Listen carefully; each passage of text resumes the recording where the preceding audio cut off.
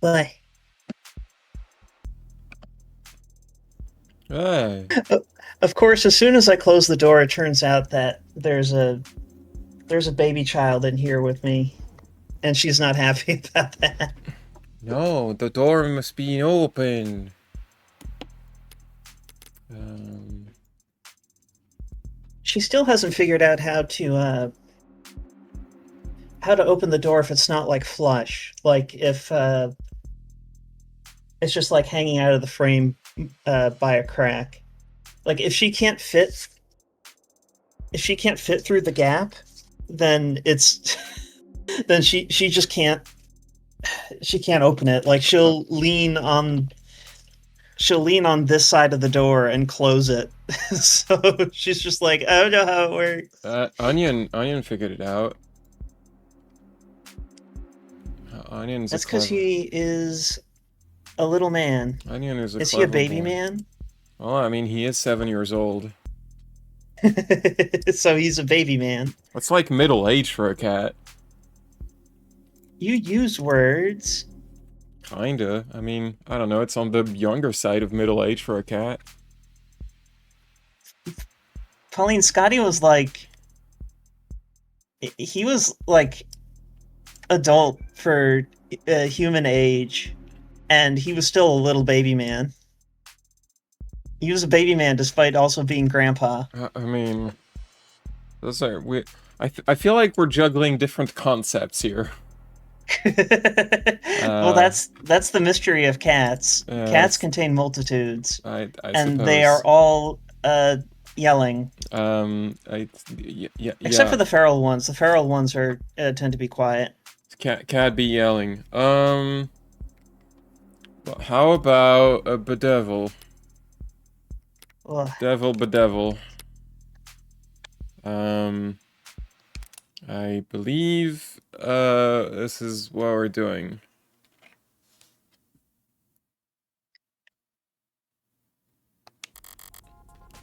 Once more into the depths. When I went down to the lower wards last night, I knew what I wanted to find, but I wasn't sure where to look. Now I know where to look, but not sure what to find. I have multiple priorities to consider. It'd be nice if I can prove Sosuke's innocence. It won't be easy, given that they think he killed a cop. But it'd keep me on the Ikaria's good side. That'd be nice. What is essential is that I figure out what the hell happened after I left. Whether anyone found any trace that I was ever there. Everything else is secondary. Hi, London. Are you eating ramen? I can voice London while you eat No, ramen. I'm, I'm right here. I don't Look, know. it just popped up. So, sorry, I guess I should have asked before I decided we'd be sharing a cab. And we shared ramen. We Yeah, got ramen, Morgan. Do you want some? I'm kind of all over the place with preparedness for voices, but like, yeah, It's fine. We're not professionals. We're just having fun. I mm, I don't mind. But I am surprised. Did budget cuts take away your shiny patrol car? patrol cars are shared, counselor. Any cop can step into any other cop's car, sync their credentials, and drive. Convenient. Shame you can't personalize. Yeah, no more dice in the mirror. Is that why we're in a cab then? Personal taste? Police cars are full of bugs. Thought you might appreciate the privacy. Autocabs are full of bugs too. True, but there are ways around them. Are there? I didn't know that. Yeah, plenty. Can be easy as flashing a police badge. Something you wanted to discuss in private, detective? I was asked to get in contact with you and pass along a message. A secret admirer? Certain interested parties and all that. You know how it is. I'm not sure I do. Does this have something to do with my client's business affiliations? Hmm. There would be a lot more blustering if I were to repeat it verbatim, so I'll paraphrase. I'll Focus on getting paraglide. the best outcome for your client. More of a reminder of what my job description is than a warning. And don't broaden the scope of your investigation any more than strictly necessary. Well, I always appreciate kind words of advice. But, Detective London, that almost makes it sound you're on the take. That's the city, Tiger. If you don't take a little, they'll bury you. Alive, if need be. Oh, they will. How conspiratorial. It's not a joke, Morgan. Do they threaten your wife with Tommy guns if you don't comply? Huh. It's gotten more sophisticated than that. Well, maybe sophisticated isn't the right word. Complicated might be more accurate. Or you could call it a quagmire. A Quasim guy, or Quasim, but his name is Quasim. Quasim London. No. Or even a shitstorm. A Sharknado. If you can't get along to go along, even other cops won't trust you. You'll end up shot in the back, friendly fire, a tragic newspaper clipping. You're exaggerating. You're telling me the entire police force is corrupt. Corruption would be one thing. You could, in theory, root it out. But above and below the canopy, it's all intertwined. Every tree stabilizing every other tree. What do they call that? Not parasitism. Commensalism. There you go. The state pays criminal informants to rat on their peers and lets them keep their positions in exchange. Orcas, but sorry, I forgot that they were called orcas, and I was just like, what? Organized crimes. Why are we bringing killer whales into this? Orcas buy judges and politicians to keep their men out of prison. Look, the killer whales have a gang now. It's the future. What was that one killer whale in Ace Attorney? I forget the name of that orca. I don't remember what she was called. I don't even remember the pirate lady's name or the One Piece guy. The One Piece guy was really the most memorable part of that. Do you still have his face? What do you mean? I remember that you took a screen grab of his face in that one image. Did I? Yeah. I mean, I probably took it on the PlayStation. It would be on. I would have to look at my capture gallery on the PlayStation. I don't think I have it here in the OBS thing. Hey, Pauline. What? I think that the cab might be running a fare on us. Don't worry about it. Well, because we're going in circles. Well, look, Harriet, the scene can last as long as the reader reads, so you have to make that a loop. We just keep turning left. Well, where else would we turn? Do you want to go right? I thought left was best. Left is best. Forgive me if I find that hard to believe. Crime is at an all-time low. That's not a contradiction. People hate crime. But what gets people killed is chaos. I hate that guy. And the opposite of organized crime is... Knight Garland. So everyone's playing nice with each other. Even Detective Reyes? She's... What about the man they think my client killed? Did he play nice? He was a special case.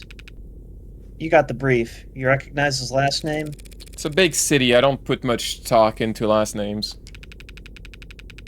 You'll need to break that habit if you continue to work in the underworld. Susuke said something similar. Tariq Chopin, only son of Miguel and Dominique Chopin. Oh, I forgot to change my my charm. This is Tariq Chopin. He's a patrol officer. He likes 24/7 news, calligraphy, late dinners. He does not like gray hairs, untucked shirts, mint. Doesn't like mint? What kind of horrible monster doesn't like mint? I'm not the biggest fan of mint. Horrible monster. Done! It's Bachelor of Science in Applied Philosophy. Yeah, I bet this cop is a real philosopher. Senatorial combination of bravery, posthumous. Survived by fathers Miguel and Dominique Chopin, city councilman. And, I guess I should switch charms. Because we've seen that one. I don't think we've used London yet, so... There you go. Look, it's London, look, London, I have a charm of you. On my phone. I don't know who made it. I'm pretty sure you bought it on Etsy. Maybe. Oh man. the Of the Devil devs went to a convention. I think it was MacFest. They posted about it. I think it was MacFest, and they were selling those charms, like physical charms that were like these. And it's just, I wish I could go to conventions and get one of those. But that would require going to conventions. That would require going to the United States. Like I could go to a convention in Canada and just put on a mask and stuff. And maybe not stay there very long, just get this thing I want and leave. I don't know. But going to the US for a convention, that's not really in the cards for me right now. The power couple. Why would the son of two of our city's most prominent council members be working as a police officer? You want the full story? Always. So, who was this Chopin, really? An idealist, and also a pianist, and also a bird. Well, wrong line of work then, because the cops are pigs. You're only half right about that. When he entered the academy, everyone assumed it was a political move. First step in his career to becoming a senator or whatever. I had a stupid thought. London saying, "You're only half right about that. In French, they call the cops chicken." Do they? Yeah. Ugh. Yeah, we don't call them cochon, we call them poulet, which is chicken. I mean, that works because they're police. It's alliterative. Yeah.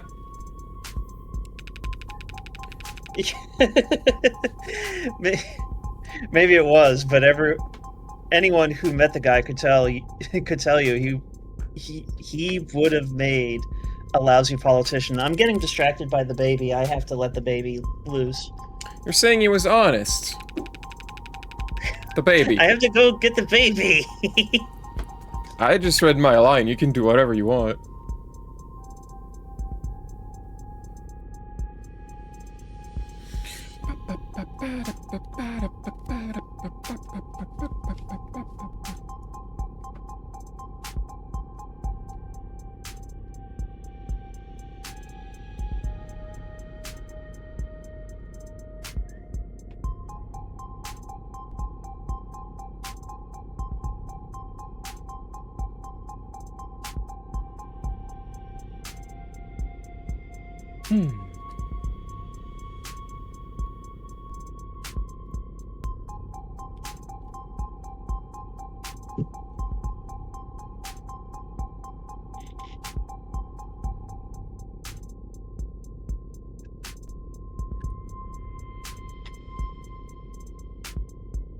What? What? She did that thing where she just stood in front of the open door and yelled at me. I figured the baby was being difficult. He wouldn't tell a lie if his life depended on it. Guy couldn't do small talk, much less make friends. Talking about cleaning up the city, cleaning up the police, cleaning up everything. What about cleaning up the toilets? If he was so unpopular, why was he kept on? The one on the force wanted to risk insulting his parents by firing him. Just got passed around from department to department, detail to detail. He did a lot of community outreach. Community outreach? Or like bake sales? Like giving talks at schools about saying no to drugs until you turn 21. Woof. Must have really loved this job to put up with that. Or he just wanted to prove a point that bad. Don't you try to save lower wards patrols for the more seasoned, better armed officers? We do, yeah. How'd you know that? Like going to the lower wards and looking at the cops you send there, of course. I wrote about it in Watch Magazine last month. Oh. If Chopin was the son of such powerful men, why did he end up in the lower wards last night? That... I don't know. You don't know?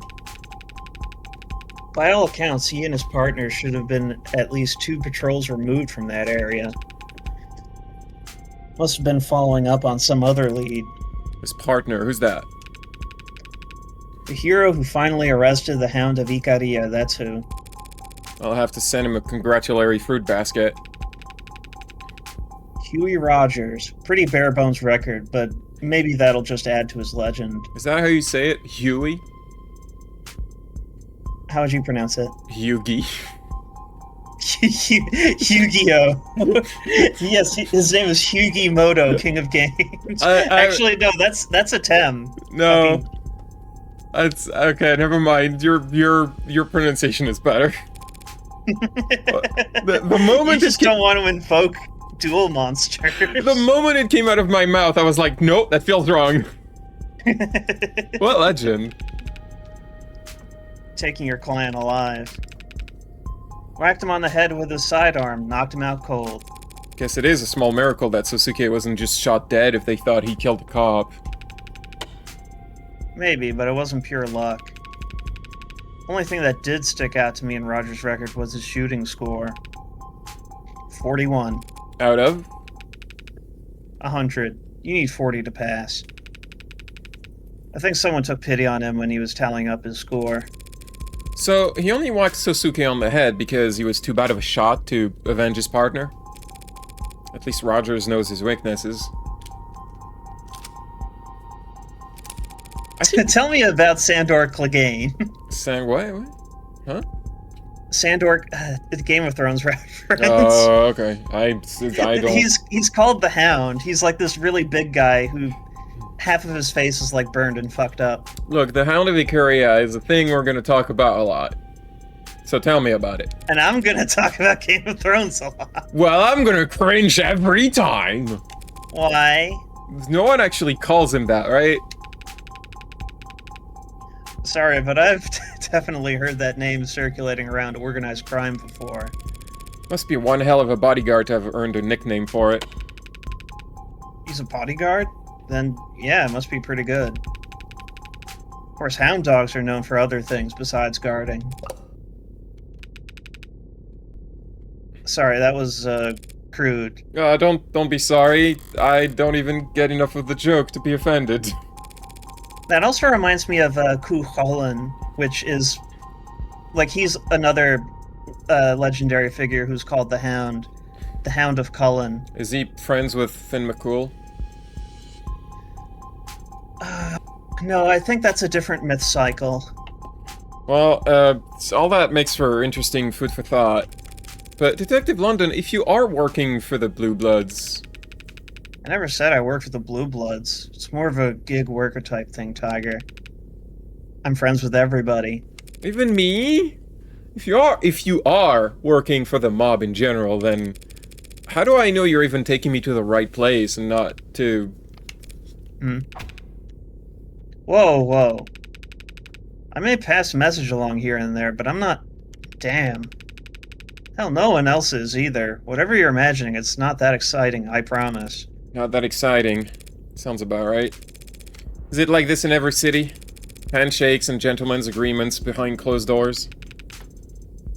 You disillusioned? The state has a great deal of power, Detective London. It makes countless rules.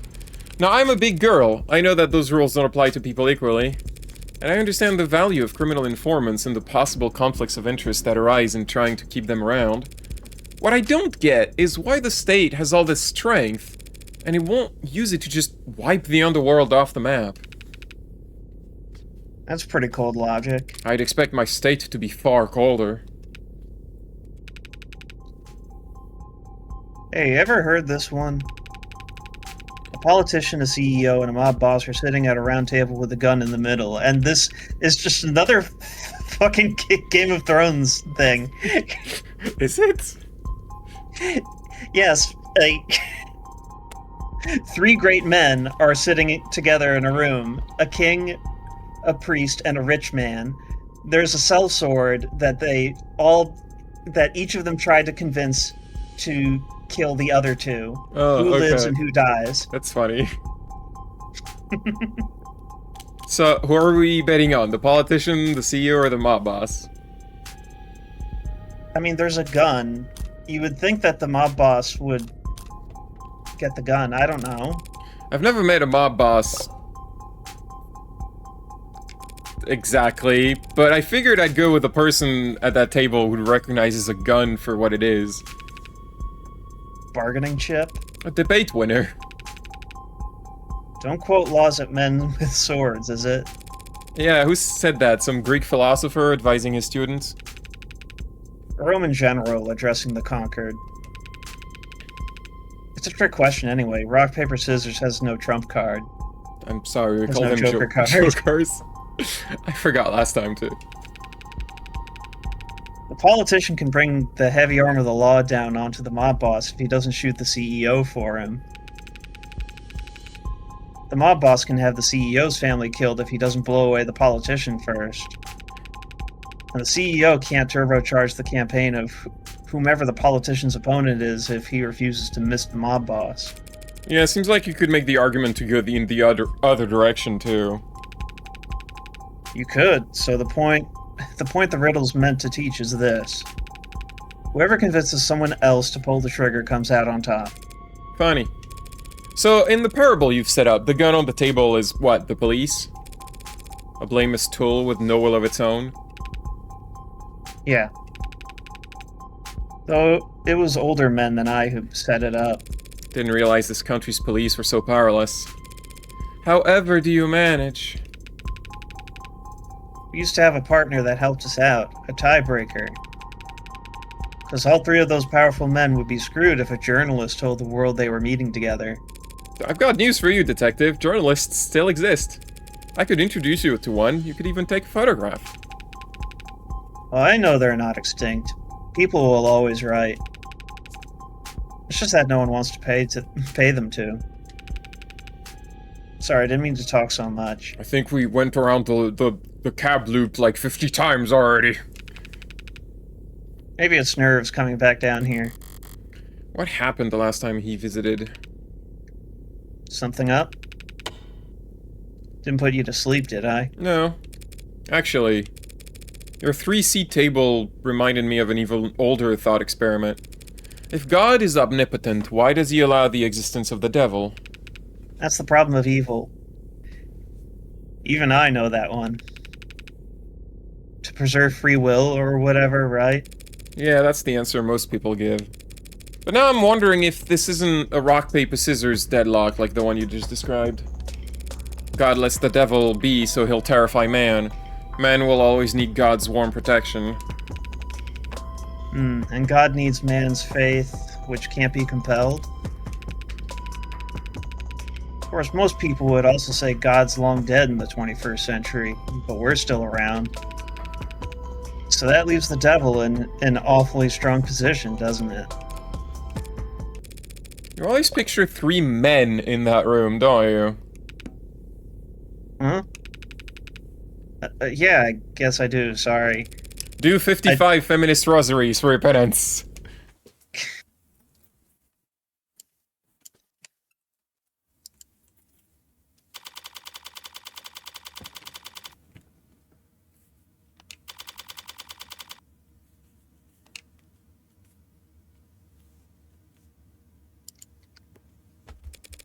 Detective London?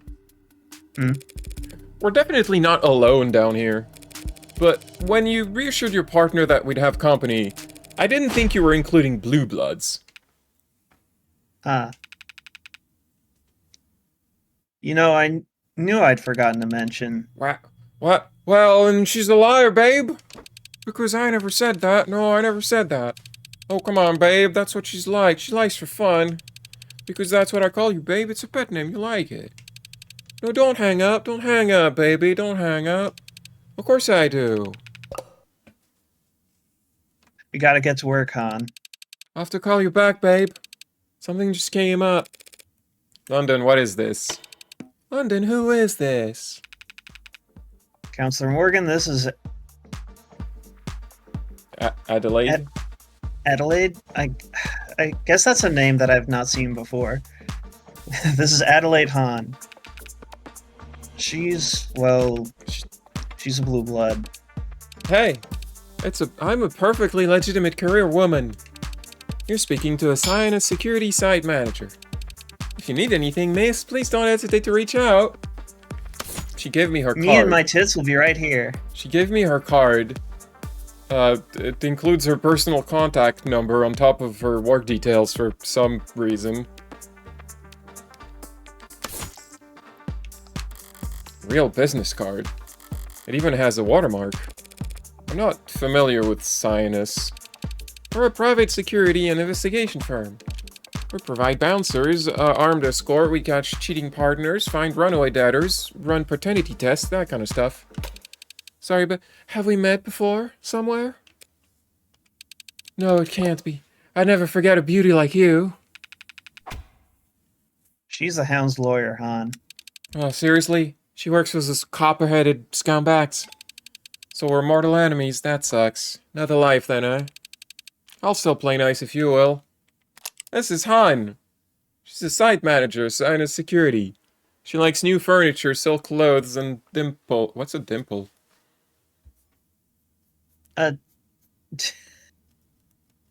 It's a facial feature. Oh, okay. Dislikes clingy types, jealous types, needles. Plays pickup games. Avoids laundry day. Least favorite chore, throwing out dead flowers. Do you get a lot of those? She is smaller than me. Right. So you're private security and you're currently securing this crime scene? Yeah, what's with the tone? What you're hearing is genuine bewilderment. London, why are the police letting blue bloods contaminate the crime scene when a cop died? Oh, come on, we don't have cooties. Oh, hang on. Sorry, I need to close the window. was busy trying to find a good example of dimples. Wait, are you there? Okay. I closed the window. The window closer. What? Yes, the window closer. You heard me. The police contract out the security around crime scenes to private companies all the time. That's super great, legit, and completely ethical. And around here, the private company best suited for the job happened to be Sionist. Letting them conduct their own side investigations is a small concession to keep the peace. Small concession? They're probably in there destroying evidence as we speak. We have the arcs to preserve the crime scene. They could burn the building down and we'd still have a pristine copy. London Bridges is trying to save face.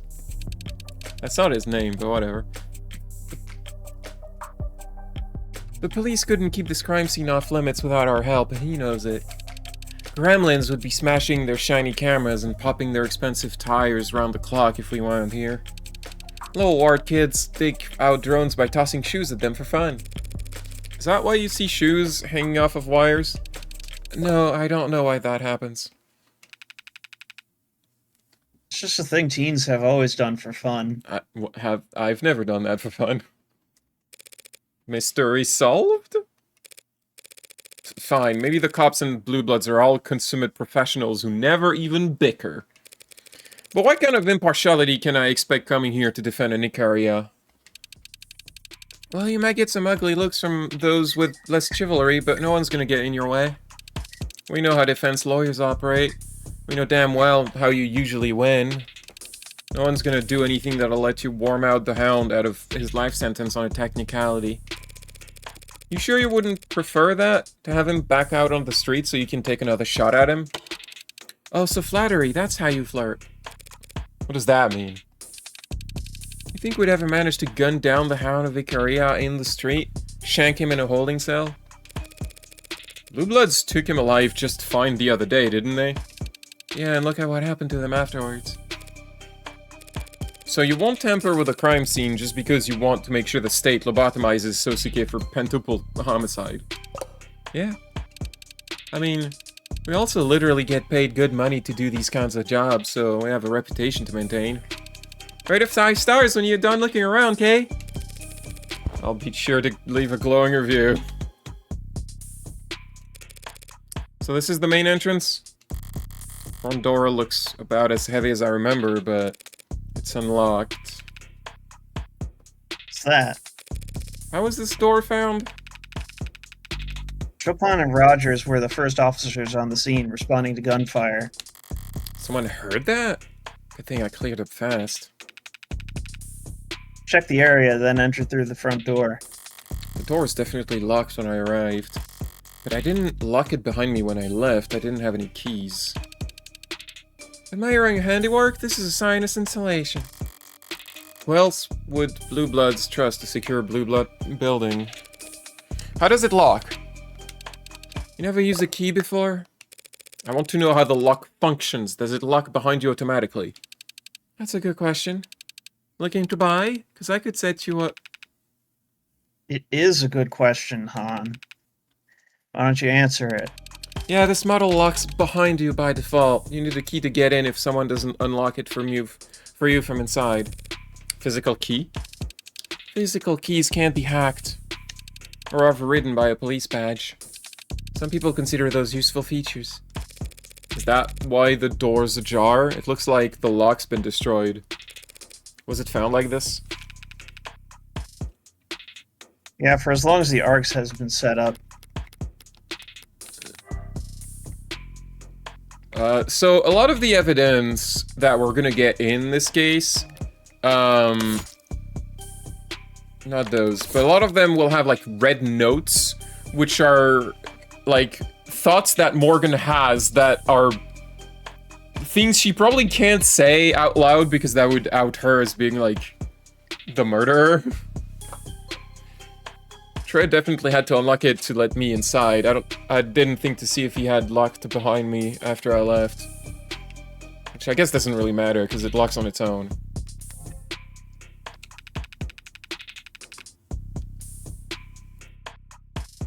It definitely wasn't locked when me and... I keep forgetting how her surname is pronounced. Reyes. Reyes. It doesn't sound right. It definitely wasn't locked when me and Reyes arrived, which was around 10:20 p.m. We can go through that conversation where she explains how to pronounce her name again if you want. Please do. Alright. What, right now? Well, you asked for it. Well, you're Pauline Ragney. Let's see. It was in bonuses for episode 0.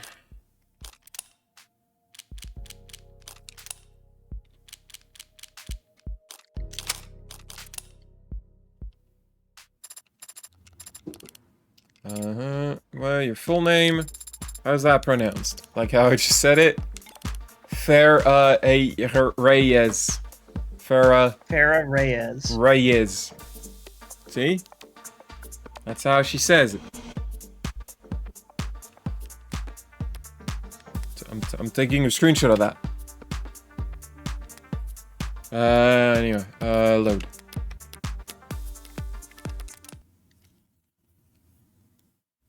Well, weird. I just had a flashback to a scene I wasn't part of.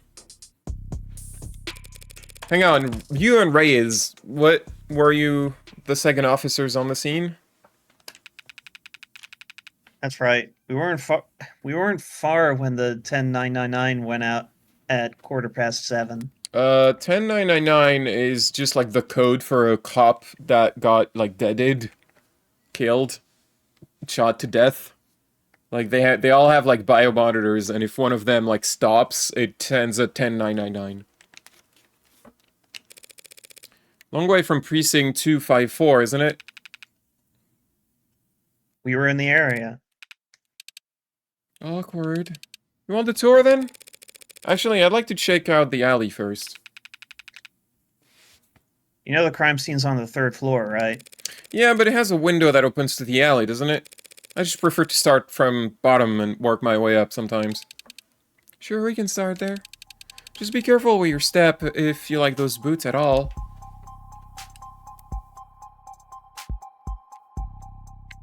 There's Lobo graffiti. I think I don't remember if you heard about Lobo yet.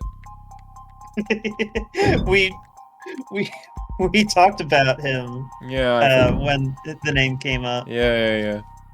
It was like it's a guy. Anyway, there's a thing. There's a thing to read here.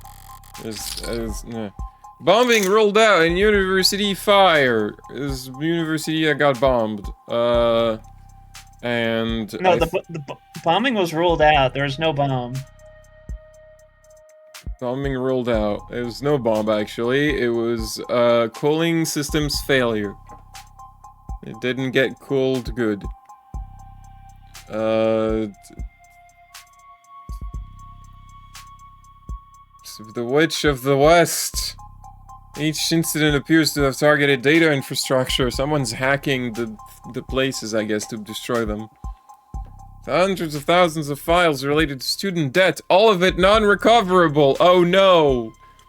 I guess we just have to let the students not pay back, I guess. I don't know.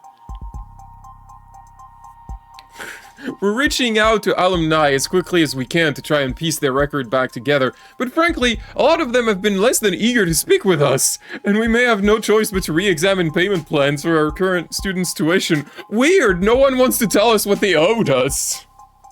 Money. Yeah, Pauline, I just realized something. What? Someone hacked a thing in a wall that made it explode. Like Watch Dogs.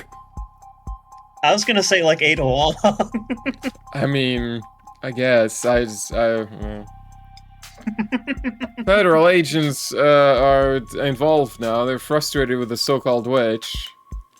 Anyway. We don't have your ID in our database, blah blah blah blah blah. I feel like I've heard stories about bombing out west the last few months.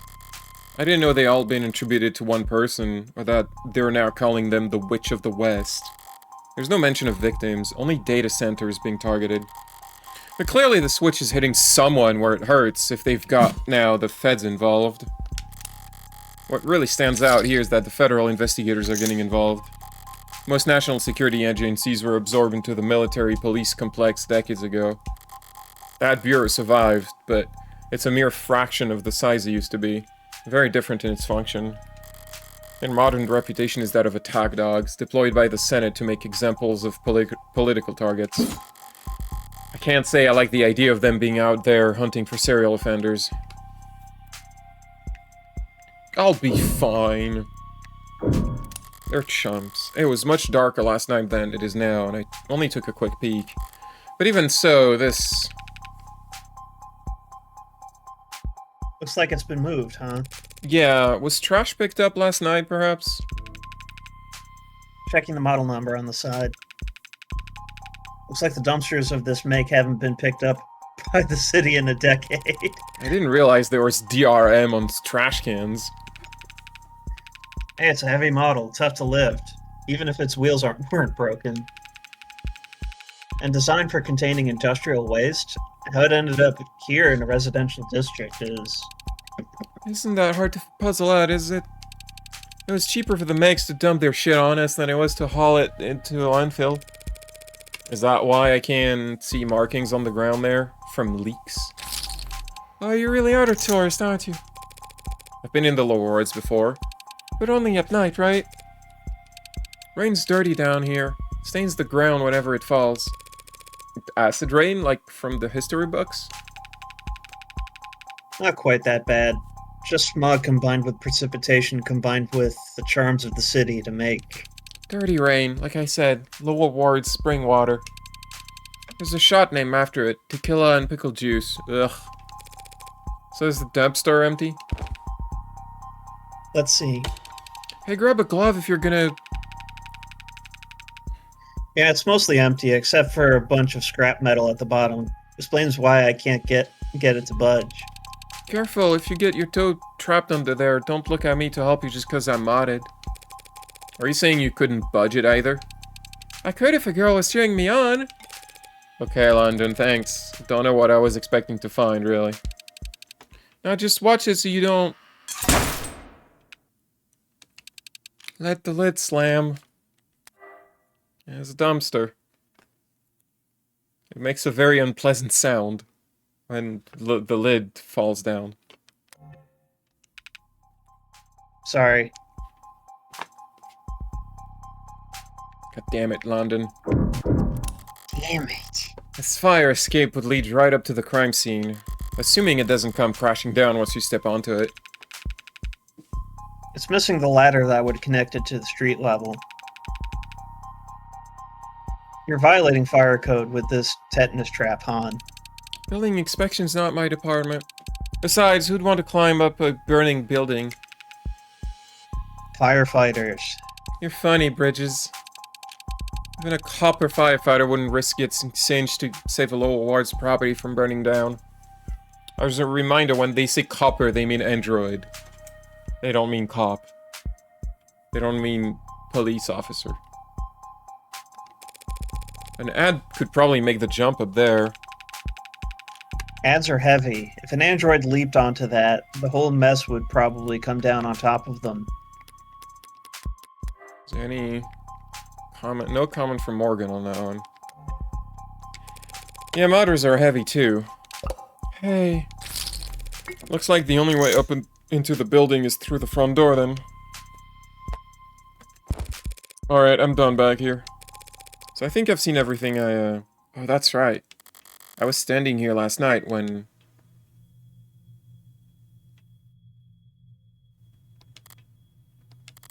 It was dark and foggy. The kid was too far off to make out my face. Weren't they? What is it, Tiger? Nothing. Though I thought I saw someone out of the corner of my eye, that's all. Yeah? Around here, maybe it was an unlisted. What, dude, you... Those are real? Keep to themselves, obviously, but yeah, they're real. I've met some. They inform, sometimes on what they've seen. Never come in to testify, of course. You'd think they'd stand out dressing like that, but... if their camouflage didn't work, they wouldn't be unlisted, right? What do you mean, they keep to themselves? Don't they work with any of the gangs down here? Sorry, have I gotten your hopes up or something? Trust me, you've got a better chance of winning the lottery than running into one. Right, forget I asked. Unlisted is people who are not being tracked in government database. They're I guess they're, undocumented, unlisted. There's a whole bunch of stuff about them. You ready to go inside? I think so, so long as... No, I'm not with anyone else. It's just me here. Because she's shrill, princess. And delusional, you know that. Oh, I'm sure she'll catch up.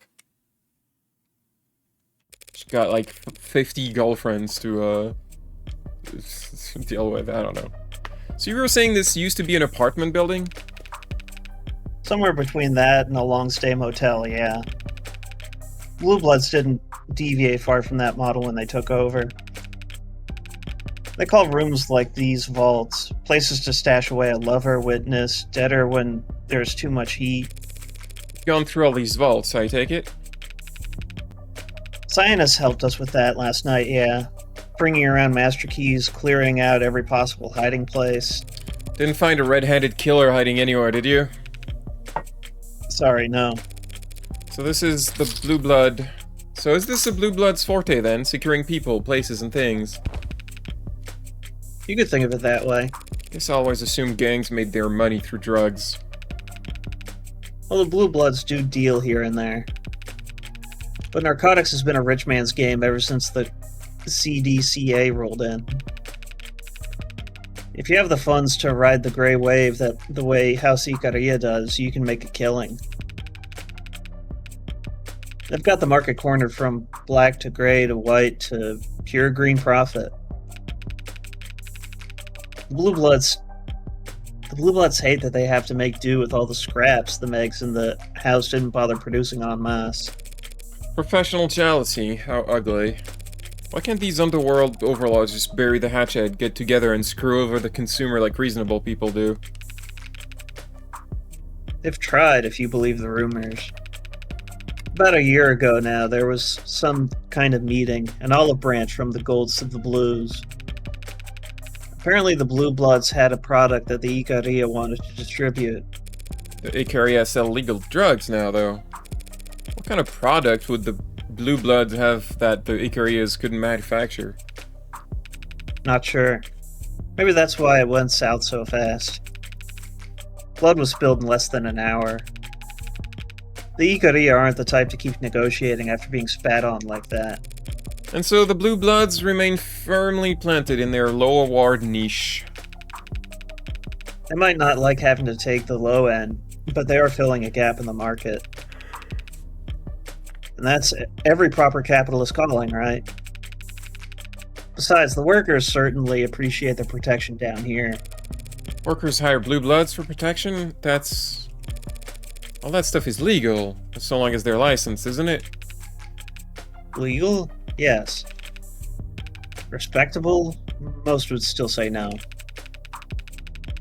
So household name security Megs consider it too high risk to be seen in the company of workers. So when they use the word workers just like this, what they mean is sex workers.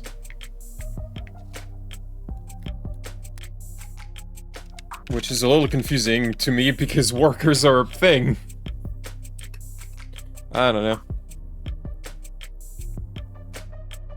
It's work, Pauline. It is. I'm not saying it's not. It's just like there are two words in that job title for a reason. You're in for a boopin'. Alright. Okay. Doesn't help that their average board member is easily pushing 60 years old. You aren't that far from pushing 60 yourself, are you? Matter of opinion. I thought it was a matter of calendars. Besides, I'm a very modern, forward-thinking man. Did you finish those 50 rosaries already? Right. In the Icaria, they don't, compete in that market? No. People at the Icaria's heights might patronize a courtesan or two in the cloud districts, but they'd never lower themselves to work alongside one. Hypocrites. That much I understand perfectly. The hypocrisy is the appeal for them. The rules don't apply to me. You couldn't ask for a more pure expression of power.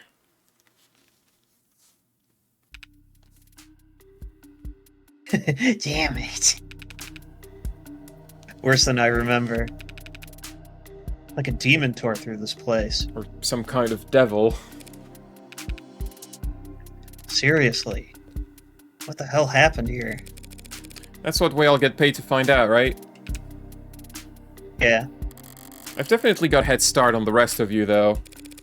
Shall we bring up the arcs? Sure, I'll patch you in. Allow me. If you're needed on the phone, Miss Han, please don't let me keep you here. Nonsense. I got all the time in the world for you. Everyone's treating me like royalty today. What? Do they want... Do people want to fuck royalty? I don't know. Augmented reality crime machine. Took the words right out of my mouth. Where shall we start? How about with tall, dark, and mysterious in the middle here? That's your client. He was found standing over Chopin's body by the arresting officer. Rogers, right? And then he knocked Sosuke out. Correct. So, why is it this artistic rendition of Sosuke and not a capture from Rogers' body cam? Well, it seems like at that time... Their body cam was off? Seriously? Hey, I'd chew him out myself if he was here with us. It's department policy to have all sensors green when responding to an emergency. Did all this not qualify as an emergency then? Chopin and Rogers were responding to shots fired. That's not uncommon in this part of town. That's not an emergency, that's just a regular occurrence. For two inexperienced officers first on the scene, it might not have come to mind.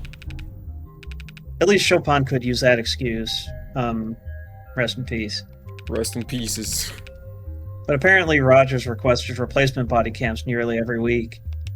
Okay, if he's that big of a klutz, take away his gun once the city's done throwing him a parade. I'll put in a request. Right then, who's next? Well, we can examine, screen. I turned it on to describe tanks long enough to grab his gun, and I remember choosing not to turn it back off. Interesting setup. Powerful setup. Was blaring when we arrived. The sound system, I mean. One of the CS techs is a real audiophile. Said it broke her heart how loud they must have blared the speakers all the time. Wears it out, she said. It really was giving me a headache when I turned it off. Didn't enjoy having to turn it back on before I left just to leave no trace. I wouldn't count on orcas to value the longevity of their tech purchases. There's this window. Window's got blood on it. Opens to the fire escape in the alley below. There's a thin misting of blood across them. Got a good guess as to who it belongs to. This is where we found Krieg, leader of the pod. Ballistics tell us the shooter was standing in front of the desk. Near where my client was found. Your words, not mine. Nasty slug burst in his chest. Blew blood back onto the windows behind him. The open windows. Hell of a spread. Yes, it is. Did someone open these, or...? No, they were open when we secured the scene. Any fingerprints? Plenty on the handles there, from Krieg and his pod. Wait, that's where the handles are? Something wrong?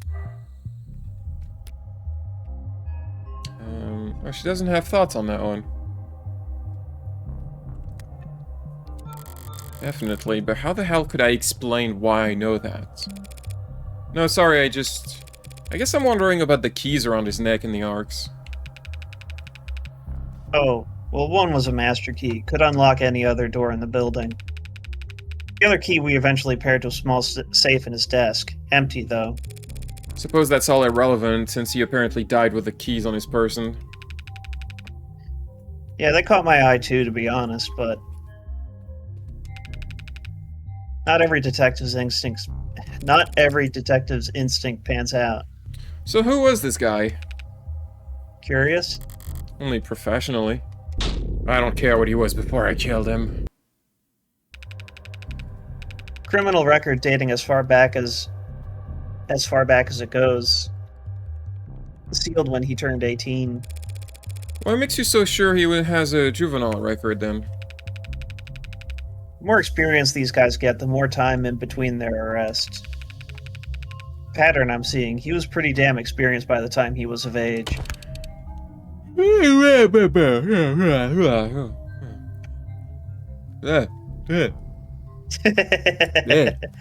Pauline Ragney. You trying to compliment him? I wasn't trying to insult him, Han. Anything you'd like to add? Nothing I want to say in front of you two. If you want to say a few words, the detective and I could step. Only words I have are for his killer. I'll deliver them in person, or not at all. Fair enough. You have any idea why someone might want to hurt this Creek fella? That's not funny, that dog you're defending. Fair question, Han. Give it a fair consideration.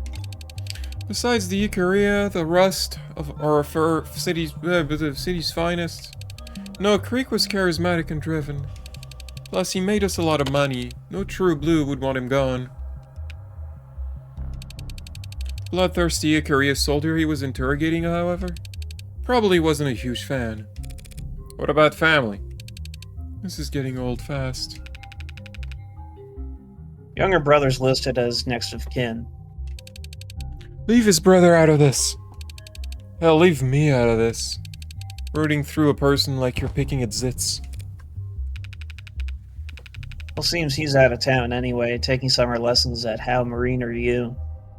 That's right. Excuse me. What are you doing? He's a little man. That's a good school. An expensive school. Younger brother has no listed occupation. Also no priors and no juvenile record. TAD at his age? Poor kid. Pills for that cost an arm and a leg. Creek must have been sending him. Detective, did you just leak the confidential medical data of a non-suspect to a third party? Hey, you don't have to report. How about I buy you an ice cream or something? Bribery too? You're digging yourself pretty deep. Is it still bribery if I'm the government official? Yes? Bribery can go both ways. The big one. He made a strange face when I shot him, and a loud slam when he hit the floor. This one, real long rap sheet. With a short ending, buckshot to the torso, died instantly. Flexware on his mods put his time of death at 9:44 p.m. Killed by his own weapon. Comes up a bit short of poetic justice, but it doesn't look like he was in any kind of struggle for it beforehand. But how'd someone manage to get it off his hands? It wasn't a great feat, I assure you. Tex identified it as a double-barreled Mag US, and... Magus. Magus. Magus. Hey, how'd you know the gun was his? He's still wearing the holster in the ARCs, was I mistaken? No. About a week ago, Tanks here was dropped. Stop. Sorry, he was stopped. Yeah, he was dropped. He was stopped and frisked by a patrol unit. And they found this here gun on him. They found this gun on him and they just handed it back to him? Bought and paid for it above board. So this gun isn't jailbroken. You have tag data from the murders? The Moides? No, we don't. Strange. According to the text, the gun is jailbroken.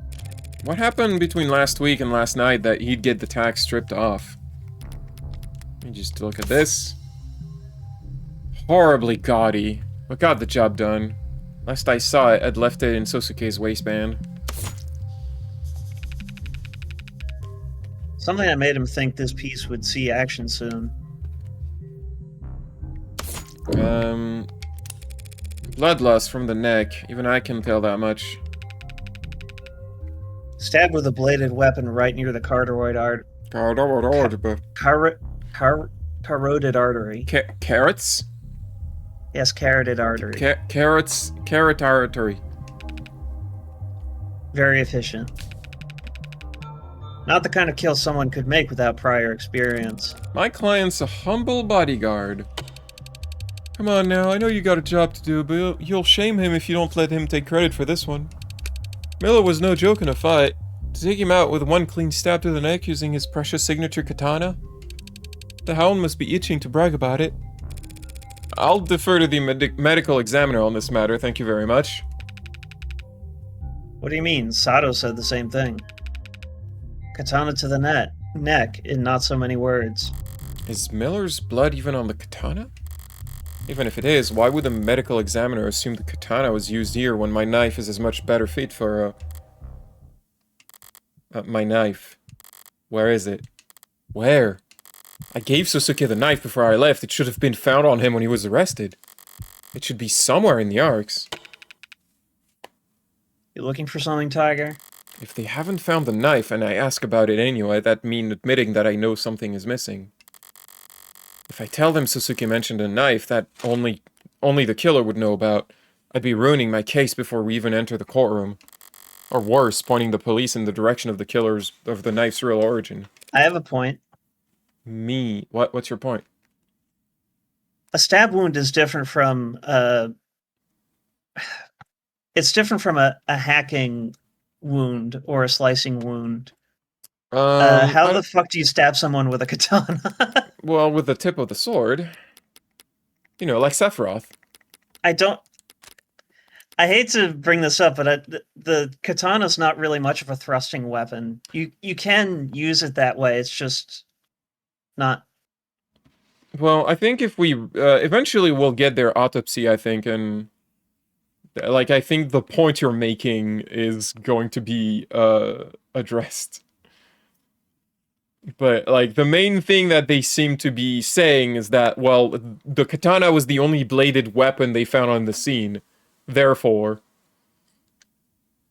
they didn't find the knife, so they wouldn't. Anyway, was anything found on my client's person when he was arrested? Besides a gun, a sword, and a bunch of blood that did and didn't belong to him? No, not even any lint in his pockets. Why do you ask? No reason. Sometimes you gotta shake the tree to see what falls out. Or so they say. Morgan, you didn't make any conspiracy theories. What do you mean? You're supposed when you say sometimes you have to shake the tree to see what falls out, like you have to before you do that, you have to like accuse someone of lying and make some needlessly elaborate conspiracy theories about them before you say that. Before you doubt them? Well, no, before you accuse them. Doubt doesn't do that. Well, anyway. I want to yeah, if you doubt someone, then like that's your decision, but you can always accuse them of lying and then walk it back when you discover that you don't have evidence. Which I always thought was a really stupid design decision. Because like if I'm trying to role play the character, I would pick doubt as the one you pick when you're not sure if they're lying or not. You would think doubt would be the one that gives you more information as an interaction, but no, it doesn't. In fact, that closes that line of dialogue. It closes that line of dialogue, and sometimes it's just the incorrect answer to say, and it's just dumb. It's just L.A. Noire is a poorly designed game, and I don't like it.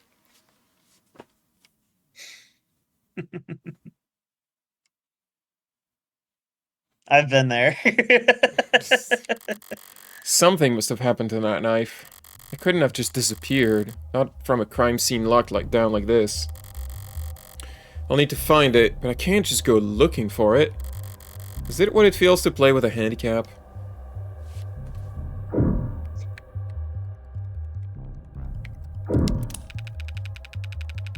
I'd advise you to brace yourself before opening the autopsy photos for this one, Counselor. Yeah, this is, sufficiently obfuscated. A lot to take in. The skull was crushed? Yes, but the cause of death was blood loss from laceration across the neck. He hit the floor and bled out in seconds. Everything else you're seeing there is post-mortem overkill. Not the word I'd use for this kind of shit. Oh, calm down. I didn't do it for the fun of it. In this specific instance. This victim has modded eyes. Seems to me like someone just didn't want to take any chances. Bullshit. No one in the lower wards would get optic mods with recording functionality. You wouldn't be welcome anywhere. You gonna claim the Hound of Ikaria didn't know something that fundamental? Nah, he bashed his brains in for the fun of it. I'm sure a law-abiding citizen like yourself are all scum of the earth would deserve. I'm pretty scummy myself, Anne. Defense attorney, remember? Tch. Who the hell deserves shit like this? Deserves? What does that have to do with anything? I take it that this bat is what did the deed? Matches the splinters found inside his wounds, if you had any doubts. There's nothing here about Sasuke's fingerprints. You think we would get anything but partials off of that? It's practically splinters. Makes sense. I was the one who actually swung it down, and I was wearing gloves by then. Whoever did this, they were damn enthusiastic. You know how hard they'd have to swing to crush a skull to break the bat itself? I can't imagine. Spoilers, she can actually imagine. It was barring Sasuke from exiting the other room before I used it to destroy Tri's eyes. But no one else knows that, and I have no way of informing them. What a pain. There's some faint blood that's been smeared here. Did it belong to this victim? And Sosuke. I wonder if maybe the bodies hadn't gotten moved around for some reason, but your client's legs and feet were soaked in others' blood when he was arrested. And he would have had to sneak up on Chopin in order to stab him in the back. You think he slid his feet across the ground to avoid making noise? Does he say otherwise? I'll let you keep guessing on that one. Well, who the fuck are you? Why are you lying there dead, right in the middle of my crime scene? That was Tariq Chopin, as you might guess, a patrol officer and the son of 2 loving fathers, who strongly emphasized to the chief of police their desire to see justice done. Reyes wasn't exaggerating about how he died. Run through from behind with a sword. That's right, he was Aerith. No. He didn't get Zondatsu'd. That's tried to get his juice box, but it didn't work. So he would have been standing in front of the desk, then he was impaled. Then he collapsed on the floor face first, and the sword Got stuck in the ground. bad luck for the attacker, I suppose. Yeah, Dr. Satos noted in her report that the stab wound was, in her words, jostled. Pardon? Like the attacker tried to pull it out, but it was stuck, so they... Had to jiggle it around? It's probably what saved Roger's life. Kept your client distracted and disarmed long enough to give Rogers time to rush in. Allegedly. Not where I left you, that's for sure. According to Sosuke, the one thing he does recall after I pass the baton to him is gripping his sword. Fucking dumbass being unconscious on the crime scene and holding the murder weapon. How much more guilty can you be? Fingerprints on the grip match your client's right hand, by the way. Well, here I was getting my hopes up. It definitely wasn't suicide, because no one else's prints are on the damn thing. And also, how do you do that by stabbing yourself in the back? I don't think With you can. great skill. All right. Another Moida weapon. I had to wipe prints off before taking my leave. It was indulgent, trying to take Tri's head off. Wasn't my only indulgence either. I must have gotten Miller's blood on the blade's tip when I dragged it across the floor.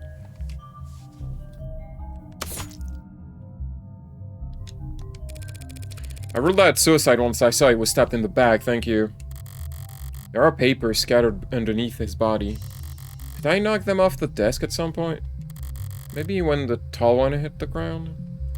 Maybe when I was swinging that bat down. Hang on. What kind of paper is this? I can't read a word. Really? You should get that looked at. My vision's 20/20. What am I looking at, Miss Site Manager?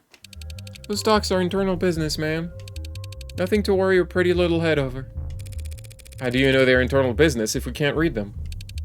Really never seen red ink before? Never heard of it. It's a corporate information security protocol.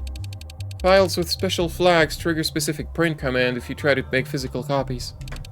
Makes it use some kind of special ink. Try to take a photo of it and it comes out a bright blur.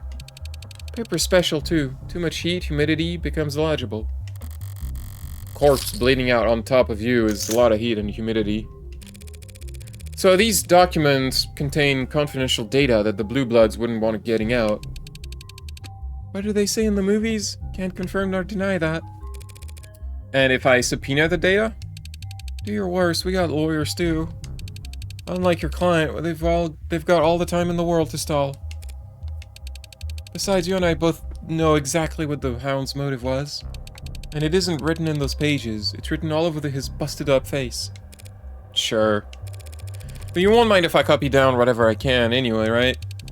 Wouldn't have any legal reason to stop you if that's what you're getting at. So the red ink documents contain confidential information. There's only little snippets that we can read, like lures required for expansion of eminent domain with proper payments to support of re-election for Selman long to push for colloquially referred to as the lower 492B vote upcoming. Stress of the importance OPSEC of the highest level. Don't know what that could be about.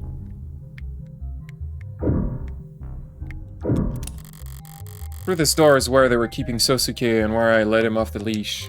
I'll leave that for after I finish in here. Oh, did I miss something? What did I miss? Oh. Creek's fine wood desk. He seemed particular about it. Maybe in no small part because it has a priceless no mask inside of it. But I assume you've been through this datapad here. Front to back, but we didn't find anything we didn't already know. Seems like Creek was smart enough to use it for payments and nothing else. Simple datapad with non-standard for payment processor. Dark card is stuck inside. Couldn't avoid touching it.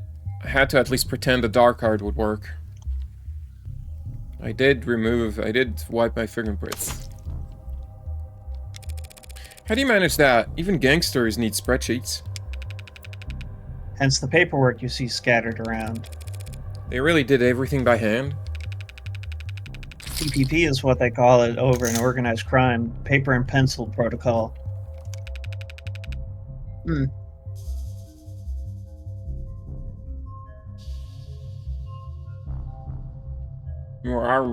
Ramen. Helps the orcas keep their books off the books. Or at least in a format that's easier to destroy should push come to shove. Did you run checks on this credit card that's jammed in there? Not surprised you don't recognize it.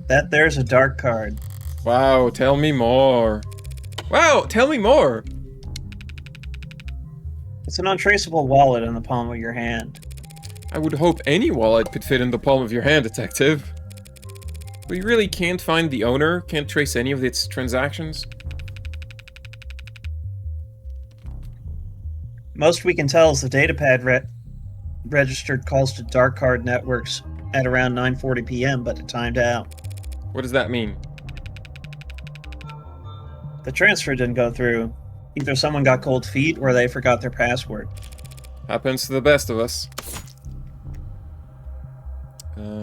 Only reason I had to take my glove off in the first place was because of this useless piece of plastic.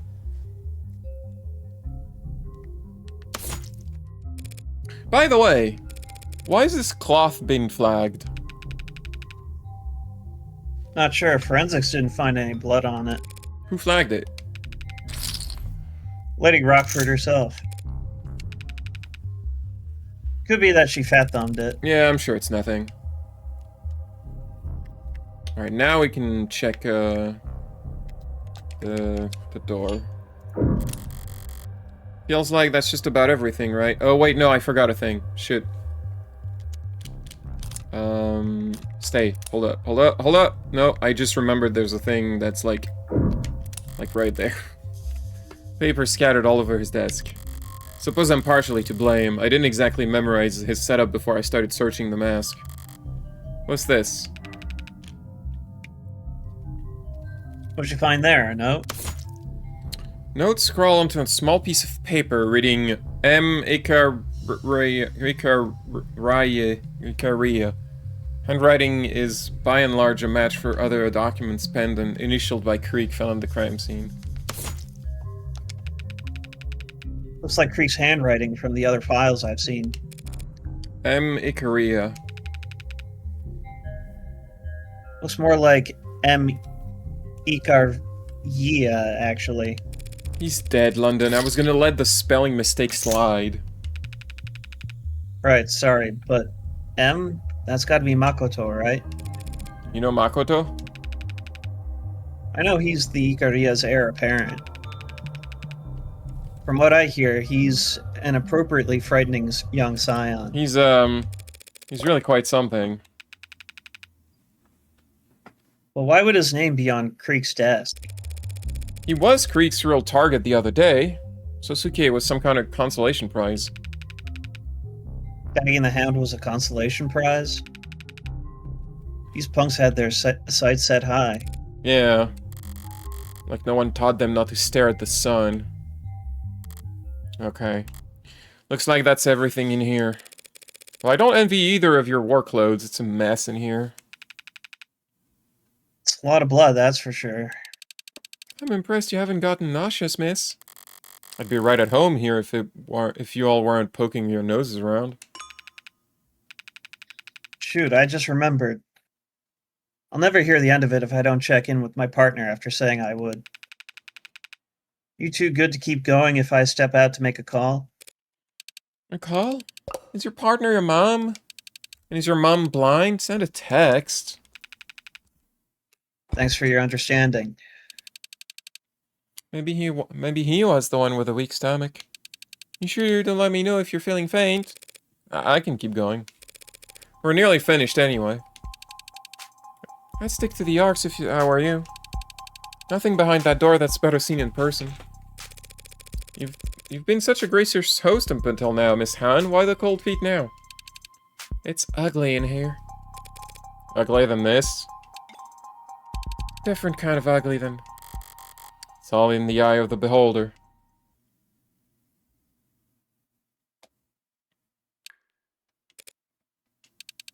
I warned you. Don't worry, I can stomach it just fine. So long as I can understand it. Why did Creek Spod torture my client? I don't know that they did.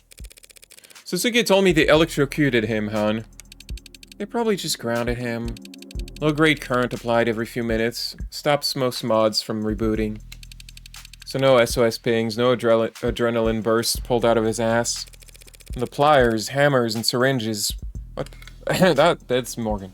And the pliers, hammers, and syringes, what purpose did they serve? They could have just killed Sosuke when they failed to nab Makoto. Instead, they dragged him down here. Why? To try and get info on Makoto's itinerary? To get enough intel to make another run at him?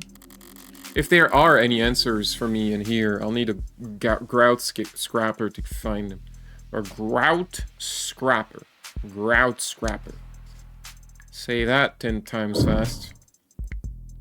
Man, it's like a jigsaw toilet in here. Where are the syringes? Right here. Hypodermic. Why are they not in the toilet? I know, right? Creek Spot is completely incompetent. Also, there's only 3 syringes. Come on, you can't fill a toilet with that. Well, maybe I didn't actually look in the toilet. Maybe the toilet is full of syringes, and these 3 are just like out. Sosuke better hope you're not supposed to take the syringes out. That always got to me about the toilet, the syringe toilet, was that nobody just broke the bowl. Breaking a toilet bowl is kind of difficult. It's a lot easier than reaching your hand into a toilet full of syringes. I mean, okay, maybe I'm stupid, maybe I don't realize the difficulty of the assignment, but I would just, like, try to grab something to scoop them out. Although, I guess Jigsaw wouldn't leave you something like that. I imagine that you could do it with the lid of the tank. Maybe, I don't know. Well, Jigsaw would remove the lid of the tank. I don't think he did, though. Okay, Harriet, the lid of a toilet tank is generally pretty fucking heavy. I don't know how you could scoop things. Also big. Pauline, I'm saying that you could smash the bowl with it. Oh. If you can lift the lid of the tank, you could probably smash the bowl. Well, I'm not sure Sarah can treat any infection with gauze and rubbing alcohol in alone. With those needles there.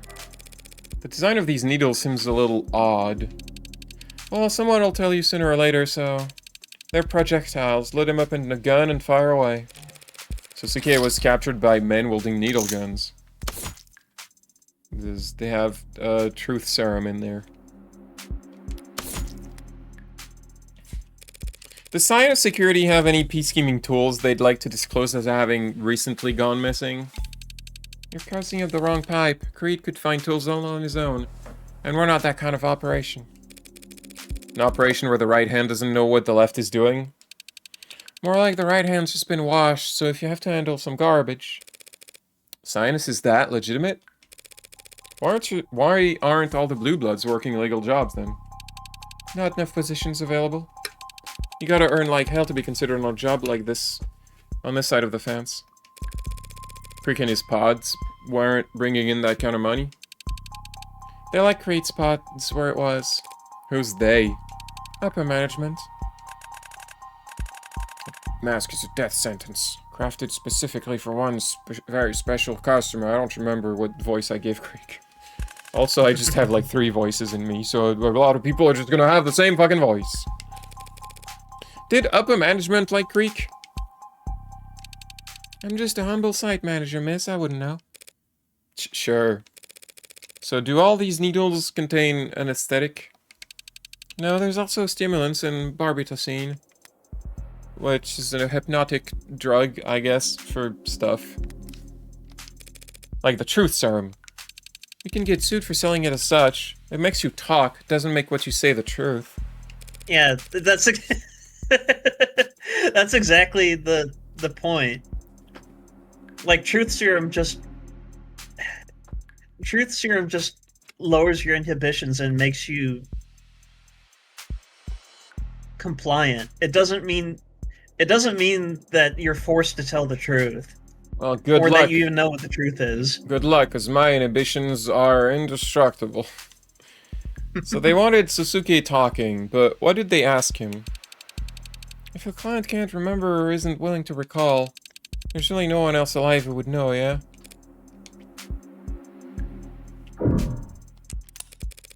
Has all this blood been tested, Miss Han? Enough of it has. Besides Sosuke, who else would it belong to? It's a bit lazy, but it's not as if there's more here than the last time I visited. Sosuke really did lose a lot of blood. By the time he stumbled out of there, a stiff breeze should have been enough to knock him over. Is he really such a badass that he still managed to take out a police officer before he even noticed? It's not as if I feel nothing looking at someone else's handiwork, the product of their violence. But it's like an artificial sweetener. No complaints for that first instant.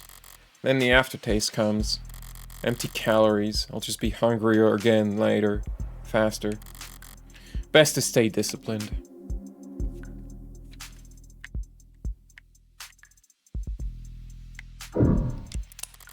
It's water. Cold enough that condensation's on the outside of the bucket.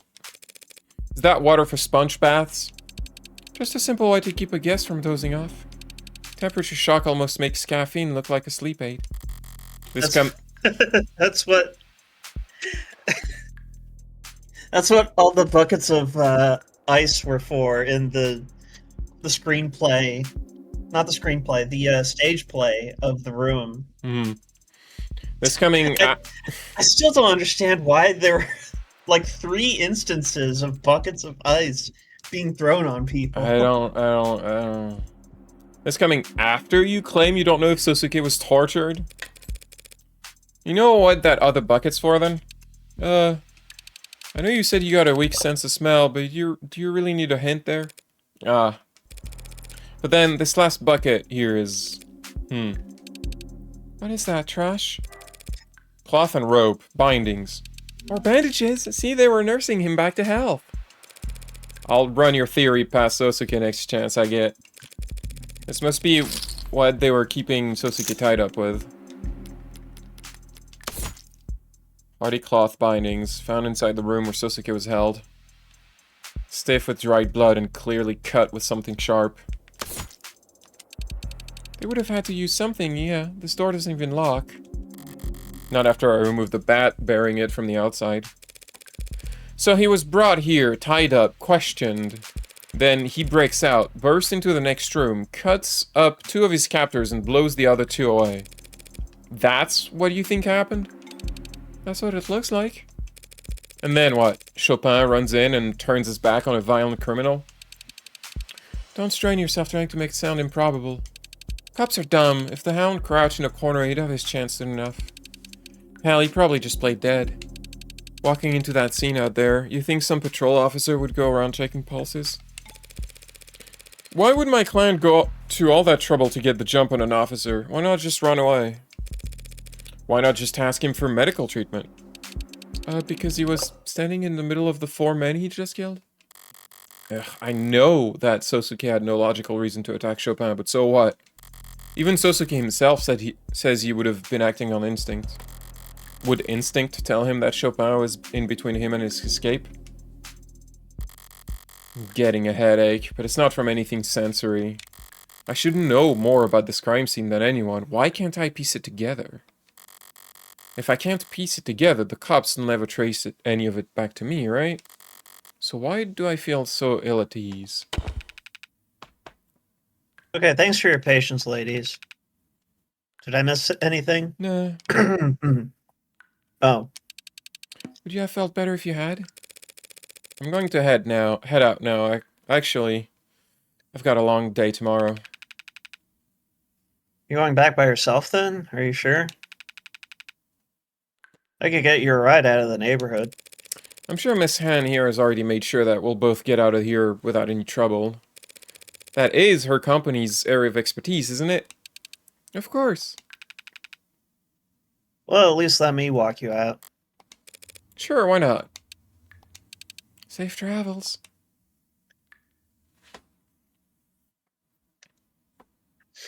I'm still not happy with my vocal performance. That's fine. We're just having fun, Harriet. I'm a fisherman. So, detective, there's something you didn't want to talk about in front of the professionals at Sinus Security? Thanks for picking up on that. Reyes will be upset that you never checked in. Yeah, right after this I will. This room, are we directly underneath the crime scene? Yep, same fire escape right there. Same type of window, too. Has this room been scanned into the arcs? Yeah, but no one found anything noteworthy. Except Cyanus being sloppy. So, what were you actually doing when you left Han and I back there? Something Han said earlier about how no true blue would wish harm on Krieg. Her phrasing stood out to me. Because it implies the existence of false blue bloods? Because it reminded me of one of the first things I learned in this city. There are no monoliths. Which means that there are no Star Childs. Yeah, correct. What? Yes. Megs, Orcas, City Hall, there's always factions. And amongst the Blue Bloods, the party lines are especially visible. So I made a call, not to Reyes. Fuck it. She's not there. She can't hear you mispronounce it.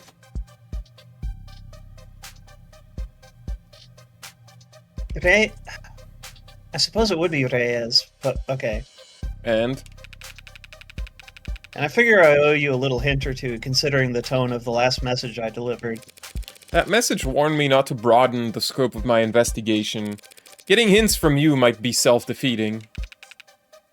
Not these hints, trust me. So what faction did our pal Creek belong to?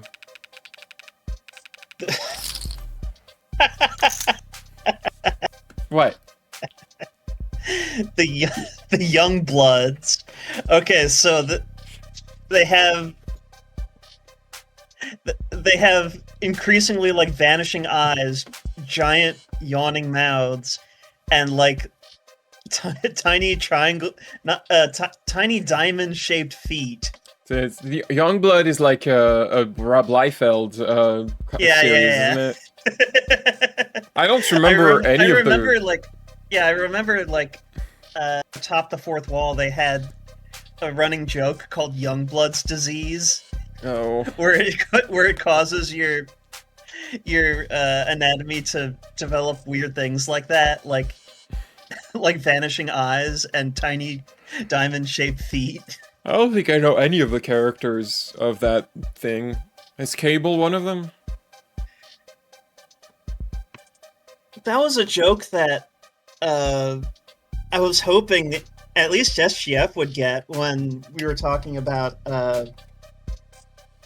like Image Comics and like Rob Liefeld, and I was like, and like that whole IP is just like 1,000 Cables. Oh yeah. Like they're all just the same character. It's just he just designed Cables 50 times. It's just he has one idea. They vary up the number of pouches and the size of their shoulder pads. This one's called Overt Kill. So tell me about the Youngbloods. I still can't get over that. Okay. Opposite end of the compass from the old guard. The conservative blue blood leadership. What? The old guard. I can't imagine what the conservatives of the blue bloods are. Well, they're the old people who are old. All of them older than 70, some of them pushing higher than 90. I just can't imagine anyone in that line of work surviving that long, you know? Well, they might address some stuff about that. Han said Creek was too useful for anyone to want dead, but my sources don't agree. Creek talked, said things aloud that others only whispered. Ambitious, charismatic, up-and-coming. And young. Could easily see him being very unpopular with all the wrong people in the old guard. That's interesting info, Detective, but it doesn't exactly flip this case on its head. I already know who killed Creek. The police have already decided it's Sosuke. Learning that he had some occupational hazards will hardly convince the jury otherwise. My client's the one standing accused, and everyone already knows why Blue Bloods and Icarias would want to kill each other. Do you? They're rival gangs. They hate each other. Do you know why? It's the same reason all the blue blood leadership is ancient, while all their muscles made up of orphans and delinquents. 30 years ago, the Icaria betrayed their peace with the blue bloods, started killing them. And they didn't stop for days. By the end of it, every single member of the leading blue bloods families was under the age of 40 was dead. Well, I can see how their kids would grow up to hate the Icaria, yeah. You're not getting it, Tiger. Their kids didn't grow up at all. If that's the case, how are the Blue Bloods still around? For one thing, the Icaria had bigger fish to fry. This was right before the Red Decade. They spent every second of the next 10 years positioning themselves so they could come out on the other end as neobility. Sorry, I forgot about the phrase neobility as well. Second, what remained of the Blue Bloods found a new niche to fill. taking in delinquents furious at a country driven off a cliff by adults before they could even get a chance to vote. Blue Bloods swelled their ranks to new heights by looking out for the little guys during those years, in exchange for favors down the line. Lastly, and most importantly, they survived because they still had hope. You serious? I am. It's a powerful weapon. Hope for what? Hope that the Ikaria had missed one, that they'd fled the country. Hope that a promised heir would grow strong and return one day, a triumphant little lord with overflowing riches and overwhelming power. Sounds like a fairy tale. Those endure for a reason. I thought fairy tales endured because the Grimm brothers wrote them down in books. And then Disney marketed all of them.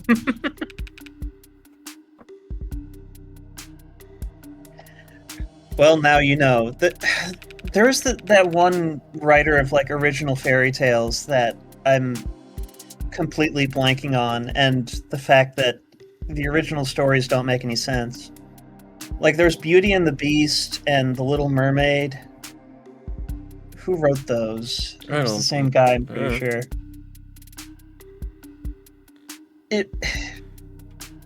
Those stories are like not very good if you look up the original. A warning to watch where you step isn't exactly worth much if you're fumbling around in the dark. Fairy tales and warnings. What's up? We can ask about the Huntsman, the Red Hood, forget it. I think when I first played, I was like, I can't mention any of these because that would give the wrong idea to... I was role-playing, okay? I mean, yeah, I would simply not give out that I know about any of this stuff because that would indicate more. But we're gonna go through them anyway.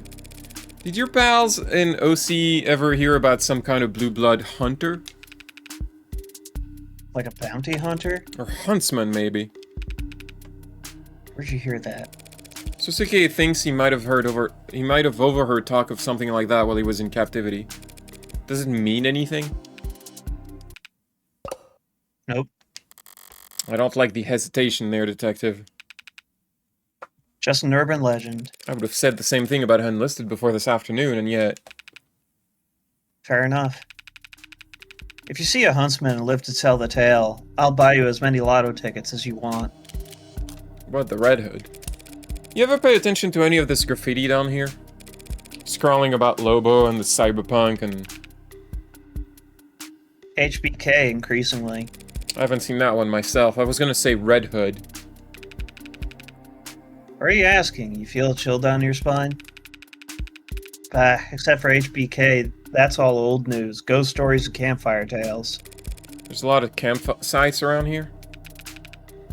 Lots of places to start fires. But Red Hood, haven't heard that in who knows how long. It's one of the oldest. I hear he's a whiny baby who just wants to really fuck a Batman. Rough story. It's based on a real event? Nothing worth recounting. I'll take your word for it. But what's gotten into you that you're feeling all superstitious? Guilty conscience? You mean about working with the Mafia? Psychologists would call that projecting. Ouch. Too far? Nah. Didn't feel a thing. I don't know why I asked, really. Guess I just had an odd feeling all day. Like deja vu? You been here before? No, I hate that feeling. It's whatever the opposite of that would be. The unnerving certainty that you're in uncharted waters. Scary stuff. That's jamais vu. That's a different thought that you have to unlock. Stop trying to imply I'm the Moidoa.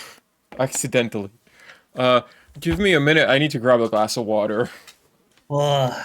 Because I am thirsty. The Thorstener. I am just grabbing water, I am not giving you anything. But he wants it.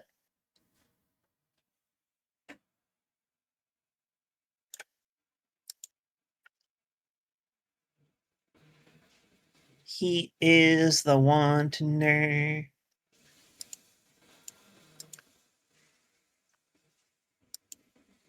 And meanwhile, here I am, self-conscious about my voice, as always.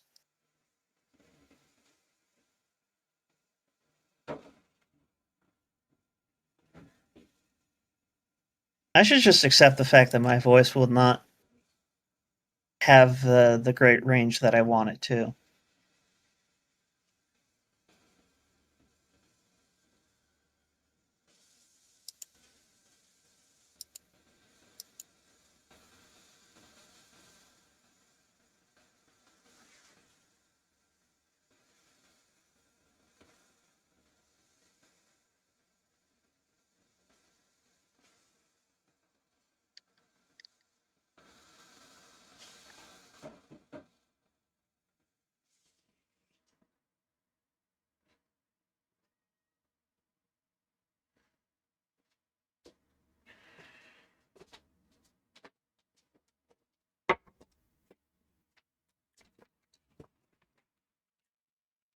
Meh. Meh. Well, Meh. Morgan's apartment. Icaria, Blue Blood, Megs, Orcas, dirty cops and criminal informants. Lines drawn back and forth across a battlefield like a spider's suspension bridge. Dizzying in its complexity, frail along any given strand. One wrong move and you're completely ensnared. Priorities. The Icaria don't care about who tore through Creek's gang. They would prefer Sasuke doesn't spend life in prison for killing a cop. The Blue Bloods want to tear Sasuke's throat out, but if Han's taken at her word, they're settling for 5 counts of murder. Moide. Can I take Han at her word? Is she a young blood like Creek, or is she with the old guard? Could I have asked London that? If I had, could I have trusted his answer? Because it turns out, Quasim London is much, much harder to read than I anticipated. I can't even trust my client to act in his own self-interest. The man's a bodyguard by trade and a zealot for his house. Trial starts tomorrow. Do I still need more information? Is there time to find it? No, what I need right now is a nightcap. If I can't fall asleep, then I'll know I'm in trouble. Until then, guess sleep will have to wait. Can I ask you to voice this character so I'm not the only person talking? Anya, your water is over there. This one is mine.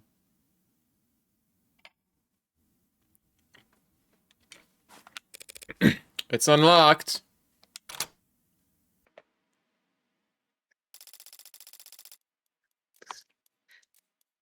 I don't know what kind of voice to give this person yet. Like a dignified, like a dame, like, you know, a noir femme fatale. Oh, I wish I could do a dame. Just do any voice, it's fine. We're just having fun. Pardon me for dropping in at such a late hour, Counselor Morgan.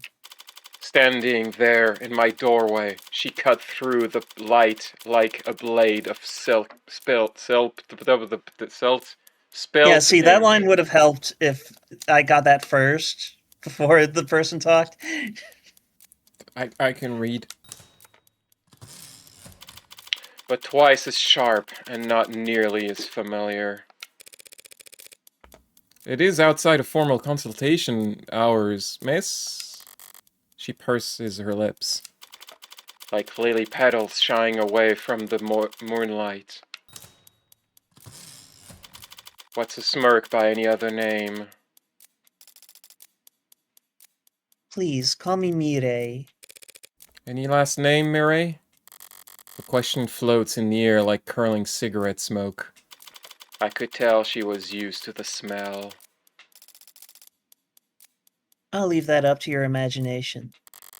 Self-assured and unapologetic, the unspoken family name loud as a signature. Written in blood. You're from House Icaria. Might I step inside? She blinks. Her head turns a millimeter. A forked tongue testing the temperature of the air. She wasn't asking for permission. Just you? What about your friends in the hallway? She raises an eyebrow but keeps staring at the floor. She's surprised at my perception of the unseen threat, but not quite impressed. I don't think they need to join us, do you? She was the kind of woman to make you remember. Smoking could kill. How can I be of service, Mireille? Mireille Ikaria, question mark? She's a representative, is her occupation. She likes sipping alcohol, rubbing alcohol, and arachnids. Oh, that woman likes spiders? You don't say. She dislikes sunrises, black tea, and photographer. This is favorite smell, the dojo floors. She's the best at making use of people. She was the worst at hiding my distaste. I like her smoky coat. I don't know what's happening there. I don't know what that effect is supposed to be.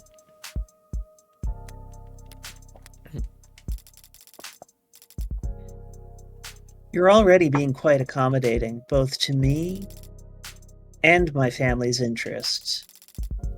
I came here tonight to be of service to you. I understand that you're somewhat new to this underworld of ours. I'm grateful for the offer, Mireille, but inexperienced as I am, I've gathered that House Ikaria didn't come to its fortune by being generous. Would you like to know how House Ikaria did come to its fortune? I know you operate a lending corporation with a significantly diversified portfolio. Yes, the good old IFG. The public face of the Ikaria criminal empire, clean-shaven as it's become. And...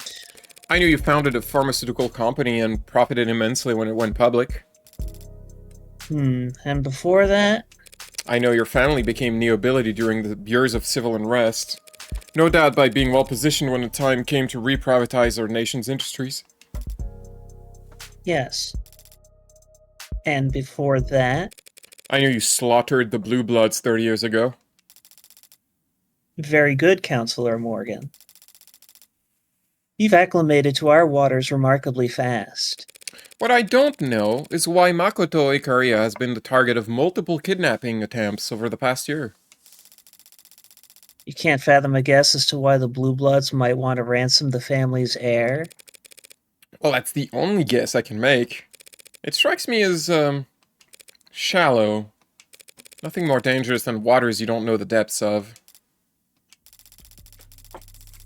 As you said, 30 years ago, the Ikaria cartel, an unrecognizable band of brutes and drug smugglers compared to today, massacred the respectable Blue Bloods and left their geriatric leadership to die on the vine. But we thrust the knife much deeper than that. You went after their heirs? And their entire future. Are you familiar with the genetic factor authentication? Using DNA as a password? Blood, specifically. Easier than memorizing a string 3 billion characters long. But GFA's fallen out of favor, hasn't it? The Blue Bloods made ample use of it back then. A bad bet. They already had all their offshore accounts, business titles, property deeds. The Blue Bloods thought they had already won, that they were establishing a dynasty. So as they made their political marriages, they bound their alliances and fortunes in literal blood. GFA was both a financial and symbolic laundering of the Blue Bloods' past.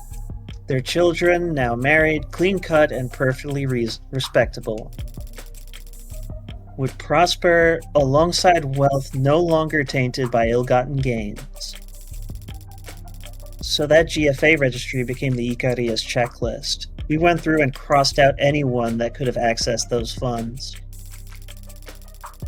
Now all of it sits untouched overseas in encrypted digital warehouses and some of the oldest, most austere banks in the world, collecting interest that will never be claimed. Does that answer your question as to why they target Makoto? No, and you know it doesn't. Because if they thought they could lock you out of your coffers by killing Makoto, they wouldn't be trying to take him alive. You're paying attention. I like that. We don't use GFA, and Makoto is the heir to House Ikaria, to the Ikaria Financial Group. He'd never be tied to our legitimate banking information. Why not? What if he wants to buy a lollipop? A lollipop would be provided for him. What if he wants to buy an ice cream? No. What if he wants to buy a cotton candy? What if he wants to buy a PlayStation? The family's black market the family's black market proceeds and its white market holdings must never mix. You divided your house right in the middle? Pardon the expression, but how can you stand? Atop the backs of many. And you all take this division that seriously? Deadly seriously. That's our family's rule, dating back centuries. Either you serve the house or you serve its interests, never both. So you're assigned to either the criminal organization that's registered as the IFG, or to managing the family's legitimate business holdings, like Renogen. Well, that means you are nearly as much of an outsider to the Ikaria Financial Group as you are. Nearly is doing a lot of work there. Who do you answer to then? Who controls the Ikariel's legitimate empire? Until Makoto marries, his mother. And I take it Makoto isn't solely responsible for the house's affairs at his age? Makoto wields great authority as the heir, but yes, the house is led by his father Raphael, and more directly by his grandfather, our Patriarch Daisuke Ikaria. I see. That puts me back where I started. The Blue Bloods wants to hold Makoto hostage to gain leverage on the likes of Daisuke. How can I put this? Had things gone even slightly different 30 years ago, the Blue Bloods would be the ones shaking hands with politicians, marrying ambassadors, and sitting in boardrooms. Some of them believe it can still be so if the right match were made. They want to marry into House Ikaria? Well, Makoto and the real Blue Bloods are older than... They'd find an age-appropriate adoption. You're missing the point. They need Makoto alive and well to negotiate that kind of reversal of fortune. So they've been trying to capture him for the past year. But every Blue Blood I met today seemed to care a lot more about getting revenge for the dead men than kidnapping a preteen. How many of them do you think Sosuke has cut down in the last year he's spent repelling their attempts? Is that a source of internal conflicts? If the old guard are throwing young bloods into Ikaria shredder en masse, trying to capture Makoto just to elevate themselves, I suppose that all might total up to enough motivation for them to torture Sosuke, yeah.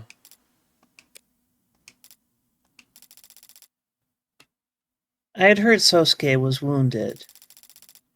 No one informed me that he had been tortured. You know him, I take it? As you've gathered, Sosuke deals in matters unrelated to my side of the family. But he is still family. Speaking of my side, I have a duty as a representative of my wing of the House to stress that we do not want this trial to be prolonged. You have to keep it to 2 days, maybe 3, if you're being old-fashioned. No, come on. No one wants... The murders are stacking up. We gotta get through them. No one wants to do 3-day trials anymore. No one liked that the one time they did it. So the bean counter don't care. Words. I like I like story. I mean, I like story. I just think 2 days is a good pace. 3 days just feels too long. In terms of just, I don't know, number of chapters. So the bean counters don't care for the extra attention. That makes sense. Do you care about the outcome? Yes, I always care about the beans. A win is always preferable. But not a necessity. Makoto Ikaria hired me to prove Susuke's innocence. If he's the one signing the checks... Did he say why he hired you? He hired you for 2 reasons. Reason 1, his options are limited. More limited than he suggested, no doubt, to keep a strong front. The entire house is currently being audited by the state. Our usual legion of lawyers and accountants are already billing hours as fast as they can, so he wouldn't have his pick of the litter. So one half of the family can't talk business at the dinner table with the other half, but you share a pool of lawyers? Lawyers can be trusted to be discreet, can they not? Yeah, we can read between the lines. So then you'll understand reason 2. Whatever lawyer he did find through the Ikaria's usual connections would, like me, do whatever's best for the house as a whole. Not what's best for Sosuke. I'll make an amendment. 3 reasons. Makoto knew that if he didn't assign him... If he didn't... Alright, I'm gonna read out the whole sentence and see if it makes sense. It does. Makoto knew that if he didn't assign him any lawyer, Sosuke would just stay silent as the state dragged him off to be chained. And Sosuke is so zealous that he wouldn't even defend himself and shit. Rather than inconvenience the house any further. Well, yeah. I've known Sosuke for less than a day, and even I can tell he's never seen a cross he wouldn't jump at the opportunity to bear. Well, that explains why Makoto would hire someone without connection to the Ikaria. You slow-rolling another addendum that'll clear up why on earth my name came across his desk? Littered with crayons and timetables, as I'm sure it was. I hope I've been able to elucidate matters for you, Counselor Morgan. Masterfully subtle way to say we're done talking. Now I might ask you a small favor in return. Pass this message to Sosuke. If you see a way out, take it. Do you understand what you're asking him to do? Even if Sosuke took a plea bargain, even if I somehow got the other charges reduced to manslaughter, self-defense, the state thinks he killed a cop. The message is for Sosuke, not you. Your interpretation of it is irrelevant. End of conversation. As she reaches the exit, she turns back to look at me, lingering in the doorway like the warm buzz of a strong, dark cocktail. But your assessment is correct. If this were just 4 dead blue bloods, our dim little underworld could balance out the ledger unassisted. If that cop hadn't shown up last night... Do you know something about the late Officer Chopin? City in mourning after death of city councilman's beloved adoptive son in the line of duty. All I know is that his funeral dirge will make those 4 boys' deaths sound like a disinterested sigh. By the way, I must admit you have a lovely apartment, Counselor. Changing subjects as subtly as a bullet train hopping its track. Quite spacious for a defense attorney. Yeah, a place wouldn't sell after the tram route got diverted. I negotiated down the rent and then installed all the soundproofing myself. Can't open the windows without being treated to the sounds of the city, then. There's always a cost. That's one mystery solved then, isn't it? Enjoy the rest of your quiet evening, Counselor. The door glides to a close behind her. Izzy has a question left unasked. I'm left here, hanging on a single held breath of stillness, listening as the deafened thud of her honor guard's implied violence stomps down the hallway behind her.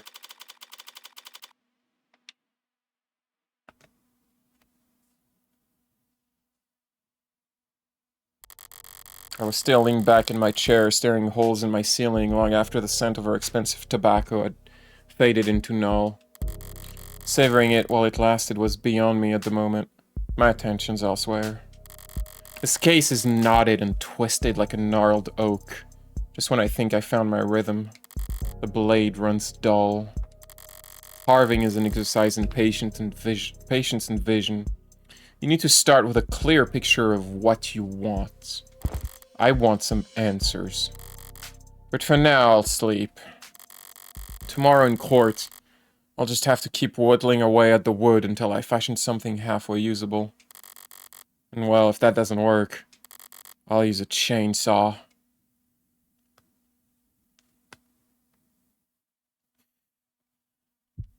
Chainsaw sculpture is really her forte. Hey, cool kid. Yeah, you, trying to look all stoic, staring out the window. A little late to try to look detached after that thing you pulled the other day. So that wasn't a joke, making that announcement in front of the class? You trying to start a detective club or something? What, mysteries? Disappearing cleaning supplies? What mysteries? Disappearing cleaning supplies? Books not getting returned to the library? Sounds lame. Well, not like that's your fault. Everything's lame. Good luck finding members. Everyone around here already knows what they're gonna do after school. And tomorrow, and next year. They're all staring down the barrel of a lucrative career and telling other companies how to provide web services or whatever the hell this school's supposed to train us for. A lawyer? If you say so, cool kid. The Megs will probably have robots doing that by the time you graduate, but sure. Law school's supposed to be hard to get into. You'll need a record that doesn't suck. Getting a club you started shut down because you couldn't get anyone to join probably won't help. Wow, so confident. You really are a cool kid.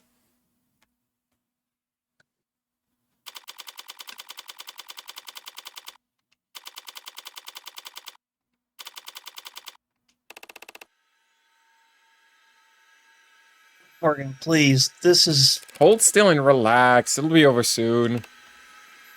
I thought you were joking about the makeup. Of course I wasn't joking. A face like yours is invaluable in the courtroom. And you think covering me in concealer and blush and applying eyeliner will help me appeal to what demographic exactly? You know the names of all this stuff? I'm a modern man. I know the names of many things, including makeup. Is that your eyebrow gel? Yes. It's cakey. Do you want to do the rest? I think some of the jury might find that his wounds make him look rugged. And furthermore, from an aesthetic perspective, leaving some of his buttons undone will... Excuse me? You're clearly a very devoted... What was my words? Devoted. You're clearly a very devoted martial artist, Sosuke. You should be proud to display your well-defined collarbones as the fruit of your efforts. Just hold still. Appearances matter in the courtroom. 95% of defendants who are ever seen in prison garb at trial are found guilty. I don't doubt your tactics work, Morgan. My tactics included getting your suit pressed. Do you want me to wrinkle it back up? Just find them unpalatable. Trying to get the jury, these civilians, to pity me is shameful. You're worried about honor? Really? You're already a cybernetic ninja, Sosuke. Don't be a stereotype. Don't call other people's stereotypes. He's right, Adonai. And he's more of a cybernetic samurai, since he's sworn himself to a wealthy land-owning noble. I'm confused, Sosuke. Is it honorable how your family makes their money? Made their money? I'm not talking about morality. I'm talking about having principles. Yes, they're subjective, and yes, they can be hypocritical. But the further you stray from the common path, the more you need them. I mean, what about her? What would Sarah be like if she didn't have the tenets to guide her programming? I can only imagine. But some people, believe it or not, enjoy their freedoms. Adrift in the middle of the ocean, you're free to go whatever direction you want. But without a compass, you'll just die of exposure. If you only ever follow exactly what the compass says, you'll sail north until you freeze to death. Point is, if you have a compass, you know which direction north is. Fortunate for us all, then, that the state is a 1,000,000 megawatt North Star pointing toward complacency at all times. And the media is like the wind, and without wind, you'll get stuck in the tide. It was a nice try, Sarah. Forget it. Do whatever you want with your precious woman. You're pouting again, great. Sarah, just keep talking. What? If I'm talking, how will you... Trust just me. keep him talking, I think. Just keep talking to him and keep talking to him, but trust me, I've done more delicate work before. Sarah, small talk! Come on! Small talk! Gladly, Adonai. Sosuke, do you happen to have any tattoos? Are the jury going to ask about that or something? They might. Oh. Well, yes, as a matter of fact, I do have a tattoo. A Komainu on my back. Komainu, a guardian dog. You have a tattoo of a dog? It's a fierce guardian deity. Like a Labrador, or...? Like a great, fierce... a big dog. Perhaps you should have it changed to some other design, like, say... like a dragon. This episode is getting real cheeky with the references, I gotta say. There's no switching. Buyer's remorse must be unbearable. There's no buyer's remorse. Alright, if you say so. Lift your chin. You really think they'll feel bad for me because of some cuts and scrapes? You're not good at listening to instructions, are you? The prosecution has to get 12 strangers to agree that you killed 5 men. Each charge has to be unanimous, a perfect score. So any chip damage we can do, any doubt we can sow, we take it. And any advantage we're given, we make full use of it. But the advantage you're talking about is my face. Are you really not used to this kind of attention, Sosuke? Look, it may be true that at times some women have expressed... and men, no doubt. All I'm saying is that there's a difference between knowing your strengths and powdering up like this. And it's war paint. Is that how you see it? No, but I'm a grown-up. Thank you for entertaining my questions last night, Sosuke. Did she ask you about your dimensions? The subject might have come up. She's a talkative one, isn't she? Sorry if she kept you up all night. No, she's no trouble, just curious. Reminds me of... we discussed history. Oh well, she must have put you right to sleep. Adonai, it was his choice of subject. So you read history, Sasuke? Sure, I assumed you spent all your free time frowning in the corners of rooms with your arms crossed. We talked about the Roman Empire for your information. And criminal empires. Nothing too detailed, I hope. But Sosuke, I still don't understand. What did you mean when you said criminal organizations used to be structured differently? Only that the old ways don't fit in our new 21st century world. Old ways? Well, He's talking about race, Sarah. Race? I don't understand. Well, that's to be expected. After all, you share 98% of your components with a washing machine. That is an untrue and unflattering comparison. Maybe you do get it. Look, Sarah, names like Mafia, Gokudo, Sanhe Hui, they all came from different cultures, but they all refer to a kind of path. An outsider's path. And the pride that comes with living by your own set of rules. By your own set of rules! You took back your life! Sorry. Those were the first criminal organizations, underground guilds, lending systems, militias, secret societies. Oh sure, they were basically just big friendly charities. Then the world got smaller, and people started moving around, and the mafia changed. It became a way for immigrants to band together to have some kind of power in places that wouldn't give them a chance at anything remotely respectable.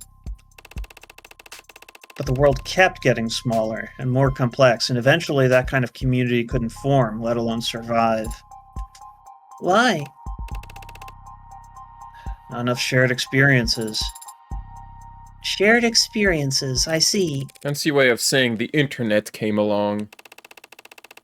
Well, yes, technology negates the physical distance between people. I don't think it negates it. It reduces it, perhaps. When you spend most of your life online, you end up with more in common with people on the other side of the planet than your own neighbors. Just because of where your recommendations take you. So the immigrant experience disappeared? Fractured, more like. Cracked into a million shards with a hammer. While generational or economic experiences got cemented.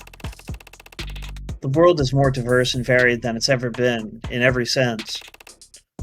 Except economically. Wealth inequality is at historical highs. As it has been every year for... It's before I was born. To answer your question, Sarah, that's what binds the member of a criminal organization to one another, their socioeconomic status. House Icaria is at the top, the Blue Bloods lie below us. Within each organization, wealth is concentrated among the leadership, of course, but each mafia exists in entirely different strata. I see. I've also read about an organization called the Rust being active here in the city. Are they in the poverty class, then? The Rust? I'd put them in the anarchy class. Glowing tattoos and spiked hair, chrome biceps and sharpened teeth. The Blue Bloods, for all their thoughts, can put on a tie and go to work, but I can't see the Rust experiencing any kind of social mobility. Careful, Sosuke, if the Rust heard you being that classist. Rust wouldn't care about anything I said or who I stand with. They don't need any excuse to start ripping open modders and grabbing whatever they can. Things like that happen in this city? Only in the shadows, Sarah. Nowhere you'd ever find yourself. Finally run out of steam? On to the grim business, then. How'd things go with your investigation? That bad, was it? Nonsense! It was pretty bad. With what I've seen so far, there's no one else who could have killed Chopin. Even if I managed to pick apart all the evidence for the pod's death, they've got a police officer who still swear on the stand that he arrested Sosuke standing over his partner's dead body. What's it going to look like in there? You've never been inside a courtroom? Never as a defendant. I'm just wondering how many cops I should expect. In the gallery, a sea of blue. Cheap intimidation tactics. Yes, but I can't fault them for that. We'd line up much the same for one of ours. You say that, and yet I don't see any other Icaria around. This is a completely different scenario. And the house can't afford to appear beside a cop killer when they're being audited by the state. How understanding of you. Adonai, I think Sosuke is sad that his friends haven't shown up. Good catch. You were hired by Makoto of House Ikaria, weren't you, Adonai? Surely he would want to be in attendance. Don't be absurd. Makoto shouldn't be transported anywhere without a full security team. Besides which, he shouldn't be put through the long elevator ride to this 48th floor just for my sake. What's so bad about an elevator ride? Is he claustrophobic? No, that is, yes, but you cannot tell anyone, understand? Who the hell would I tell that to? Right. Look, it's illegal to stream trial proceedings under most circumstances, but I'm sure House Ikaria doesn't mind paying a fine. They'll be watching from somewhere in the courtroom. That would be a waste of the house's coin. But I suppose they might be keeping an eye on the case's progression. As well as the Blue Bloods, no doubt. Adonai, I think Sosuke's spirits have rallied. Really? How can you tell?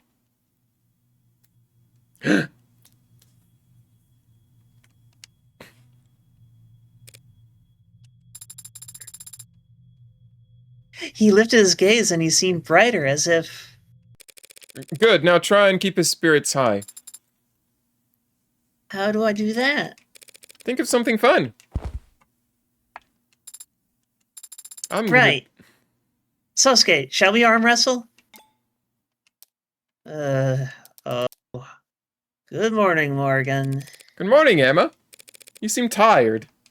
As always, really. Do you want to push this off till next week? Actually, that sounds... Hey. Sorry. We'll be facing off soon enough. Why not savor the playfulness while we still can? Fair enough.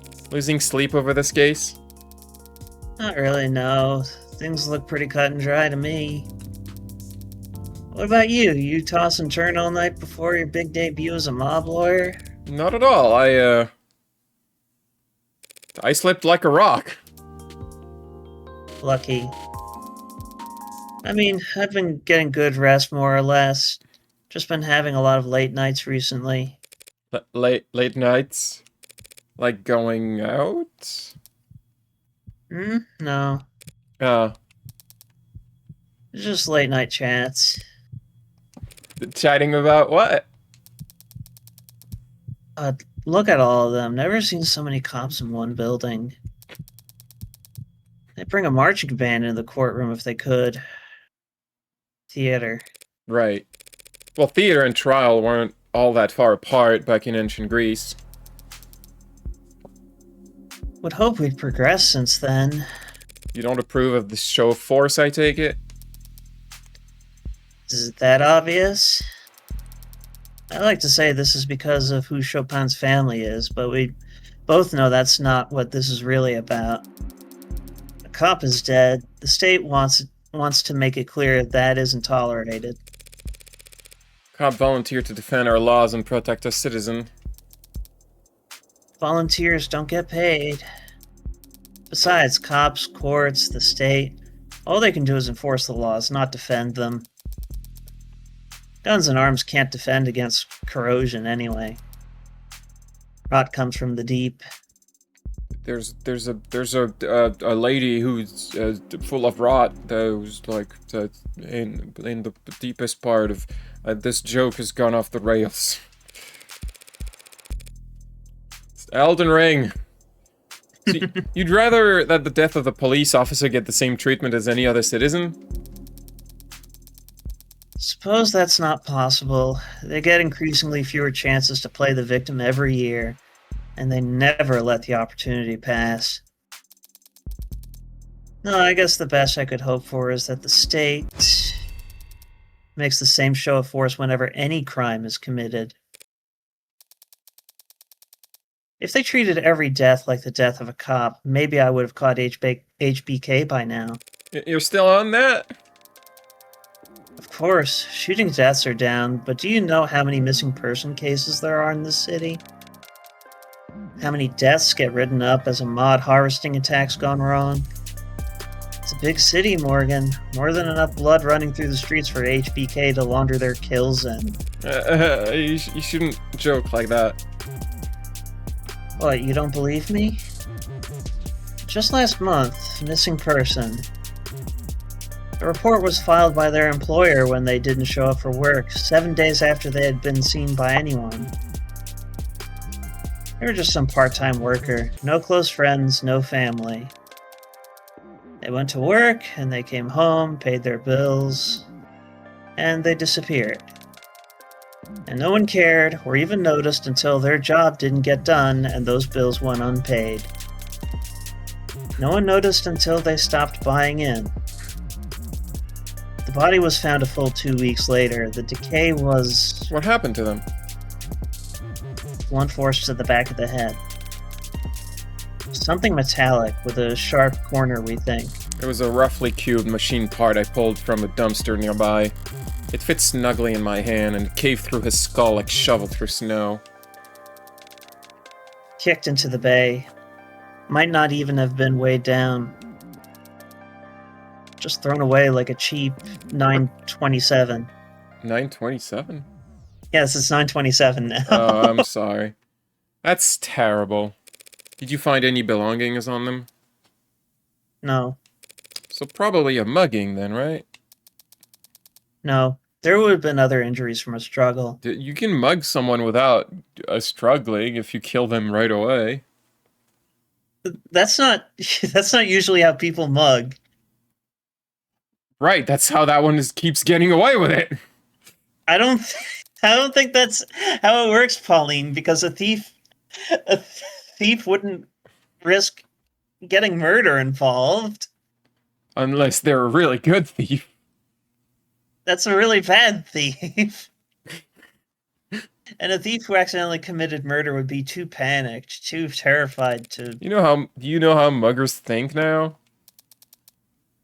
I can learn how anyone thinks. Even HBK with a robust enough profile. Well, good luck building it all by your lonesome. I'm not working on this by myself. Ah, sorry, right. Did you want to beg for mercy real quick before we begin? Now, where would be the fun in that? Now, kiss. I really just like picking them up like dolls and just going. Mwah, mwah, mwah, mwah, mwah. Yeah, I really like the part where she's like, "Oh yeah, I haven't been sleeping because I've been like staying late," and Morgan's like, "What? What is happening?" Like Morgan desperately wants to know if there's a boyfriend or a girlfriend in the picture, but cannot ask about that directly because that would be too obvious.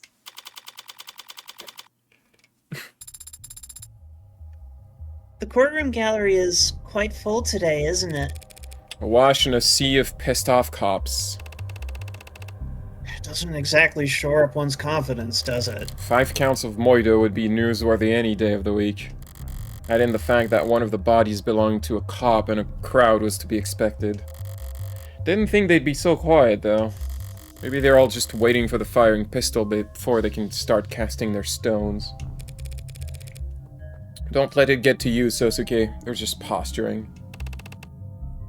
Posturing, I understand.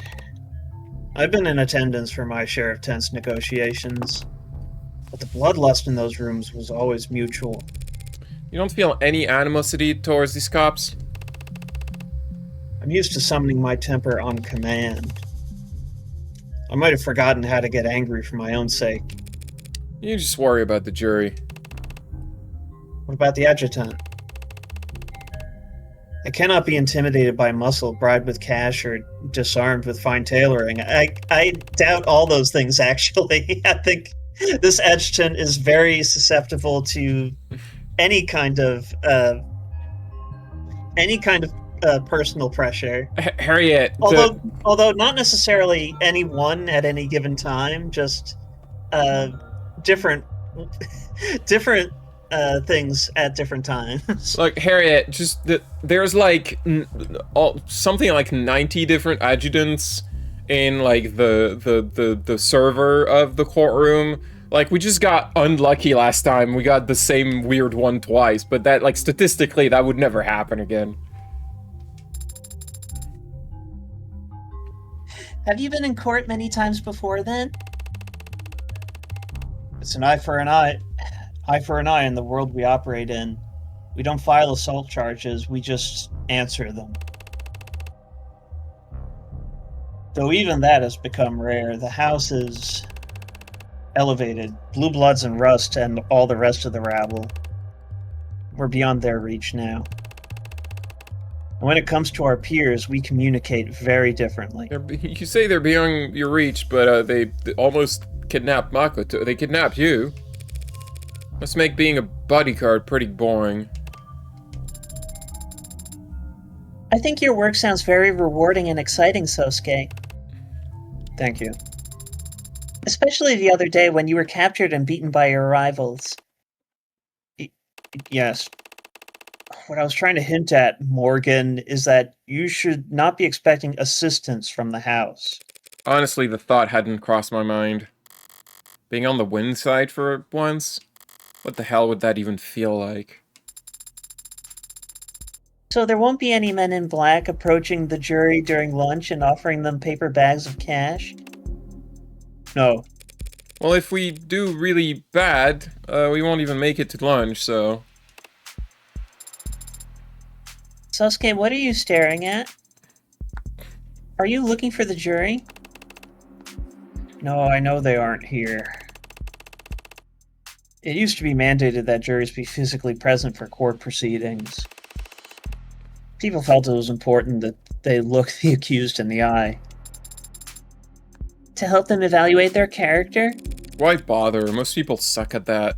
Always have. True. Perhaps it was considered part of the punishment then. To have to look them in their eyes. A punishment for the jury or the defendant? Yes. Alright, kiddos. Chins up. Shoulders out. Show's about to start.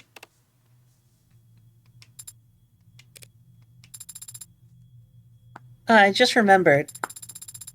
Do you think the adjutant assigned to this particular case? Obviously it's gonna be me, obviously! I mean, that's a gimme, easy! Ow. It's 80. What are the chances? It's 80! Automated dependent adjutant, likes mountain air, gymnasts, luxury, dislikes happy couples who ask you to take their photo. Pineapple on pizza until proven guilty, I agree. Shopping carts always returned. Favorite quote, let he who is without sin play first or draw first. Do you say that when you play Uno?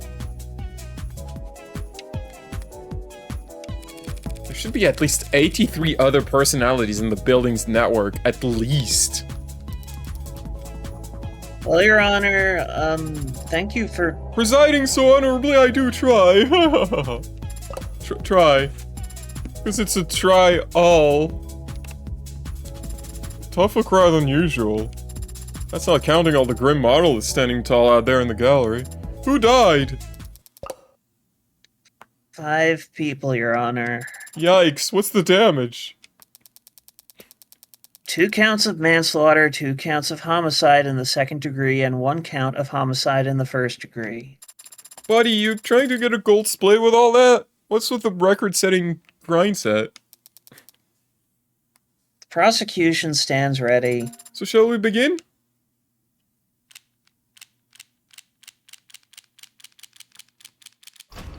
Credit's always good here. Court is now in session.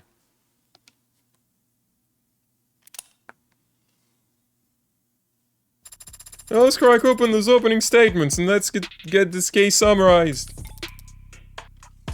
Gladly, Your Honor. People of the court. The defendant in this case is a man named Sosuke Yukariya. He was found at the scene of the crime where 2 men were shot to death. One was stabbed in the neck, another had their skull bashed in, and a police officer was impaled through the back with a sword. Cop killing piece shit!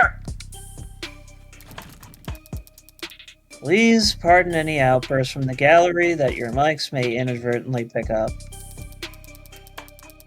Now, I understand that the scale of violence on display here today may intimidate you, but I want to stress to all of you now that your responsibility here today is neither taxing nor complex. You will hear testimony, you will be shown evidence, and all of it will point towards the truth. That the defendant is the only individual who could have possibly committed these crimes. That is a simple fact, and the only one you need concern yourself with. Oh, she's as cold as ice. But every ice age becomes a kindling. For as ashes call to cinders and embers form champion. Defense is ready, Your Honor, if you're done quoting Dark Souls. Emma did stick to cold logic, so if I follow her with more of the same, it'll end up falling flat. This gallery will never warm up to us. But that can work to our advantage. If the jury comes to see these cops as witch hunters eager to start a pyre. Choose the most outlandish words he can! Go for broke! It's not like Masters never taught me anything. I know how to do the razzle-dazzle. My fellow citizens, you were brought here today because of an act of violence. Because an act of violence took place that could only be described as unspeakable. I should know. I was there. I saw the blood on the ground, the bullet holes in the walls, felt the malevolence that radiated in the air. And I also saw where my client was held prisoner. And I knew exactly where he must have stood, because his sweat and blood had stained the tile. My client, a decorated veteran, the man you see standing next to me here, not even fully healed from his torture, was taken into police custody with lacerations, bruises, internal bleeding, broken bones. And while he was in police custody, he somehow sustained a black eye, a busted lip, a broken nose, and a boxed ear. A puzzle which I'm sure any one of the officers in the gallery today would be happy to testify about. You're gonna let her say that? Want me to object during an opening statement? Much is resting on the outcome of this trial. 5 men lie dead in the morgue. One of them a police officer, I'll speak his name, you mob lord bitch! Hang him up! Hang her up too! This is... Hey, we like to have fun in this courtroom. Put on a good show. But that's because we're on the stage. Any more outbursts from the gallery and I'll clear the entire room. You can all watch the rest from your phones or peeking through the keyhole like a bunch of sweaty looky-loos. Counselor, let's wrap this up. Yes, Your Honor. The fact of the matter is, on that night, my client was not in any condition to kill anyone. Not 4 hardened criminals, and certainly not a trained police officer. And nothing about my client's background, his associations, or that of the victims can change that fact. So as you listen to all the evidence in this trial, with fairness and impartiality as I know you will strive to, I only ask that you focus on the reality of this horrible crime, and not on the fiction that the people will try to weave for you. Thank you. Decorated veteran? You telling me you never earned a single commendation, most push-ups of the day or something? Never mind, I suppose it could have gone much worse. You're too kind. I was trying to be honest. The crowd got agitated, but you maintained a level head and recovered your tempo. Adonai is a master at doing so. I've seen her make comebacks from the most nonsensical mistakes before. In martial arts, they call it an ukemi, a graceful fall. That is basically correct. Well, try not to gracefully fall over when you see the first witness on the docket, sis, okay? What do you mean by that?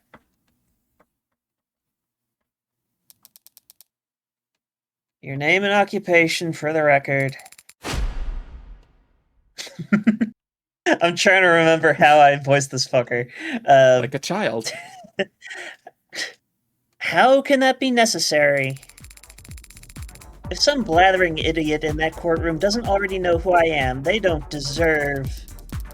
I know, but would you consider it if only for the sake of ceremony. Ceremony is important and should be respected. Very well. I am Makoto Ikaria of House Ikaria. My occupation is that of a student. Try not to look so smug about it when you blatantly lie. I was gonna say that his occupation is Makoto Ikaria of House Ikaria. Right, of course. And your position with the Ikaria Financial Group is not salaried. Must I really declare it here? Hard to imagine why the noble house of Ikaria is getting audited. Sosuke, are you alright? He can see us? He can see me, Rockford, and the adjutant. Witnesses teletestifying don't really need much else. So he's safe. Yeah, Sosuke, he's safe. Like he was yesterday. Probably sitting right where I left him, or standing on a box. I think the hologram's giving him a boost so he can see over the stand. That's good. The boost to his height? I thought he's safe at home. I'm sorry that he can't see you, Sosuke. Don't be. After how horribly I failed him, I'd like to speak a bit about the events of August 13th. I feel like I've given you, like, the voices of, like, most of the characters in the scene. Well, you're doing most of the reading. That's true. Morgan About the has a last lot time of you saw the defendant, Sosuke Ikaria. I'm here today, not physically, but here nonetheless, as a courtesy. That does not mean I will flap my gums like some sort of flapping gum puppet. Permission to treat the witness as hostile incoming. Emma Rockford raking a spoiled brat over the calls. This'll almost be worth the price of admission alone. Understand. It was a traumatic experience, I'm sure. Anyone of normal upbringing would barely be able to recall a single detail, let alone the day's full events. Normal upbringing? I should probably dismiss you so you can get back to your summer studies. Summer studies? Like some common waif? Waif? That's quite the vocab pull. I didn't know they taught that in State Basic. Basic? Was I mistaken? Listen well, Madam Rockford, as I demonstrate to you exactly how misguided you are about my powers of retention. Please do. She played him like her damn fiddle! Why wasn't she mentioned during any of... Emma Rockford! She's the assistant district attorney. She likes art museum, amethysts, and turn-based RPGs. Yeah, she's a big Final Fantasy fan. She's so mad that the newer ones are real-time.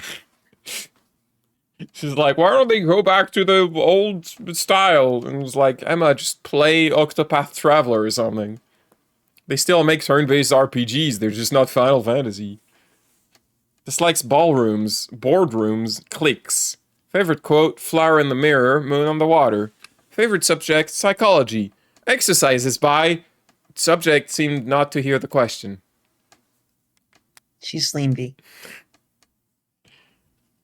That's Emma. Adonai has only won against her once. So far, every hot streak starts somewhere. Streak. I really am going to prison, aren't I? Where shall I start? As far back as you can. Well, when I was 3 years old... No. A simple task. For the past year, members of the organization, most commonly referred to as the Blue Blood Mafia, have been making attempts on my life. You still have lunch money or something? I am the primary beneficiary of my grandfather, Daisuke Ikaria's will. In common parlance, I am the sole heir to the Ikaria Financial Group. We buy so much lunch. The group you know as the Blue Bloods have been jealous of my family's financial foresight for decades. I am merely the most recent target of their impotent attempts to nip at our heels. And 2 days ago, on August 13th, how impotent was their attempt then? I was leaving a meeting held on the upper floors of Crane Tower. My security detail escorted me to the elevators, where we would then proceed down to their canopy access floors. This was all planned out in advance by my head of security, Sosuke Ikaria. But the elevator became stuck, with unnatural timing. When Sosuke pried the doors open, we saw that we were stuck between the 62nd and 61st floors. Pried open with a tool? Leading the witness, Your Honor? He didn't need a tool to open the doors. His bare hands were more than sufficient. Help Sasuke out here, kid. We submit into evidence the defendant's Akita Type 2 military-grade spinal mod, designed to enhance strength, endurance, and reflexes for high-intensity combat scenarios. Yes, sir! It is so admitted. What happened next? The decision was made that we would crawl out into the 61st floor and head for the service elevators. But once Sosuke and I exited, the elevator started up. It was a trap. We had been cut off from the rest of my detail. You were isolated and defenseless. That must have been... Ha! Hardly defenseless. You think my personal head of security wouldn't be armed? He had Yoru. Don't tell me. You named your sword? All great swords have names. Thank you, Sarah. Very well put. Let the record show that the witness has identified Exhibit B3 as belonging to the defendant. Identified as Makoto as Sasuke's personal sword, Yoru, taken along with Sasuke down to the lower wards following an ambush. Another Moida weapon I had to wipe Prince off before taking my leave. It was indulgent, trying to take Triz's head off. Wasn't my only indulgence either. I'd already... Wait, we already read this. Yeah, you read that. I guess it just got updated with Makoto's testimony, but we had that already. I'm silly. No, you're Pauline. The sword was recovered by the police in a known blue blood den in the lower wards. Found impaled into the body of Tariq Chopin. And forensics has shown that the only fingerprints on it are those of the defendant. Still time for you to disown it, Sosuke. You understand nothing about a swordsman's heart, Adonai. Once again, it is your paralegal that has the right of it. Perhaps she should be leading my defense. If this somehow turns into a fencing competition, I'll gladly defer to you too. So you, Sosuke, and Yoru were on the 61st floor together. What happened next? When we arrived at the service elevators, Sosuke called them. And then they made a chime. And I didn't clearly see much of what happened next, to tell the truth. Figures emerged from around corners. They were aiming weapons at me. A red dot shone on my chest. And then Sosuke was there, and a needle was sticking out of his arm. Yoru glinted. Sosuke had drawn it in the blink of an eye. Something glanced off of it and dropped to the floor. I saw a syringe at my feet. Yoru's sheath was thrust into my arms, pushing me back into the elevator, and I landed on my... rear. That's clearly a key piece of testimony. Let's play it back 5 times. What matters is that he pushed me back into the elevator with Yoru's sheath. How I landed is irrelevant and should be stricken from all public records. The only other thing I saw was Sosuke's back. He slammed his hand against the elevator's control panel, and then the door shut. That's the last time you saw the defendant? The decision was made that I should get on a VTOL as soon as possible. But much of my details stayed behind to assess what happened. What happened? Yes, they were very helpful to building security in recovering Exhibit 5C, this hypodermic needle gun. What kind of bonehead would leave evidence like that behind? A bonehead in a rush, perhaps, Your Honor. People don't act rationally in times of stress. I mean... I keep saying that just like out of any kind of context, but whatever. It's a funny quote. It does appear to have exhausted its gas canister, so it may have outlived its usefulness. I take it that this weapon is a match for the projectile needles found in the room where my client was restrained? Correct. Others exactly like it were recovered from the scene of the ambush as well. His needles.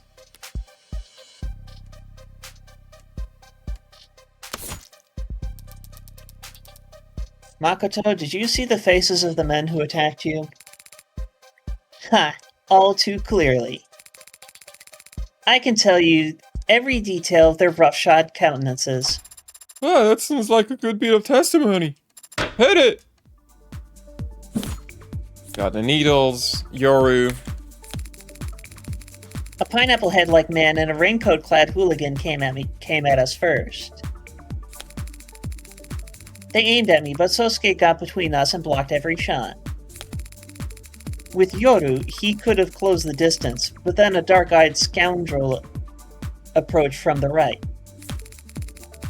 And a man with a ridiculous pompadour took advantage of that distraction. I'll never forget the faces of those cowards. They tried to kill me. So whatever happened to them afterwards, I'm sure they deserved it. Makoto's putting his talents for hyperbole on full display. I'll have to fact-check his description in order to get the ball rolling. So... this one's pretty simple. He says they tried to kill me, which is false. Objection! They used non-lethal needles. They aren't trying to kill you. Why? It's because it's fun to throw cards at you, Emma. Because you react to that way every time. They couldn't have been trying to kill the witness, not with non-lethal projectiles.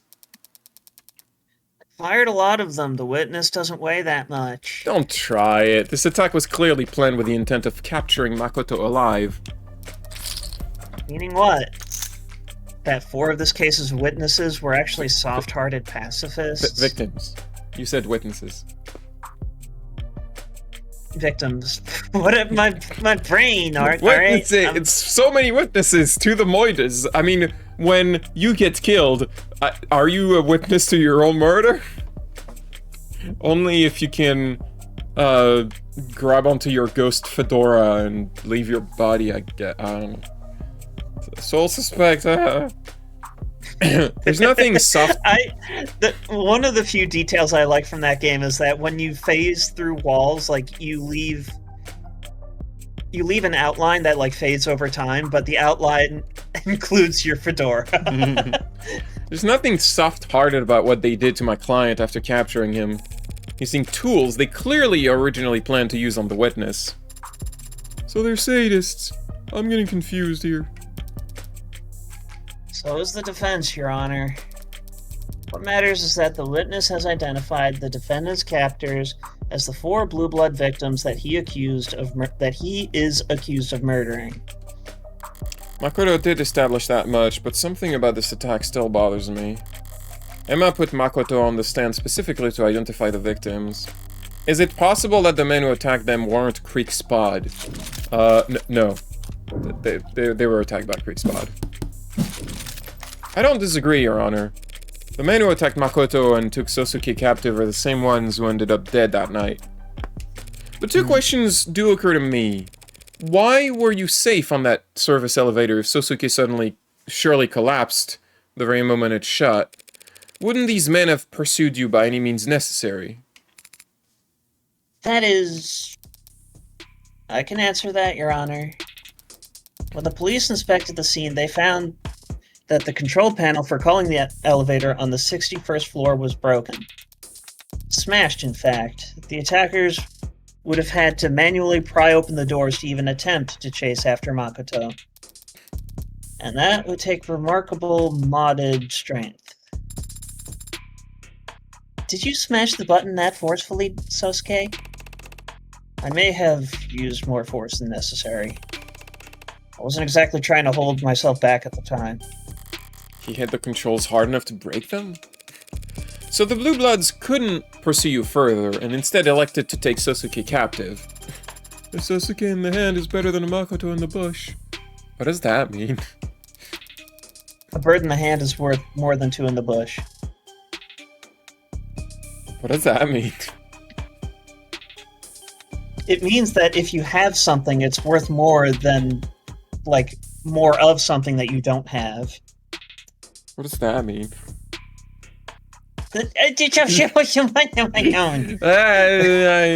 Sorry.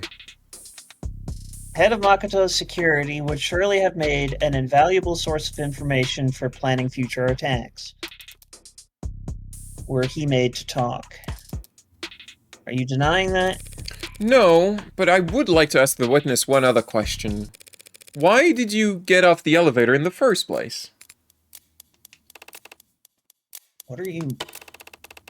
Hey, when I mentioned the lobby earlier, that's... The mics might not be picking it on... the mics might not be picking up on it for you, but from where I'm standing, I can't help but overhear my client groaning about how badly he failed you. That's not evidence or testimony, and so should be stricken from the record. Well, we get the idea. So was bailing out early the defendant's big brain idea? As head of my personal security detail, such a decision is, ultimately, his to make. However, that decision may have been influenced by his knowledge of the fact that I am not especially comfortable in enclosed spaces. What the hell are you doing? Are you trying to humiliate him? In part. I'm also trying to insult you. Had we simply waited, we would have remained safe, but I was not comfortable and felt very warm. So it was not a tactical failure on Sosuke's part per se. Just an error of judgment.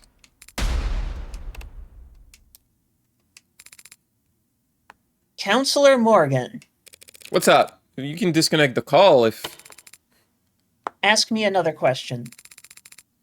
Ask me about how bravely Sosuke defended me.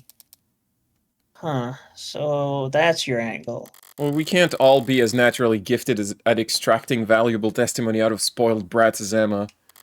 But I can follow her example. Insult their pride and these Ikaria snap back, as reliable as any knee-jerk reaction. And in Makoto's case, with infinitely less resistance than if I had simply asked him to testify. It's usually the lawyers who do the asking and the witnesses who do the answering. This is not very realistic. We ask that the witness testify for the court in more detail about exactly how violently Sosuke fought off the attackers. And I guess the people don't object, even though it seems super extra. Oh, the people don't object, Your Honor. Emma's playing passively.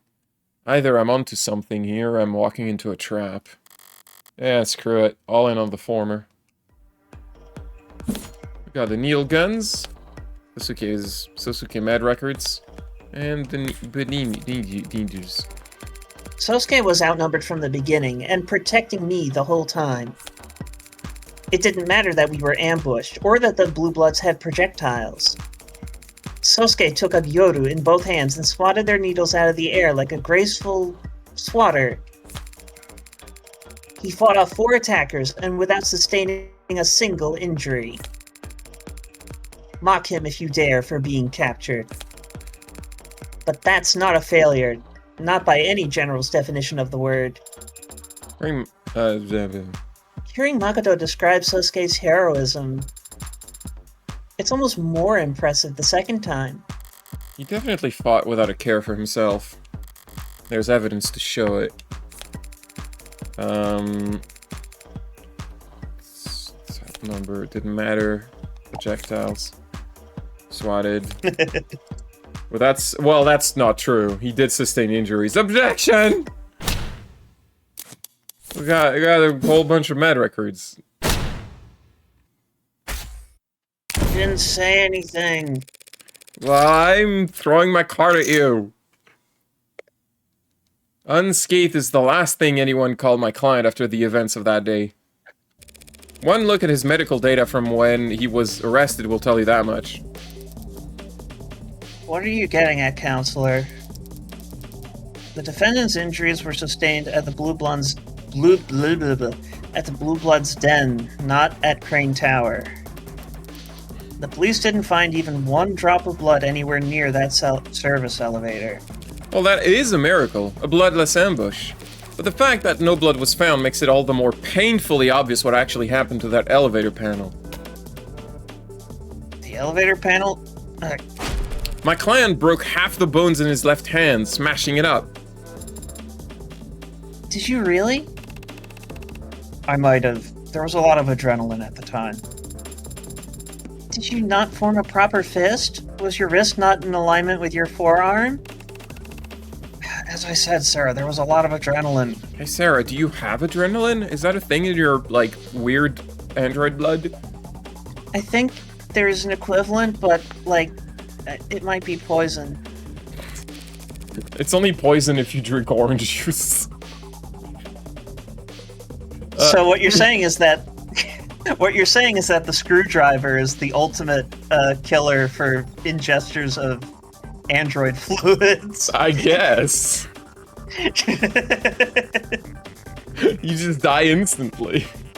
You deny that his medical record clearly show his left hand was broken. Your Honor, what does it matter that the defendant broke his left hand closing that elevator? It changes nothing about the witness's testimony. Testimony is... well, the testimony itself isn't really contradicted, no. True, Suzuki's hands getting injured doesn't change what we've learned from this witness, but it does change the evidence you had him identify for the court. The katana? Yoru. Yoru. Its name is Yoru. We get it. We got Makoto's testimony in the court record, in case we need to refer to it later. Did you have a point to make, Counselor? There's something odd about the katana that's been entered into evidence. Something that makes no sense given what we've learned about the outcome of this ambush. Namely, the swords, well, I mean, she was talking about the hand, so I would assume the prints. Namely, the fingerprint. I mean, I've played this already, I'm just going off, like, my original thought. What were my thoughts originally when I played this the first time, is what I'm trying to portray here. Namely, the fingerprints that were found on the sword's handle. Fingerprints belonging to Suzuki's right hand. You're contradicting yourself, Counselor. We've already discussed how it was your client's left hand that he broke closing off the elevator. There's nothing contradictory about him using his right arm to wield the blade. It can be like this because Suzuki has two hands. The people are correct. The sword found at the scene of the crime has my client's right hand fingerprints on its handle. Despite the fact that this witness just testified that Suzuki was swinging it with both hands. Like a graceful swatter, specifically. Oh yeah, he did say that. So did the little Tychmus remember? It was a chaotic situation where he feared for his life. The court should hardly expect him to have kept track of such an inconsequential detail. Have you already forgotten my magnanimous powers of recollection? Magnanimous? He's a kid. He doesn't understand words. They are big words. That's all that matters. Her tactics from earlier backfire. I'll have you know that I can recite all my subordinates' birthdays down to the hour. Sheesh, I don't want to do that. That's why I have a calendar. Write them all down so I can calculate their moon signs later. It doesn't matter whether the witness is mistaken about Sasuke's grip, Your Honor.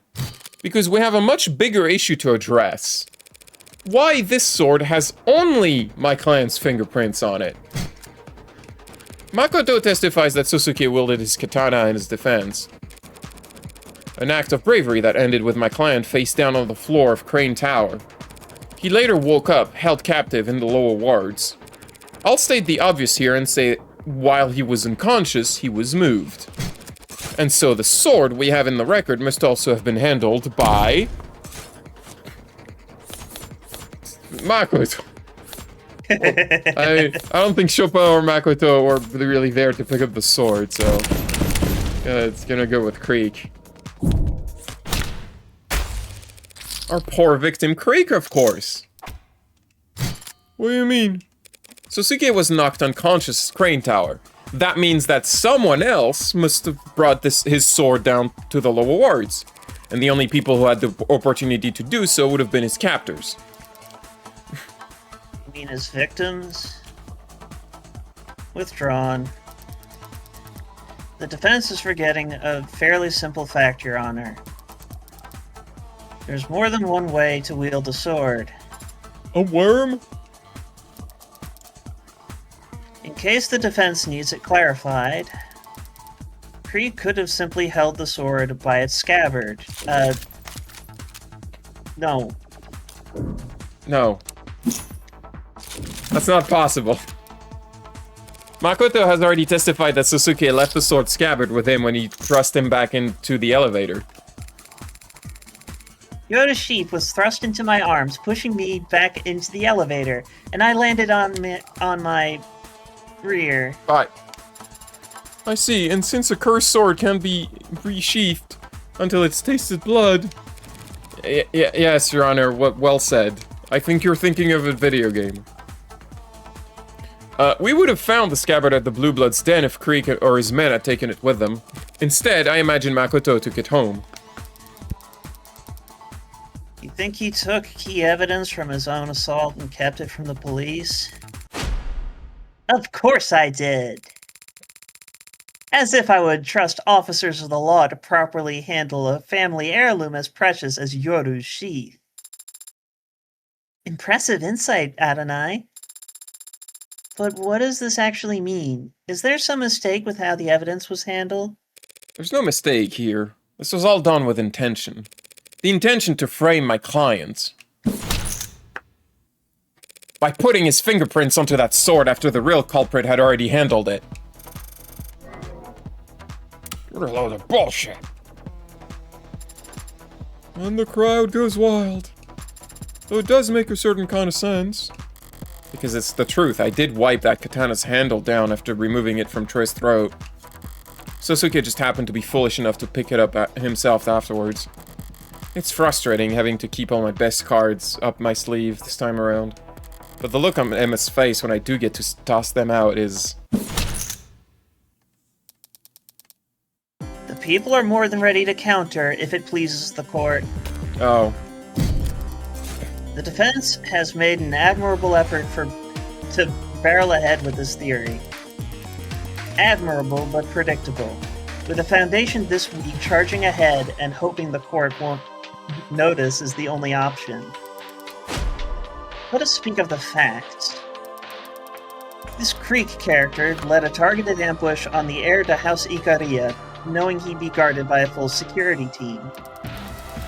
The Blue Bloods successfully sabotaged and intercepted Makoto's elevator at the precise floor they wanted, meaning they knew exactly where he'd be and when. And they brought with them drugs capable of disabling a veteran with military-grade mods. Planning and attention to detail may be foreign concepts to the defense, but they should at least be recognizable to them. To be able to recognize them. Yeah, it's the same. I weirdly read that correct in meaning, but incorrectly in words. Yeah, it's correct. So is the defense seriously suggesting that after all that preparation, Creek's pod wouldn't bother to wear gloves? I'm glad you asked so nicely. Well, I mean, the needle gun has Creek's fingerprints on it, and they just left it at the scene of the attempted kidnapping, so... Like... Also, I like that, Emma gets a harpsichord, theme. Because she's a professional. Professional. Oh, also, I should point out, two of the tracks in this game are done, or in this episode, I should say. Two of the new tracks in this episode are done by a guest composer, and you can kind of immediately tell which one it is because it's the ones that are just in a completely different style. The guest composer being Lena Raine of Celeste fame. It's very good music. Anyway, I'll put that to max and I'm gonna present the needle gun. We don't need to speculate about whether they wore gloves or not. Not when we have Creek's fingerprints on a weapon recovered from the crime scene. That is... a pretty good point, actually. Guess these guys were sloppier than we thought. Those blackguards were barefaced when they attacked us. Idiots. As if there wouldn't be repercussions for their actions. The least they could have done was disguise themselves. Strike that from the record, Your Honor. Along with any future comments that suggest that Ikaria would want revenge against these victims. I was only speaking of plain truth. Creek was their leader, correct? If even Creek wasn't wearing gloves, it's hard to imagine that none of them got their prints onto Yoru. Unless the sword was indeed wiped down at some point afterwards. Like, right around the time the true culprit was looking for Sosuke to take the fall. It's a spicy theory. It's just that, Your Honor, a theory. A game theory. Game theory. A far-fetched, unstable theory that stacks presuppositions upon each other. Like a flapjack chef substituting quantity for quality. I'll rephrase. This inconsistency is easily answered without jumping through the defense's absurdly arranged hoops. It's a little better. We already know that the Blue Bloods had successfully taken down the Ikaria's head of security. And we already know that they went out of their way to take the defendant captive despite him not being their original target. Furthermore, as the defense has belabored, we know that they decided to take a useless piece of steel with them from the scene of their crime. It's not useless. Useless? If we ask why, the answer is obvious, because orcas are superstitious and immature. You know, I am noticing that neither of them like swords. They are not sword lesbians. They wanted a trophy. And what is there to do with a trophy other than polish it? The cloth from Creek's desk. I knew she flagged it in the arcs for some reason, but she thought this many steps ahead? The defense is correct. The sword was wiped down before Sosuke took it up as his murder weapon. By the very same victims he'd go on to claim with it. That is a completely logical explanation. Damn it. Damn it. So how do we respond to that, Adonai? We... check. That's not what a chessboard looks like, but whatever. We don't. I can't. It makes perfect sense. No, that's not... It wasn't... No! That's not what checking is, Pauline. But it said check. It's not a chess metaphor, it's poker. But it said check. Yes, you check in poker when you don't want to ante up. Okay. Like chess. No! So does that mean that she's described what actually happened? Not at all. I wiped off the sword myself because my prints were on it. Same as I wiped my prints off of every other... Right. If I can't find fault with Emma's conclusion, I need to find fault with the logic that led her there. And how do you do that? By adjusting my aim. As the people say, Your Honor, no one's fingerprints but my client's are on the Moida weapon. That only makes sense if he's guilty or being framed. And there's no evidence to suggest that he's been framed because his captors had valid reasons for wiping off the sword. That's true, they did have good reasons to wipe off the sword. That's not the Moida weapon I'm referring to. The gun wasn't wiped, it still only has, it doesn't have Creek's, prints. Why would it not have Creek's prints? Why would that one not get... This gun is the Moida weapon I'm referring to. I mean, it's not Creek's gun, it's Tank's gun. Tank's gun. Look, Morgan is just, hanging on the edge of the seat. By her suspenders. Bonafide, monafide. The police are confident that this magnanimous,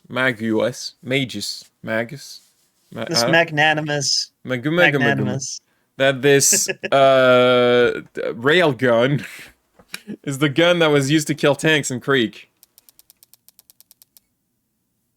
And your client was arrested with it on his person, and it has your client's prints on it. But it was owned by Tanks. The record shows that Sosuke's are the only fingerprints on that doohickey. So that means the Tanks guy never laid a finger on his own gun? It's entirely possible that Tank simply liked to polish his gun too. Phrasing. So he was polishing it right up until the moment his captor grabbed it and used it against him? More phrasing. Was it before or after his internal bleeding that my client took the gun off Tanks, without him even laying a finger on it first? Before or after being tortured that he got the gun with no struggle? I could have wrestled over the gun while it was out of reach. Tanks had no injuries beside the hole in his chest. How'd he get into a struggle and not get so much as a scratch? The likelihood of that scenario Would seem to come down to the order in which each individual died, no?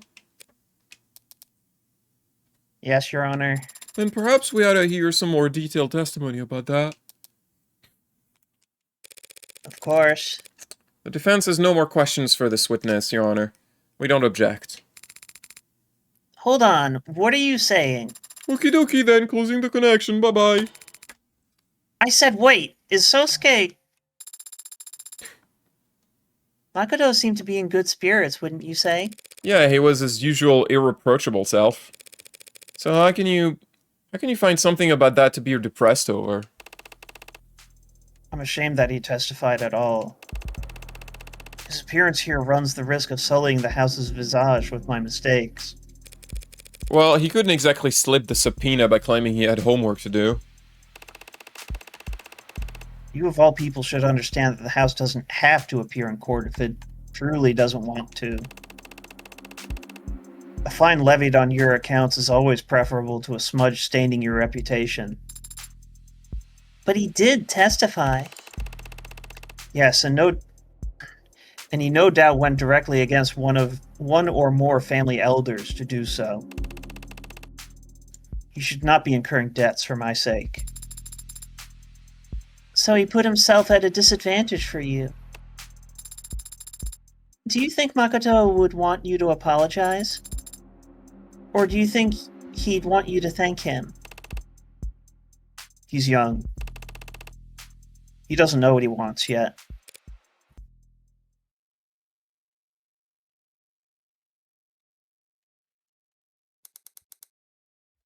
Yumi Sato, medical examiner. Yumi. Sarah! Dr. Sato, we're very grateful for your work sorting through the large number of reports related to this case. Hey, it's Yumi Sato! Medical examiner. She likes brushed metal, grilled fish, and cardamom. She does not like frame interpolation because she's a true gamer. And true movie buff. It just doesn't like split ends and surveys. Splurges on live show tickets. Favorite color is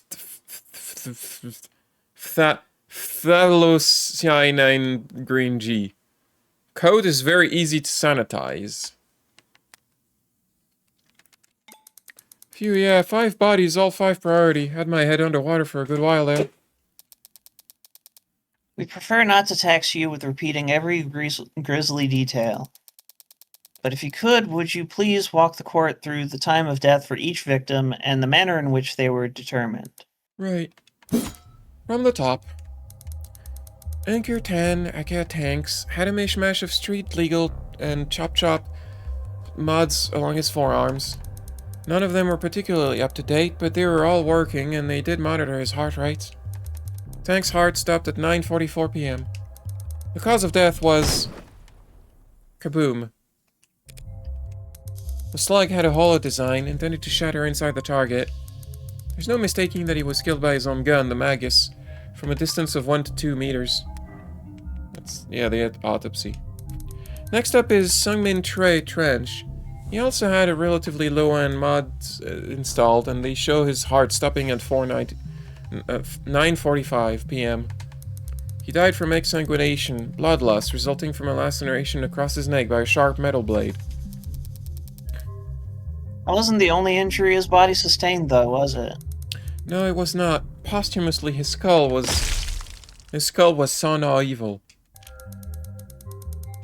Heavens Miller Smiles received a puncture wound straight through this jugular vein.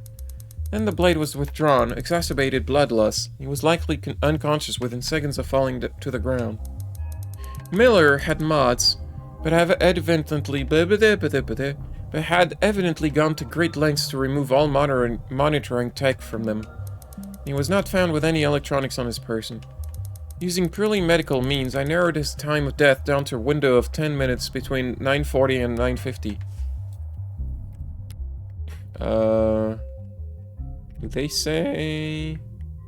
Yeah, they say stabbed in the neck with a bladed instrument approximately 2 to 3 centimeters thick. Puncture wound is approximately 13 centimeters deep. And like the Yoru is the only blade that they found. So that's why Sato decided that was even though I killed him third and he was the second to die. That brings us to Creek. Yes, like tanks, Lakers, Creek, Kristoff was shot once with a hollow slug from a distance of 1 to 2 meters. However, the slug penetrated just beneath their solar plexus and failed to completely shatter when it impacted a low-end spinal brace mod. As a result, Creek didn't die immediately. It is my medical opinion that Creek would have slowly bled out over the course of about 5 minutes. Their mod did not have biomonitoring capabilities, so like with Miller, I've done what I can to narrow down the time of death to a 10-minute window between 9:40 and 9:50. So he was barely modded? And he stayed unconscious that whole time anyway. But we do have other context clues to work with. This datapad was found very close to Creek's body, and technicians confirmed that it required Creek's fingerprints for most functions. That means it's unlikely that anyone would have been able to manipulate it. And we found that the last action taken on it was an attempted dark card transaction that failed at 9:44 p.m. What could cause a dark card transaction to fail? Either they hit cancel, or the card itself was jostled, interrupting the scan. As if the datapad was suddenly dropped? Speculation? How much qualification does one need to understand that card readers can be finicky, Your Honor? True enough. Chip, swipe, pin, tamp. Just let me buy the damn balloon animal, clown. So, taking that digital evidence into account... Creek must have been shot almost at the exact same time as Tanks. Thank you. There's one more body you examined for this case, yes? Officer Tariq Chopin. I didn't need to determine his time of death. As a patrol officer, he had a standard suit of police-issued biomonitors. So we know that Officer Chopin's heart stopped at 10:14 and 4 seconds p.m. Triggering an automatic. Yes. Triggering an automatic 10999 alert. 10,999. Lighting up that crime scene like a firecracker and ensuring every cop in the city would come running, royally pissed, and safety's off. Chopin was impaled through his back by a long, thin blade. It severed his aorta, and as a result, he died instantly. To summarize, then, we can conclude that Tank's gun was taken from him before 9:44 p.m. He and Creek were then shot with it. Their attacker, out of ammunition, took up a sword and stabbed Miller in the throat, before slicing into Trey's neck. This individual then proceeded to posthumously crush Trey's skull by striking it so hard that they shattered a baseball bat, as Creek bled to death on the other side of the room. Finally, when Officer Chopin entered the scene, they stabbed him in the back, before finally being apprehended by Officer Rogers. That's all correct as far as we understand it. So now Rockford's put together a timeline. It's probably helpful for the jury putting it all in chronological order. But have we actually learned anything new about the culprit's actions? We have. MS brought her on the stand to establish the culprit's starting position. Because we know the methodology already. It's all the moide. Starting time, we know from the autopsies. Starting position seems kind of important and hadn't been established yet. That was established where in the room the killings had to have started. Correct, because Creek and Tanks died first, and they were both shot from within 1 to 2 meters. We know that the culprit must have started taking action right by the desk. And not by the door to the holding room. Indeed. So the likelihood that my client broke out from there... is not very high at all. Check.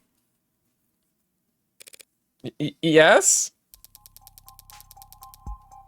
An abundance of DNA evidence establishes that the defendant was indeed held in the other room, and that I like to use chess metaphors and not poker metaphors.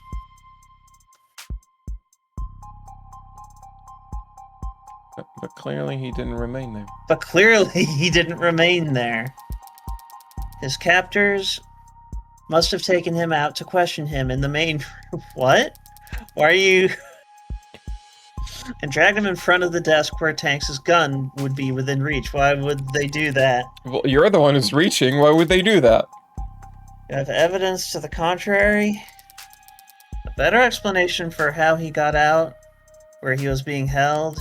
Can't exactly propose that the real killer set him free as a scapegoat. The forensics are clear. My client was gagged and bound in that room. But clearly they had to cut him loose to question him. A mistake that ended up costing them their lives. Do you think that's true, Sasuke? I'm not positive, of course. My body is telling me that I was held in that room from the time I woke up until I got myself free. MS theory about the Blue Bloods being dumb enough to let Sasuke near a gun isn't perfect. There's still a theory.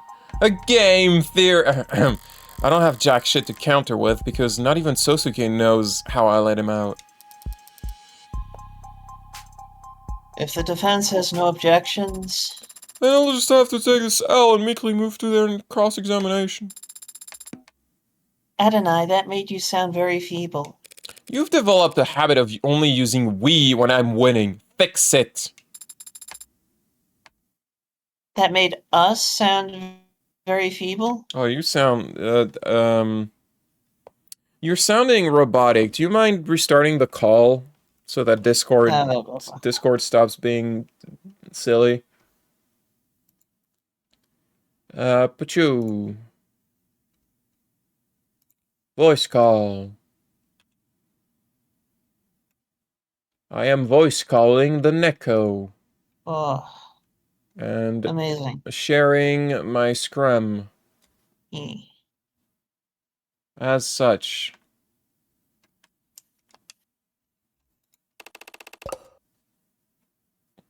Why do I have to get roped in? Emma's already established a timeline and an order of events. I could peek at the details, but she's close enough to the truth already. I know the truth, firsthand, about every death except Chopin, in his case. Emma and I are on even footing. So what's my advantage?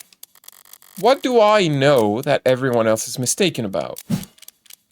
Cause of death, timing, Moida weapons. Moida. Right, the Moida weapons. Everyone thinks Miller was stabbed in the neck by the katana. I'm the only one who knows my knife was there. There's got to be a way I can use that information to my advantage here without revealing that I have it, or how I got it. I'm walking a razor's edge here. At least it's thematically appropriate. The defense is ready to begin our cross-examination, Your Honor. Dr. Sato, you were asked to examine all 5 bodies. Did you visit the crime scene? I did not, have not. Photos and other ARCs data were provided to me to aid in my examination. Surely the defense isn't objecting to a little virtual work. Of course not. After all, had anything been added to or removed from this crime scene, the ARCs would show it. There's no fooling it once it's been set up. Well, gunshot wounds I don't think are relevant because we just mentioned the knife. Victims Trey and Miller were both attacked with a blade. Exactly how fast did they die? Trey had his throat slashed, and blood found on his hands suggests that he had time to reach up his neck in response. But he would have quickly stumbled back and collapsed onto the floor dead. Miller wouldn't have lost much blood at the moment. His neck was punctured. For that kind of wound, the weapon acts as a stopper. But once that stopper was removed, he would have lost consciousness in mere seconds. And while the blade was still in his neck, if it was there for more than a second, he too would have reflexively reached up, presumably to try and grab the blade. Is there proof that he grabbed the blade? Onion, what are you doing? Onion? Onion, you're being a bandit. Go this way. Is there any evidence that he tried to grab the razor-sharp katana lodged into his neck? He had his own blood on his right hand, but there were no cuts on it. Because he grabbed the knife's handle, not a sword's edge. So it stands to reason that the blade was withdrawn very quickly. By the time his hands reached up his neck, it must have been gone. One of many small inconsistencies with this katana theory I can shine a light on. Will that be enough?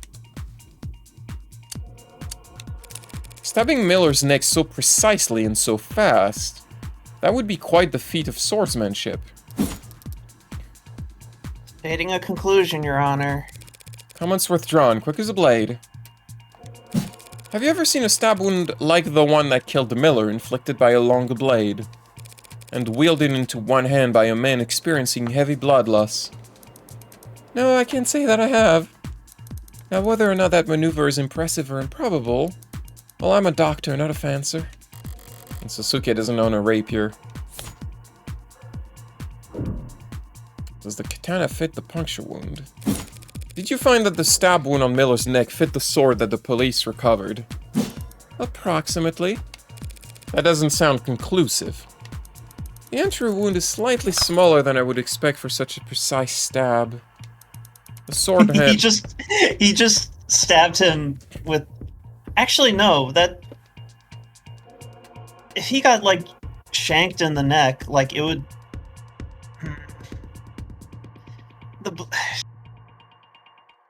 Like, we know that the blade was, like... small in, what's the word I'm looking for? Thin? Short? I mean, thin. I guess. We're not talking about, like, the blade's edge. We're talking about, like, the you know what I mean. The length? Like, well, no, not the length. The other dimension that we're kind of fumbling on The here. width? Yeah, I guess it's the width. Like, the width of the blade would have been small because it's a knife. Yes. We're talking about a katana, Well- which is not. It doesn't have the width of a knife. Right, but I think... Not even for, like, the length of the stab wound that we're describing. You have to understand, like, they're going off of what they found. They only found the sword. They didn't find any other bladed instrument, and that guy was stabbed in the neck. So the only conclusion that they can make is that the sword, the TP point of the sword was used, as improbable as it seems. You know, eliminate the impossible, and what's left is... That just seems impossible to me. Well, Sato is not a fencer. Pauline, where does the round peg go? In the square hole. It goes at the square hole. The sword hand must have barely trembled, but it's within tolerable ranges. Furthermore, DNA on the tip of the sword is a match for Miller. Damn it, just because I happened to drag it across where his blood had dripped. And of course, there isn't any other implement at the scene that fits the wound better. No, of course there isn't. Well, let's talk about Chopin. Could you speak a bit more about the manner of Officer Chopin's death? Well, to reiterate, his body was found with a katana stuck through his back. It had punctured his heart, killing him. There was massive blood loss at the scene. At least in part because the wound in question was agitated, I suppose I'd say. What does that mean? What do you mean by agitated? Honestly, as though after impalement the blade was moved around inside the wound, as if it had become stuck and someone was struggling to remove it. London mentioned that Sato found this wound odd, but to hear her specifically said the blade had become stuck, that's interesting. Thank you, Dr. Sato. I think I can speak for all of us when I say that I found that very enlightening. I found it very blackjack. Blackjack!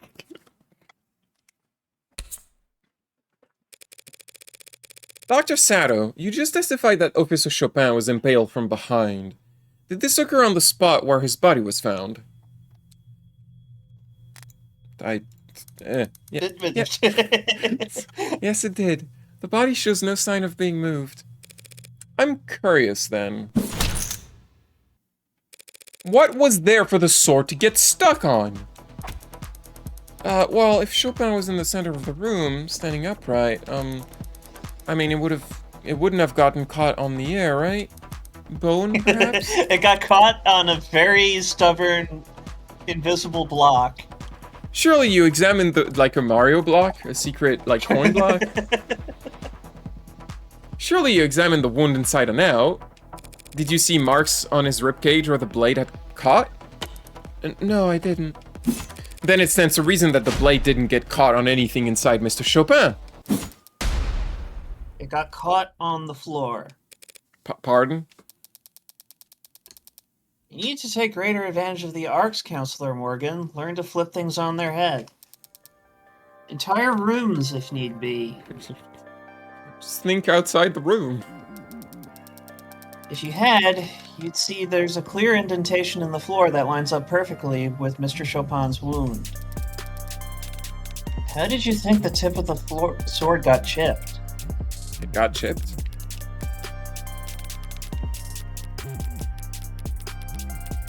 I like that Morgan still has it listed as Susuke's sword, because she's not acknowledging that it's called Yoru. As I mean, it's you can't really see that it's chipped actually because the way the window works. Well, the description does say the steel is chipped at several points, especially the tip. How does that hurt our case, though. You're saying the sword got stuck in the floor. That's what the facts are saying. Do you disagree? The sword could not have gotten stuck in the floor. I think it could have gotten stuck on the floor. I don't necessarily disagree, no. If Chopin was impaled, then fell face first. Makes perfect sense for the sword to get caught in the floor as he collapsed on top of it, does it? So we can conclude that after being impaled, Chopin fell over with the sword still in his torso, driving the sword into the ground. Then his attacker aggravated this wound by trying to retrieve the sword from his corpse. Does that sound right?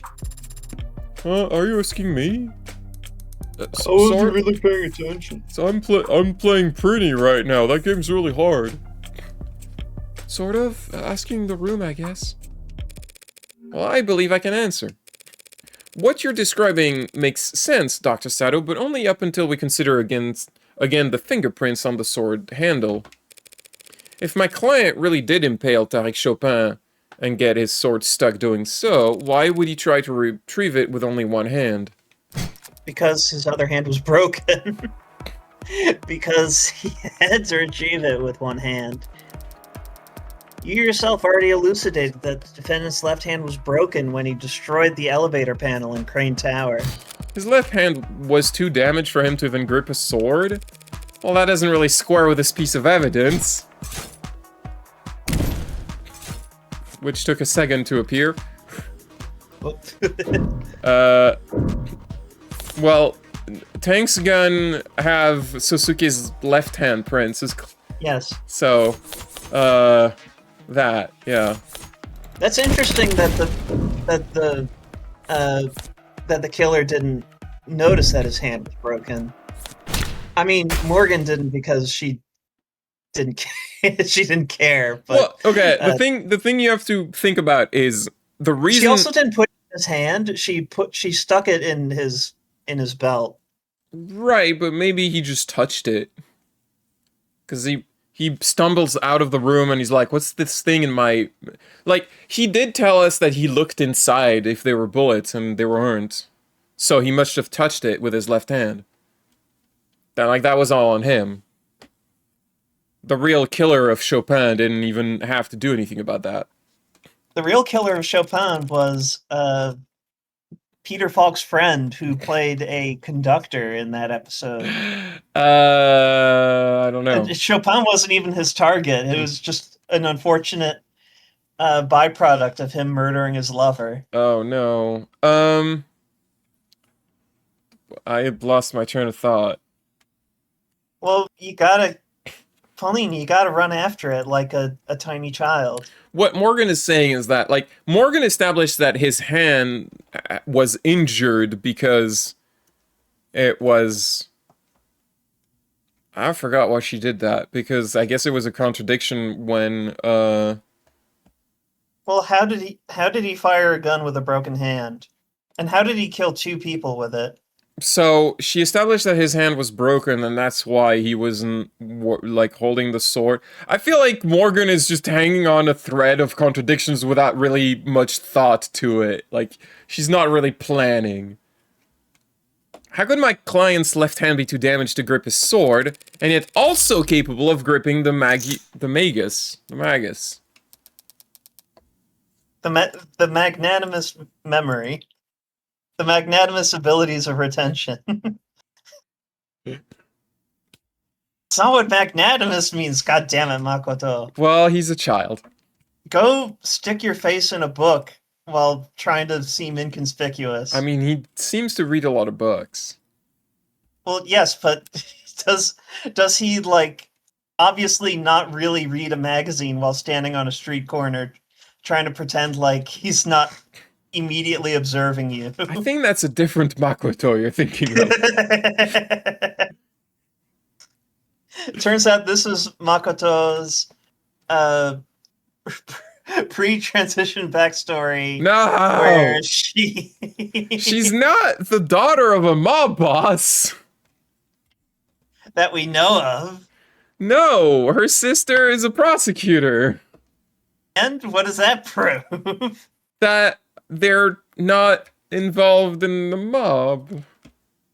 You use words. Probably. Anyway, that oddity is hardly Look, impossible to Makoto is like both Makotos are not particularly bright, unfortunately. one of them is a child. He's allowed. Is he allowed? He's allowed!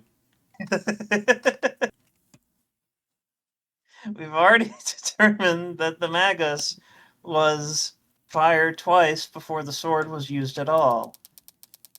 Firing such a weapon with a broken hand surely rendered his left useless. Ugh, that's... It is difficult to wield a sword with a damaged hand, isn't it, Sosuke? Historically, even the loss of a pinky on your non-dominant hand was considered enough to render you relatively defenseless. Is that why Yakuza would offer to cut off their fingers as recompense for offenses? That's right, Sarah. In fact... Cut the chatter and save the history lesson. He had No, I want it. No. He had to pull the sword loose with one hand because his left was useless?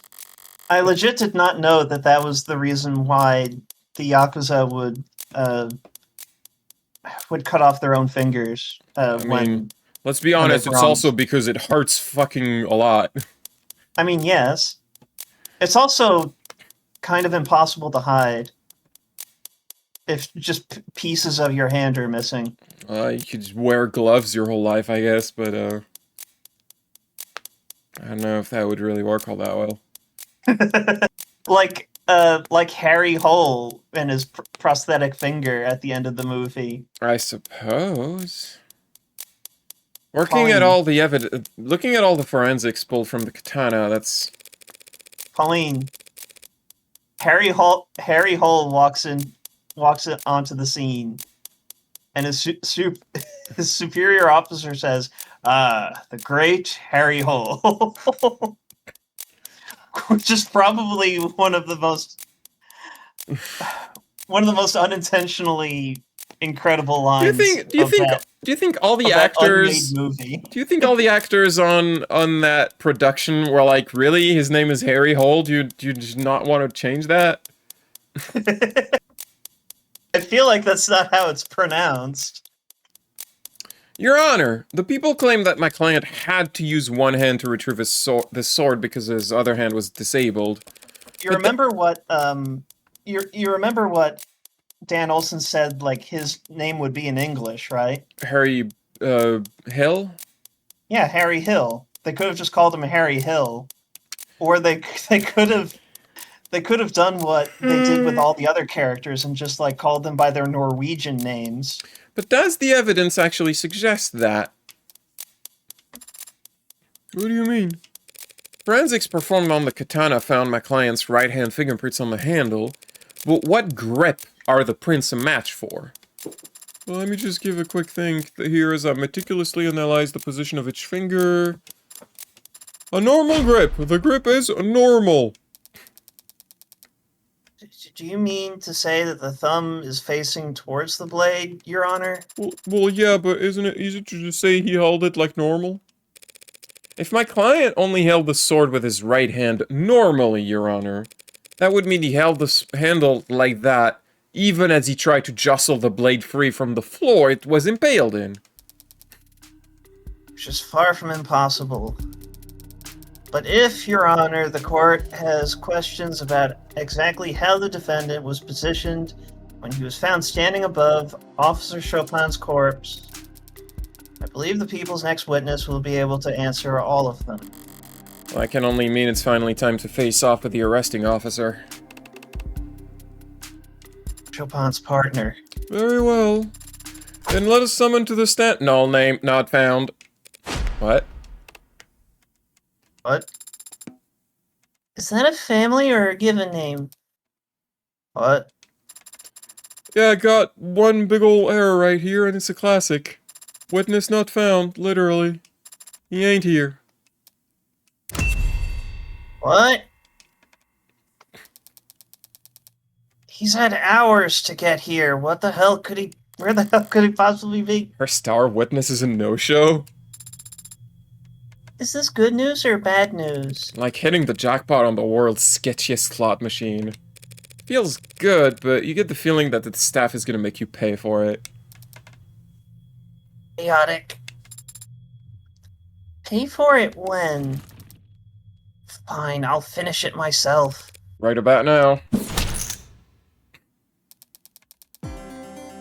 Perhaps it's for the best then, Your Honor. We can save the court the trouble by wrapping up things here and now. The facts are simple, and the defense has failed to refute them. Thus, the people call for summary judgment. Already? The defendant is the only one with his prints on the gun. He is the only one with his prints on the katana. His own employer testified to this court that he was attacked and captured by 4 of the 5 victims. He was found and arrested standing over the body of a dead cop before 2 more officers arrived and secured the scene. It must be Reyes in London she's referring to. As the only living person left at the scene of the crime, there was no one else who could have committed these murders.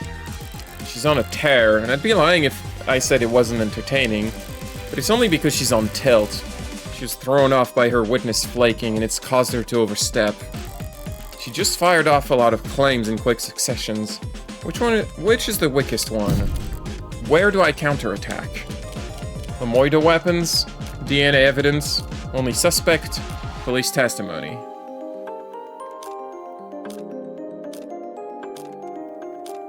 Do you have any idea?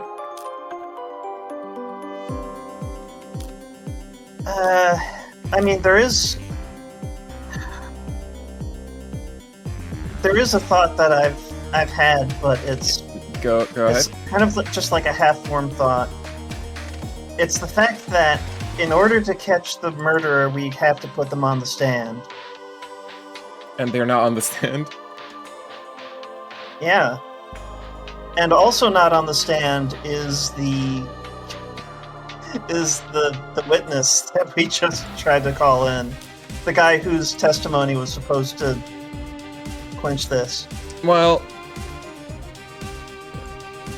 I think the that's just answer a half-formed thought, really. It doesn't the answer mean is anything. only suspect because that's not true. There are other potential suspects. She just claimed that Sosuke is the only one who could have committed these moitas. She can't possibly prove that.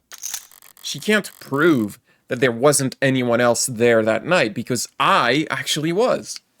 And unlike her, I can prove the possibility of another party being present without having to reveal their identity. The people are mistaken, Your Honor. My client wasn't the only person there that night. And there's evidence to show it. Alright, so we have the cloth used to wipe prints, yes. We have the red ink, classified documents, hard to copy, easy to destroy. We have the broken bat, used to destroy Tri's head, only partial prints. We have the dark card, found stuck in datapad, wiped of all prints, known only to rich criminals. Which one of these hints at someone else being here? Probably the dark card. Throw this on the pot. What is that? Dark card found lodged into Krieg's datapad? That's right. The perfect payment option when neither you nor the businesses you frequent like attaching names to faces. We've already discussed that within moments of Krieg's death, a transaction was being attempted on his datapad. A transaction made using this dark card. But whatever for? Perhaps some of the handful of illicit substances that were found at the scene of the crime? Oh crap, yeah, almost forgot. These guys are drug dealers. And drug dealers get customers, Your Honor. Customers that can be very temperamental when things go south. Are you trying to suggest that these killings were the result of a drug deal gone bad? Gone wrong? I mean, they sort of were. A drug deal made in person at a blue blood stronghold? Dark cards require a passkey and a fingerprint. The card would be useless if its owner wasn't physically present for the transaction. A transaction that might be abruptly cancelled if tensions boiled over. A potential buyer would likely have been across the desk from Creek. What? Okay, yeah, no, that made sense, but my brain wasn't having it. The same spot in the room that we established the killer must have started the rampage. Cute idea, counselor, but there's no meat to it. We know that Creek was using the datapad before he died. And we know that the dark card was processing a transaction at the time. But for some reason, you've made the assumption that he was selling. And the simplest explanation is that he was buying. Using the dark card that he owned. The dark card belonged to Creek. How will you respond? I don't need to respond with evidence. I just need to point out the flawed evidence she's constructed her arguments upon. I mean, there's the lack of evidence. Like, why aren't Creek's prints on the card? That's a good point, Harriet. Also, when you select that one, you get an achievement that's called Reading the Card Explains the Card. Well, Which I think is what was that a reference to? I think that's like a TCG or like Magic the Gathering like meme, in that if you read the card, it tells you what the card does. Characterization, Your Honor. The people are claiming that the dark card in the evidence record belonged to the victim Creek, despite the fact that it had no fingerprints on it either. And then the trumpets. What? Morgan, why do you have trumpets behind you? If that dark card had belonged to Creek, he would have had to insert it into his datapad with his teeth. Yuck. So who did the dark card belong to? Oh, that's not a great time for the sound to go bad. On my end, anyway. It's the perfect time! It'll settle in a minute.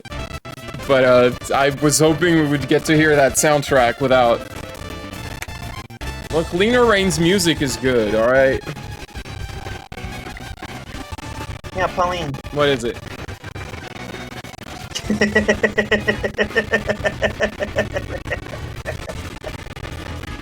God, this sounds so awful.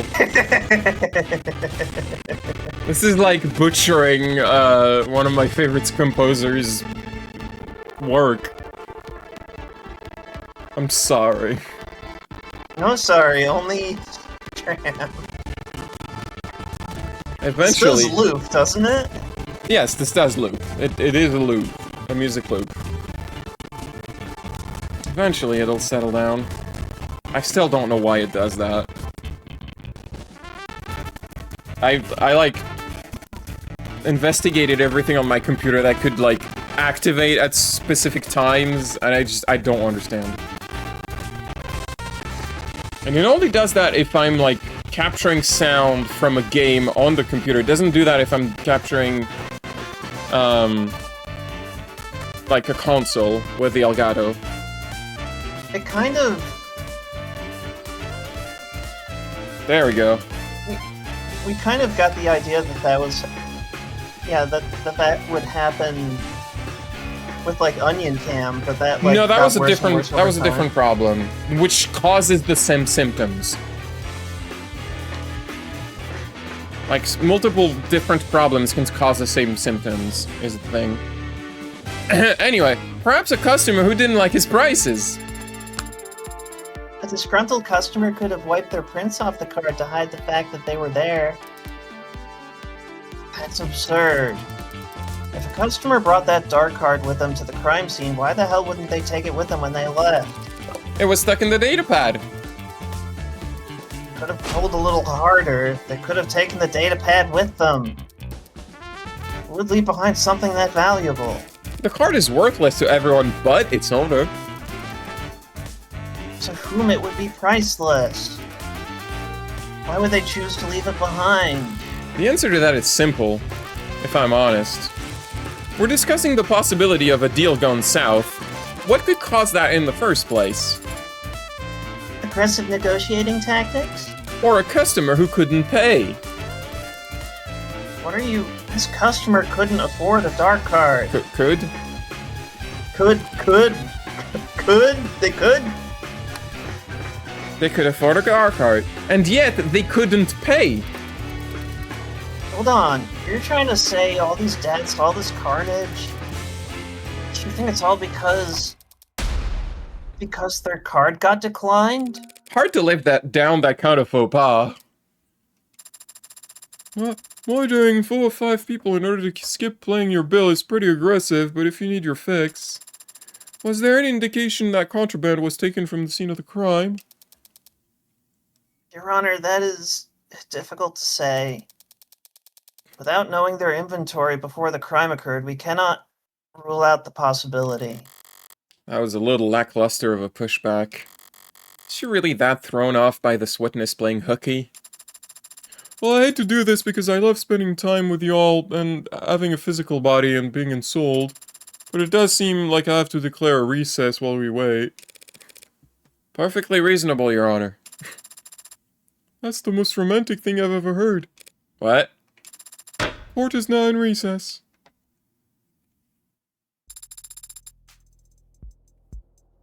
So Aurea Holdings is not part of House Icaria?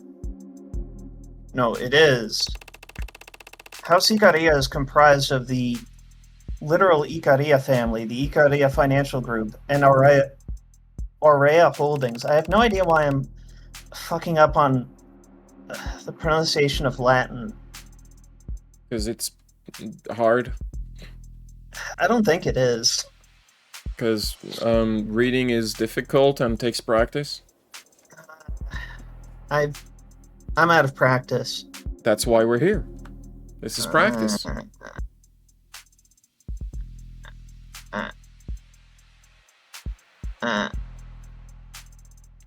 Harriet has become a door that's not well oiled. No. Okay. But each of those parts is a separate identity from the others. That is very confusing. That's like the mystery of the Holy Trinity. No, well, yes, it can be confusing, but it protects us. Protects the IFG? No, protects the house from itself. If everyone in the Icaria family was a member of the IFG, and the IFG was called the Icaria family, that'd be much simpler. I knew it would be simpler, but that's... Who the hell is this guy to keep Rockford waiting? Are you addressing your question to me? I've never met the man. Well, he's met you, smacked you upside the head, and cuffed you. If you say so. I told you I don't remember anything after I walked out of that holding room. Chime in at any time. Apologies, Adonai. I was just trying to answer your question. Who the hell is Officer Rogers? You find his socials or something? I found a news story attached to a live feed.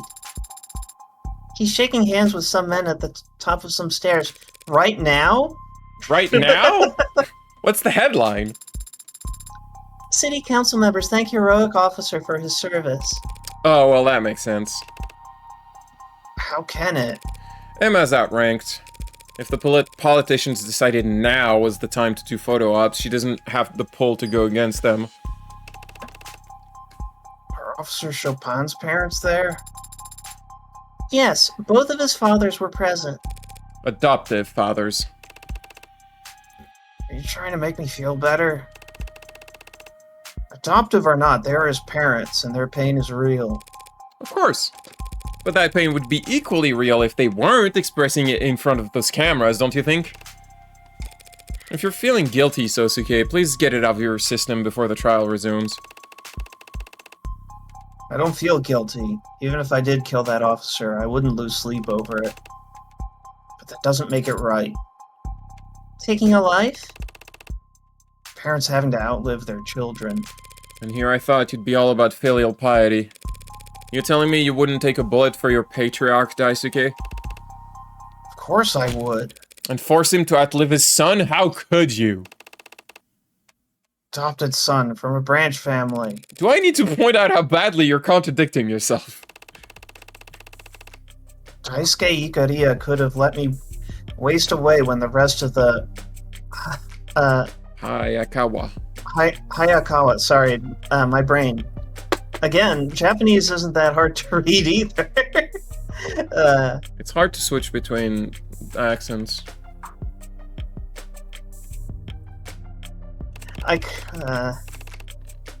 Instead, he placed me at the right hand of power, a seat of honor. A subservient seat. All seats are subservient. Not the one at the top. I didn't know the rest of your birth family died, Sosuke. Retaliation for the fall of the leaves. Quite the dignified way to refer to the Ikaria killing all those blue bloods 30 years ago. Anyway, it was my understanding that that was a complete and total victory. The kind that left the blue bloods incapable of counterattacking. Very nearly so. Do you disapprove of what happened 30 years ago, Sosuke? How old are you, Sosuke? I'm 10. No. I don't know. They don't tell anyone's age. Like, it's never in their profile. Like, they just give you their date of birth, but like just the anniversary, not the year. The birthday and the birth date are different. Technically, that's incorrect to say date of birth when it's just their birthday. Like, if you were checking like this year what it was, and it's like, no, that's not the date of birth. Date of birth includes the year. It has to. Well, otherwise the information's incomplete. Well, no one is willing to tell Sarah that when she does the thing, the interviews. She's a bean. Asking people's ages is very rude. The barbarity of the house's enemies left it with no other choice but to act. No way out, huh? By the way, I was asked to pass a message along to you. If you're given a way out, take it. Who told you that? Well, it was Mireille. You can say Makoto, but, I don't think that makes sense. She said her name was Mireille. Who is she? Powerful member of the house, on the side of Arya. Slow down, loose lips. I didn't ask her for her whole life story. What? What? Oh, sarcasm. Sorry, I'm just surprised. Surprised that she would take a personal interest in the outcome of this affair. So did that message mean anything to you? I'm not sure. You're a terrifically helpful client, you know that? There's something you should know about me, Morgan. About the Hound of Ikaria. I didn't earn that title as a bodyguard or a head of security. And I didn't learn how to kill in the military. The Hound of Ikaria is the house's personal assassin. What happened to the House of Ikaria being refined? Elevated above their criminal past? The house is elevated. That status has granted it more enemies than ever. Enemies that need to be taken out silently, but undeniably. Undeniably? Oops. What I do is send messages. They need to be received by the right people, and they need to know who it's from. You kill so that the other houses in the nobility know it was the Hound. I can't prove that House Ikaria was responsible. Their own pride over being able to handle things internally, and their humiliation at being outplayed ensures the deaths stay out of the papers. So the entire police force can descend on a jaywalker caught by a reflection of a dash cam, but the nobility gets to wash off the surveillance state with a perfumed handkerchief, flaunting how the rules don't apply to them. Like I thought, of your pure expression of power. So all that talk of you being Makoto's head of security, that was all All true. I mean, I have been Makoto's head of security for the past year. Did your courier business dry up? Circumstances around Makoto have changed. I was asked to step in and fill a role. And what you said about guarding the previous heir, waving your katana around as soon as you could walk. The circumstances were different then, too. Why tell me now? Because now that I've seen her, I don't think Rockford will have missed it. No, why didn't you tell me yesterday, the first time we met, when I could have actually prepared for this? Clearly you've got some deeply held desire to rot in prison since you won't help me win this case.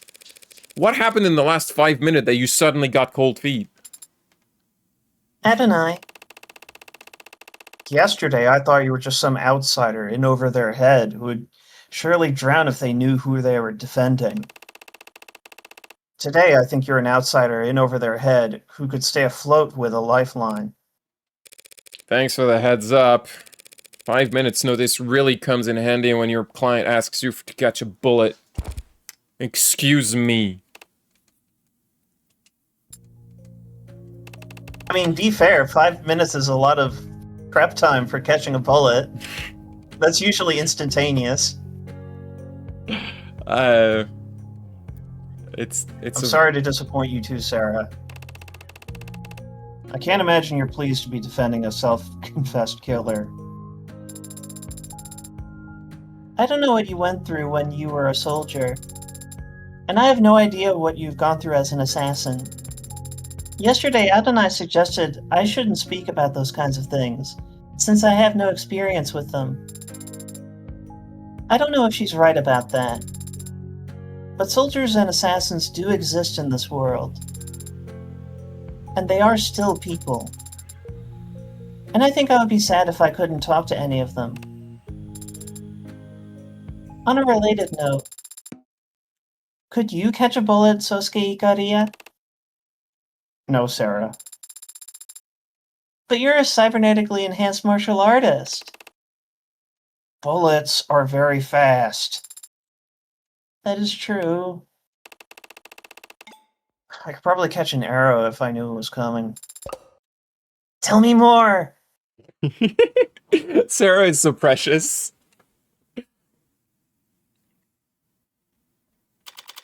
Sarah is the most precious little bean. She's a bean. Is a bean. I would like to finish this courtroom segment before stopping for tonight. Ugh.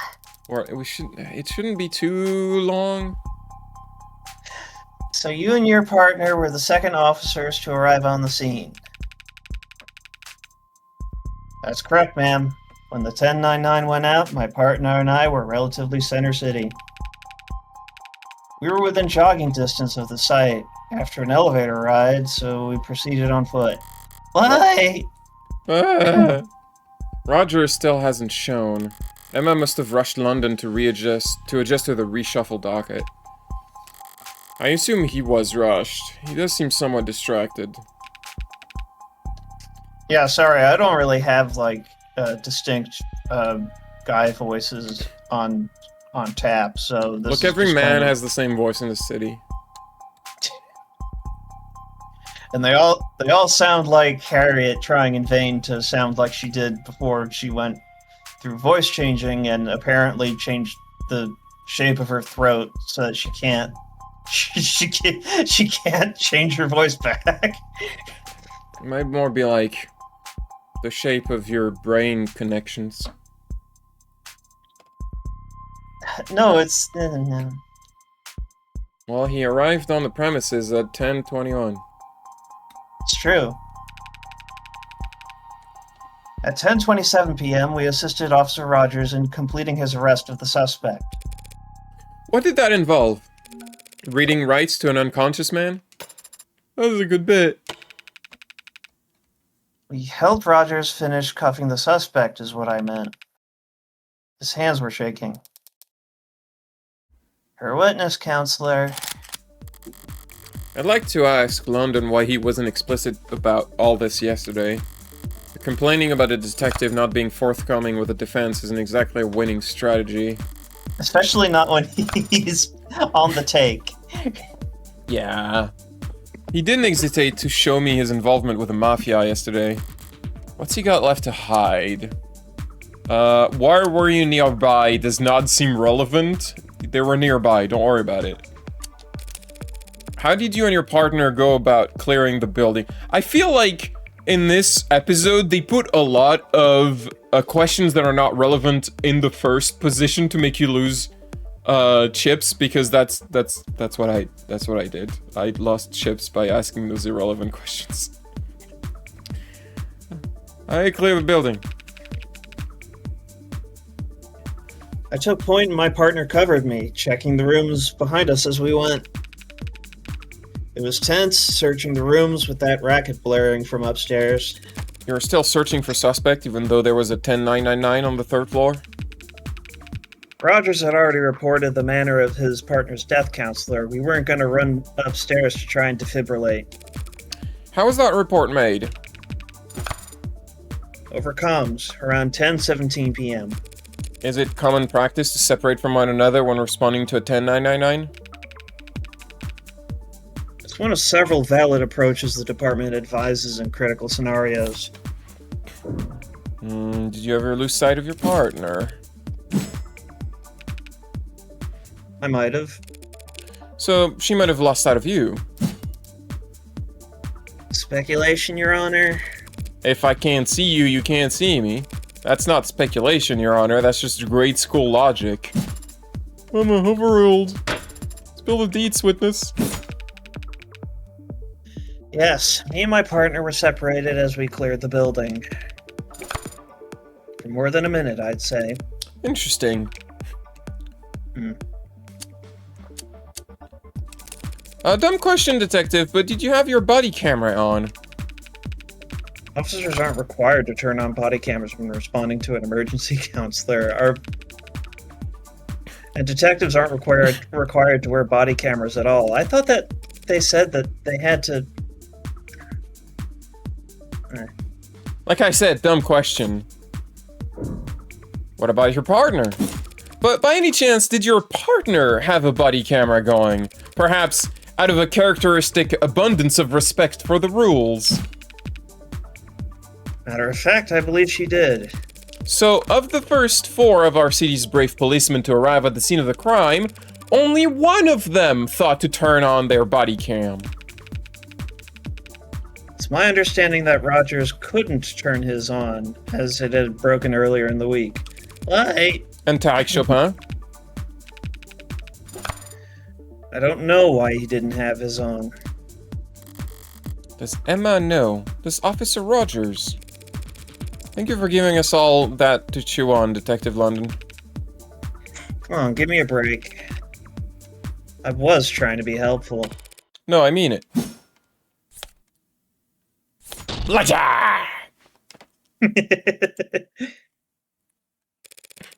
I'm especially interested to hear you describe how my client was unconscious and helpless by the time he first appeared on any body camera. Oh yeah, he was doing some sick free throws. Shall we review that sick free throw footage together? Yes. I wonder if we can do it.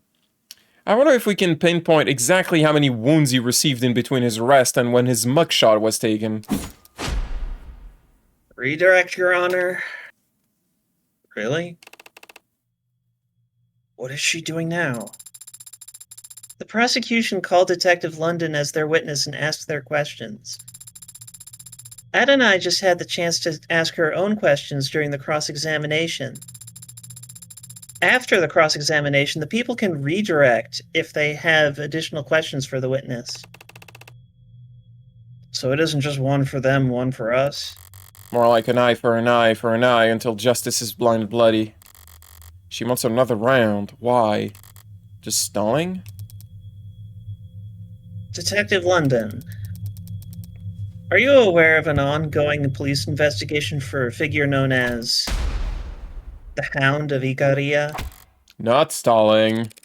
Approach, Your Honor? Wait, do I finally get to say the line? Hold on, this is happening too fast. Okay. Oh, your approach. Oh, they're already here. She's gonna try to say the line every episode, I bet. This Hound of Icaria is obviously some kind of case file that the Organized Crime Department is working on. Detective London isn't qualified to speak on it. Homicide, organized crime, is there a big difference? Depends on the career of the witness in question. Detective London, for example, spent 6 years in the Organized Crimes Unit. He what? You didn't know that? Why are you taking this, Emma? I hate to admit it, but I think I need spoilers as well.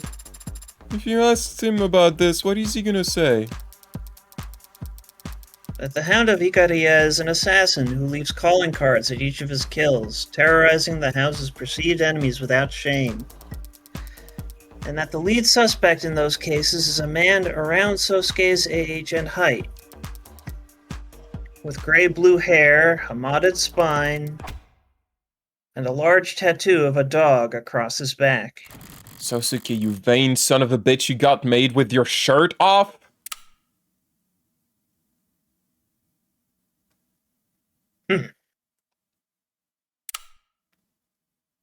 Bless you. You cannot let the jury hear that, Your Honor. But I really want to. If organized crime wanted to arrest Sosuke, they should have done so already. He's on trial here today for these 5 counts and nothing else. The defense has once again claimed that their client is merely some veteran who's been victimized by greater forces. But the police believe that he's, in fact, the deadliest soldier the Icaria have at their disposal. It's not irrelevant. No, it's just prejudicial as hell. Girls fighting. But obeying the legal precedents. With attention to human drama. He'll just be giving a summary. The case file won't enter the record. So you won't even give me the chance to object to the evidence? Your Honor, if you do this, the jury will be spoiled within seconds, and I'll have my client served up a mistrial before the day's through. Some other lucky adjutant will get to have all the rest of the fun. I've severed the jury's feet for the time being. I'd like to hear exactly what the witness has to say before ruling on this testimony's inclusion. But, Your Honor, the gallery is not your concern, nor a concern of justice. The trial will remain open to the public. Until such a time as I or the state feel it shouldn't be. Decision made! Thank you, Your Honor. Just happened. The jury's gonna take a bathroom break. Emma will get to ask her questions, but in all likelihood the adjutant will make sure they never hear the answers. So we aren't any worse off? Sosuke might be. What do you mean? His gallery's filled to the brim with cops. They all think he killed Chopin. If London regales us with tales of the Hound's exploit on top of that. Don't worry, Sosuke. They can't do anything to you here. Because we're in a courtroom. I won't spend the rest of my life in this room, Sarah. And even if I could, I wouldn't. Detective London, if you would, please testify to the... Oh, for real? Your Honor? What now? Hey, Rockford, that witness guy who flaked on you, made you look dumb? Yes? He's finally here. Thank you, Your Honor. I have no more questions for the witness at this time. Really? But The redirect fizzles out. Counselor, you want to snap it up? No, Your Honor. Dang, Detective London. Nobody wants to talk to your ass. Miss Rockford let him go. She doesn't hold anything back in the courtroom, but only because that's what gives her the greatest chance of victory. If the jury wouldn't hear it either way, she has no need to stall for time. She won't stoke the coals for the fun of it. So if you hadn't... Sorry, I was fucked up. So if you hadn't fought against that redirect up to the very last moment... Bullet caught, huh? Yeah, nothing impressive about putting my arm between the gun and... Heart? I was gonna say stomach. The analogy seems weaker somehow. I mean, you should tell that to Creek. She was aiming for his head. Motherfucker bounced. There he is, the man of the hour. The hero who put a stop to the Hound of Icaria and brought justice to the city over the loss of its favorite son, Tariq Chopin. Patrol Officer Roger reporting to Chichi. You don't have to say that, Birdsley. We know it's you. And yes, there is an S in your name. I've decided it. I don't know how to do all the voices for little sniveling shits. Sorry, Agent, just reporting for duty. Name and occupation. Patrol Officer, Huey Rogers. Occupation, Patrol Officer. Former partner of Tariq Chopin. Hey, it's Rogers. He's a police officer. He likes salt water. Why? And rosemary and graffiti art. He does not like sand, because it's coarse and gets everywhere. It doesn't like marshmallows, because I guess he's, terrible. Doesn't Wait, like the so does he like gravel beaches like some kind of maniac? I mean, that doesn't necessarily mean that. Wakes up at 5:30 a.m. Can't stand mice. Balance is easily upset. Apologies for earlier. It's fine. The court understands that the city council had need of you. When I said my name wrong, it won't happen again. And your tardiness? What's that? Being hours late to this trial. Did I not set a reminder? Does seeing him here in the flesh jog your memory at all?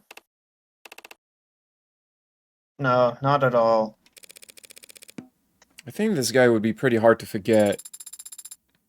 He must have sustained quite the concussion then. As an appetizer.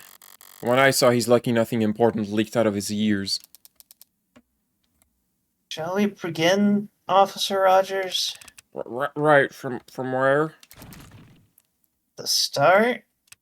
Well, it was a pretty boring, normal night. Me and Chopin were just driving a route, windows down. It was already getting carsick if the windows weren't down. And around 9:45 or so, my partner heard shots fired. So off we went. What does that mean? Well, shots echo down in the lower ward, so I wasn't too sure about the direction. My partner was confident that it'd have something to do with the Blue Bloods. That area is a known hotspot. As we neared the street, we saw people slinking away from it. We got a message. People can sense that kind of trouble, even when they don't know. Something bad had gone down and no one wanted anything to do with it. Front door wouldn't budge. I peeked around into the alley, but the fire escape was out of commission. And my partner shot clean through the door handle. Chopin was that determined to get inside based on some echoed gunshots and a few context clues. Suppose context clues are most of what I use to find the place too, but...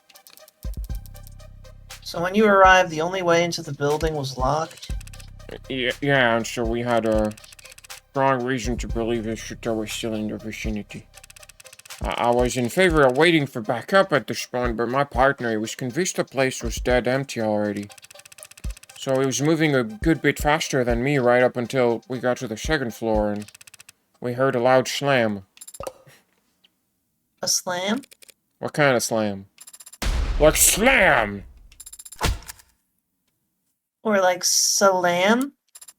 Or like slam! I don't know, it was loud though. And Chopin gets all deadly serious and insists I stay, and he goes ahead. Up to the third floor. After a bit, he yelled down to me saying everyone was dead and I should come join him. That's when I heard another heavy thud. Didn't know it was the sound of my partner's body hitting the floor.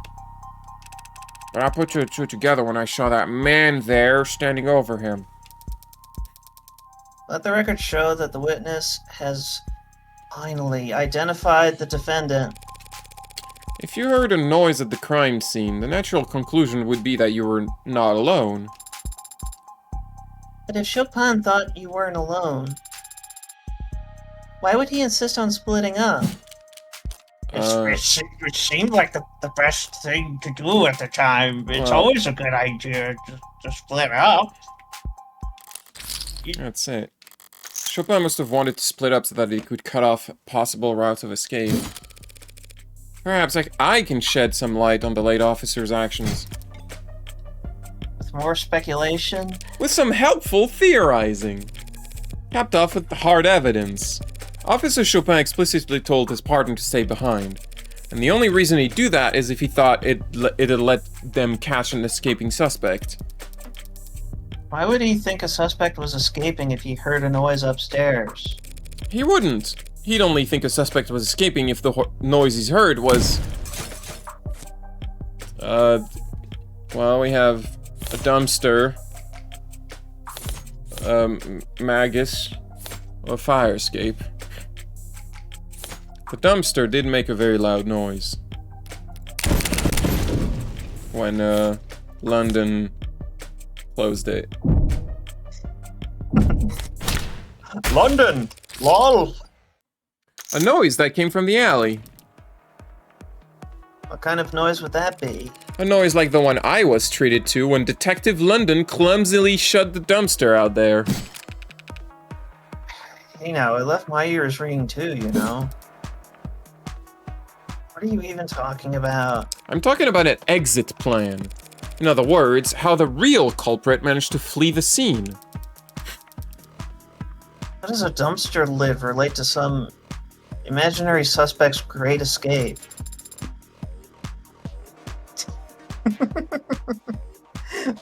Sorry. 1963, 172 minutes. What are you talking about? Sarah. The only way to get from the third floor to the street without going past the two cops clearing the building would be by going down the fire escape and into the alley. Fire escape that's broken. So no one could climb up it, but anyone could jump from it onto the dumpster below. Oh yeah, I can kinda see it.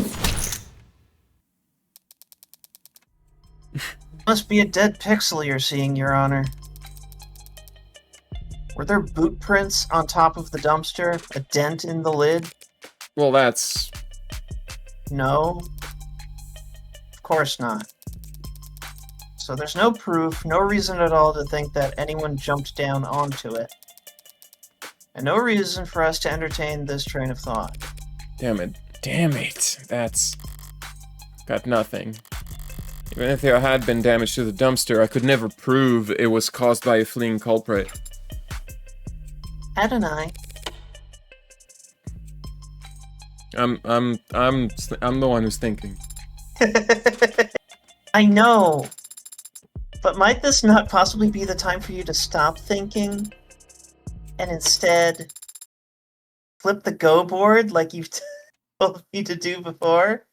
You're horribly misquoting me. But Emma says there's no proof that anyone fled the crime scene. But there was proof of that. If there was proof of that, what would it look like? Proof that someone was in that room when the police first arrived, but not there when the police got to the third floor. They would have had to take the fire escape if Rogers never saw them. And they couldn't have taken the fire escape without first opening the window. It's been bothering me since yesterday. I was sure those windows were closed when I left. But they've been open ever since the scene was secured. And I can't testify to that. The one time I know the truth and I want to get it out, but I can't admit it without screwing myself over. Adonai, any luck? Pardon the interruption, Your Honor. I have no objections at this time. Then the witness may continue. Please do. But rewind a bit first if you could, since we got off topic. And don't spare any detail. They'll record exactly what you saw, felt, and heard that night. Of course, the witness is a trained officer of our city's prestigious police force. He'll gladly recount every minutia for us. Line by line.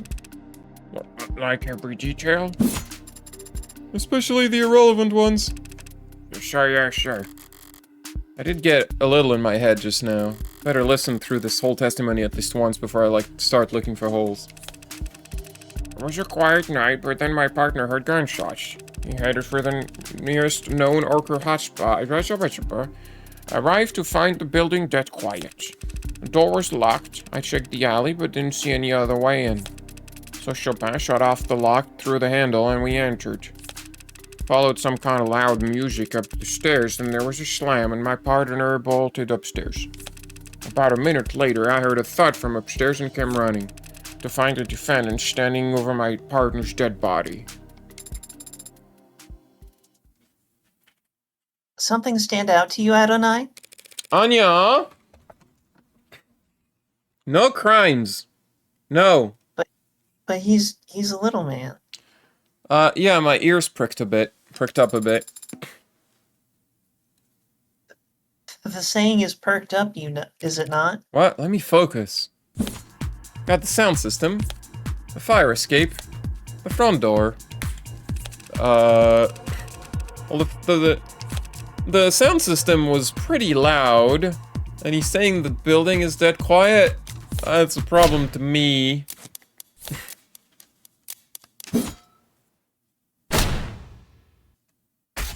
Raph, I didn't say anything.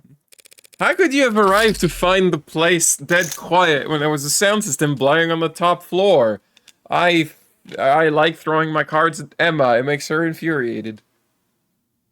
It makes me deploy my claws. The witness must not have heard the sound system. This is a noisy city, even in the lower wards. But he did hear the music. He described it in his testimony just now. Followed some kind of loud music. So the building was dead quiet when you were outside, but you could hear music from the first floor? Well, yeah, I heard the music pretty much as soon as we stepped inside. Only after you stepped inside, Onion stopped doing crimes. I swear to God. But yeah, sturdy door, I guess. Your Honor, the witness has established that the front door was very secure and tightly locked.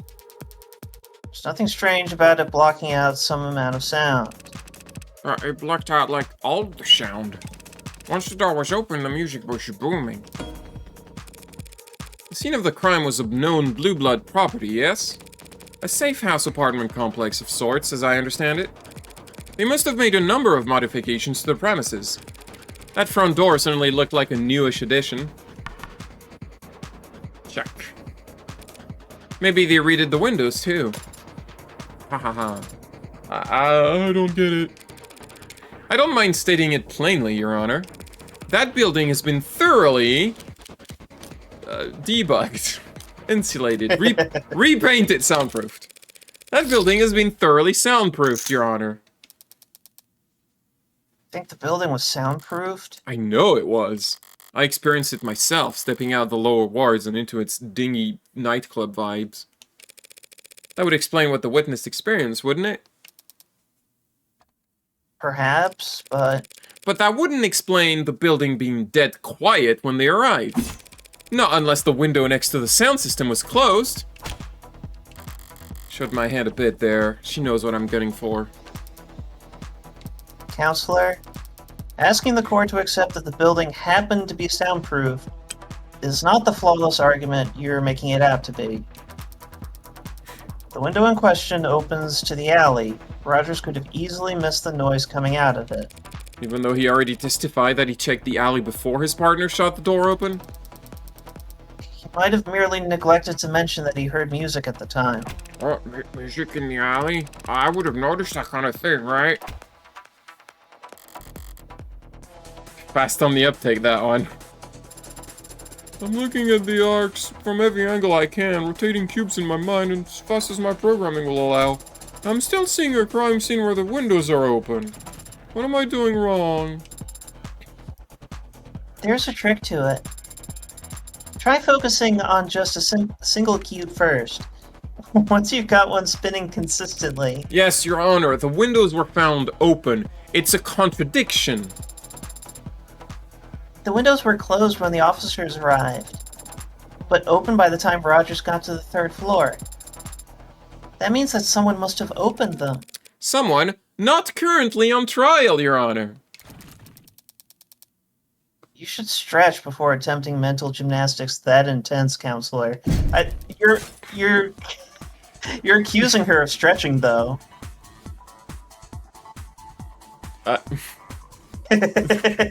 Look, Emma is bad at metaphors.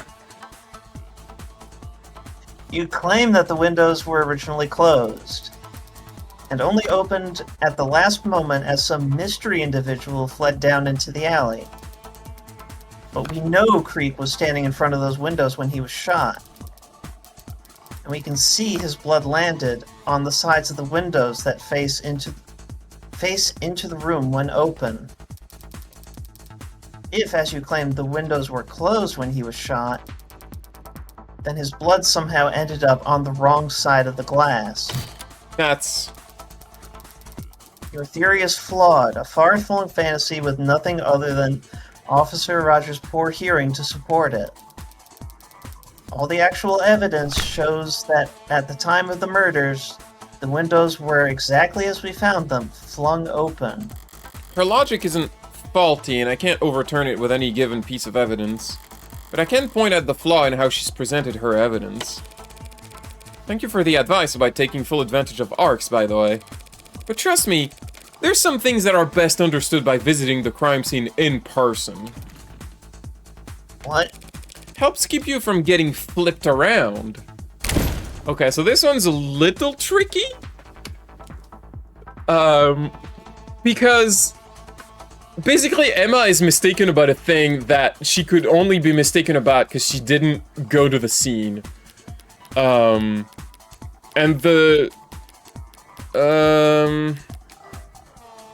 so if you look at the actual windows, look at where the handles are. Yeah, they slide out. They slide out. Emma thinks they open. That's the problem here. Like shutters? Why would they open like that? No, she thinks like they open like a door, like on a hinge. Yeah, like shutters. But they don't. They slide. Why would she think that they open like that? Because she saw the crime scene from a virtual recreation, and she's just sort of glossed over that. Basically. And we're gonna point out that she did that. Apologies, Your Honor, I'm just confused. Why is Miss Rockford talking about those windows as if they swing open? What are you talking about? Those windows don't swing into the room. They're pulled to the side. They... What? Didn't you see the fingerprints they found on the handles? One look at that should tell you which side of the glass faces indoors. Funny, wasn't that in the arcs? Oh, this is for some very chic interior design I'm seeing. Very wabi-sabi. So if the windows only slide parallel to the walls, it wouldn't matter whether they were open or shut when Creek was shot. The blood would have always ended up on the same side. Hey, I said I finally got the windows lined up right in the arcs. You didn't say that. At least not aloud. Well, thank you for always listening, Sarah. But I said it just now, so whatever. What do you mean, lined up? The blood splatter. Look a lot nicer now, doesn't it? Yes, thank you, Your Honor. That is so inappropriate for an adjutant to do. But it's gotten us all on the same page. We can all reasonably conclude that the windows were closed when Creek was shot, at the very least. Yes. Though when they were next opened is... Something you'll fight over, I'm sure. Now, if this ARC's data could just tell me whether the windows are actually soundproof. I doubt the arcs could simulate that accurately for you, Your Honor. But if we re-examine the scene for that specifically, it should be simple enough to... waste the court's time?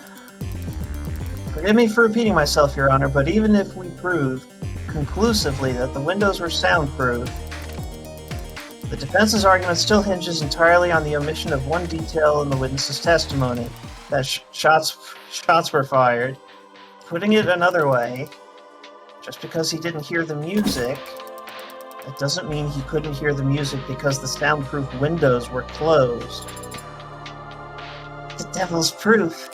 Yes, and you actually used it correctly this time. I did my reading. She's effectively conceded the windows were soundproofed. But she also shifted tactics, and it's a formation I don't recognize. That's to be expected, I'm no general.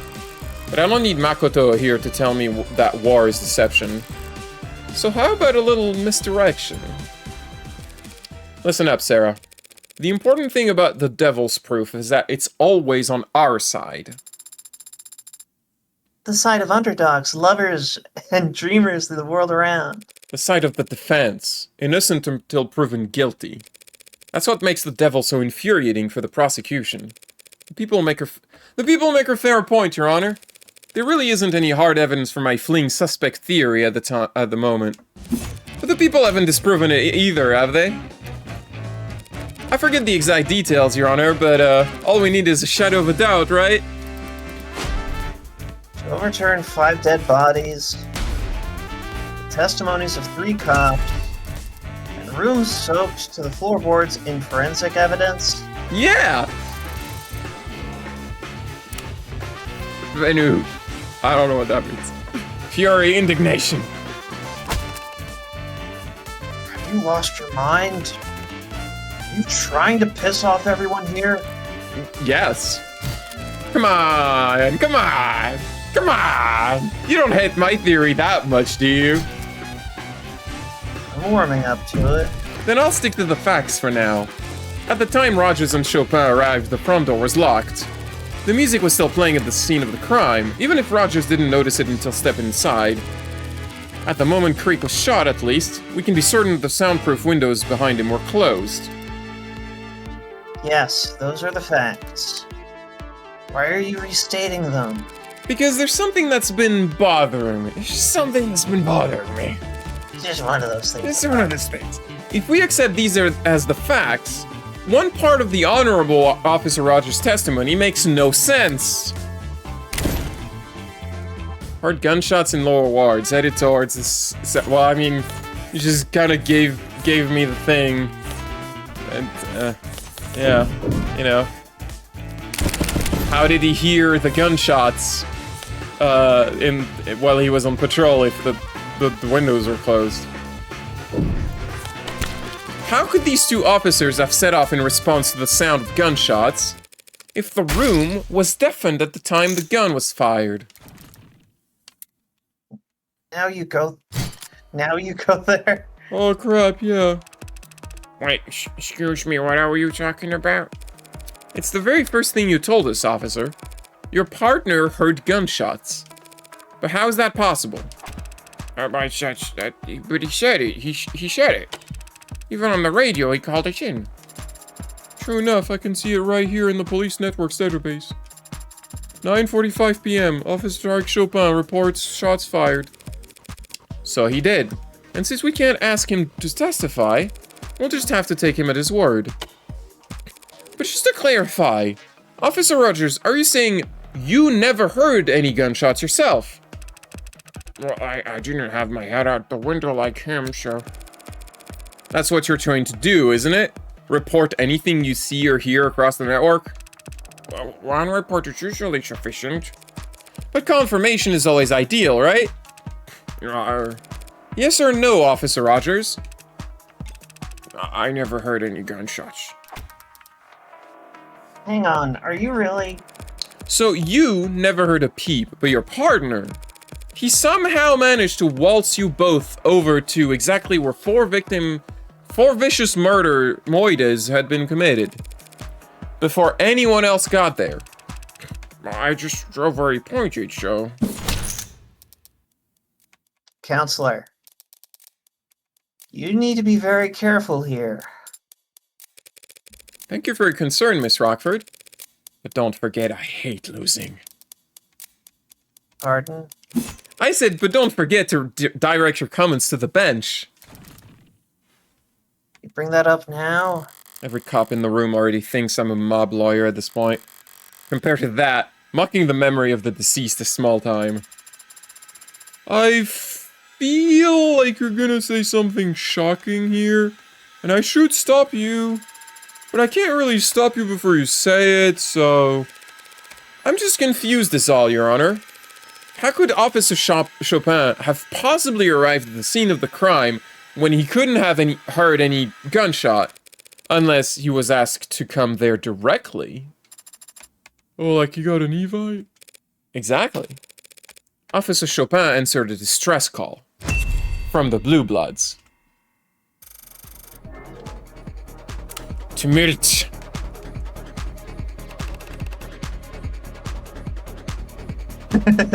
Tell me, are these her usual tactics? Turning the entire city against her for no discernible reason? No. Well, the first time we met, she did technically... Your Honor, the defense is completely out of line. The gallery's pretty poorly behaved, too. You gonna rein this in, or should I? Allow me.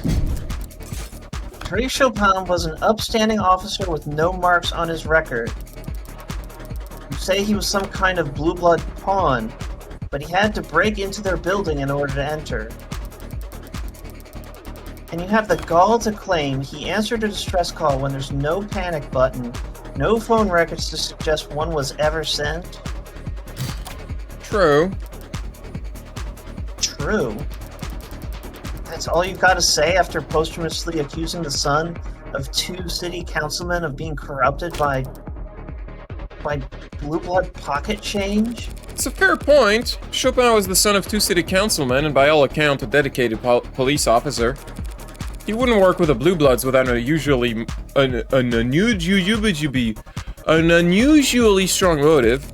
The kind of thing that would make the headlines. What are you... Time to flex your media literacy! Choose and present the article that shows a motive for Chopin to work with the Blue Bloods. Remember, you can reread articles you collected this episode on your phone. But you already read them front to back, right? I mean, I did.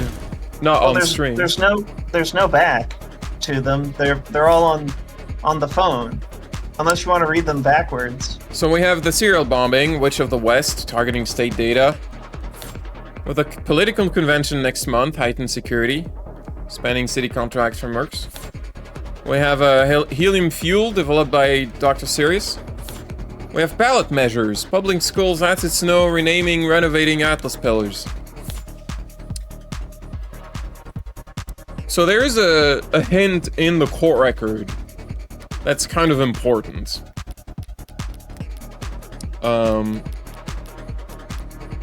If we look at... where is it? The red ink documents that we found. There's not too much we can make out, but there's a few things that are relevant. Lures required for expansion. Like one line says 492. 492 is a familiar number because if we look at the article on ballot propositions, 492 is the funding of Atlas Pillar Rejuvenation Project. And one worry that they had was that they didn't disclose which pillars would be rejuvenated because the property value around those pillars would skyrocket, and they didn't... If they reveal what pillars are being reinforced, then people around those pillars are going to take advantage of the real estate that they have. So that seems relevant. That's right, he did it for the empty plot. Exactly, it's the empty plot again. Officer Chopin would never compromise his well-documented morals for anything less than an earth-shattering opportunity. Yes, Counselor, but his family is very well off. What could this earth-shaking opportunity possibly have been? How about a donation to his parents? What? Sidebar for a moment. What? How are you all thinking about voting? Oh, don't get me started, I'm a political junkie. I don't think you can vote, Adjutant. Sorry, on the ballot measures specifically. Am I the only one who sweats over this stuff?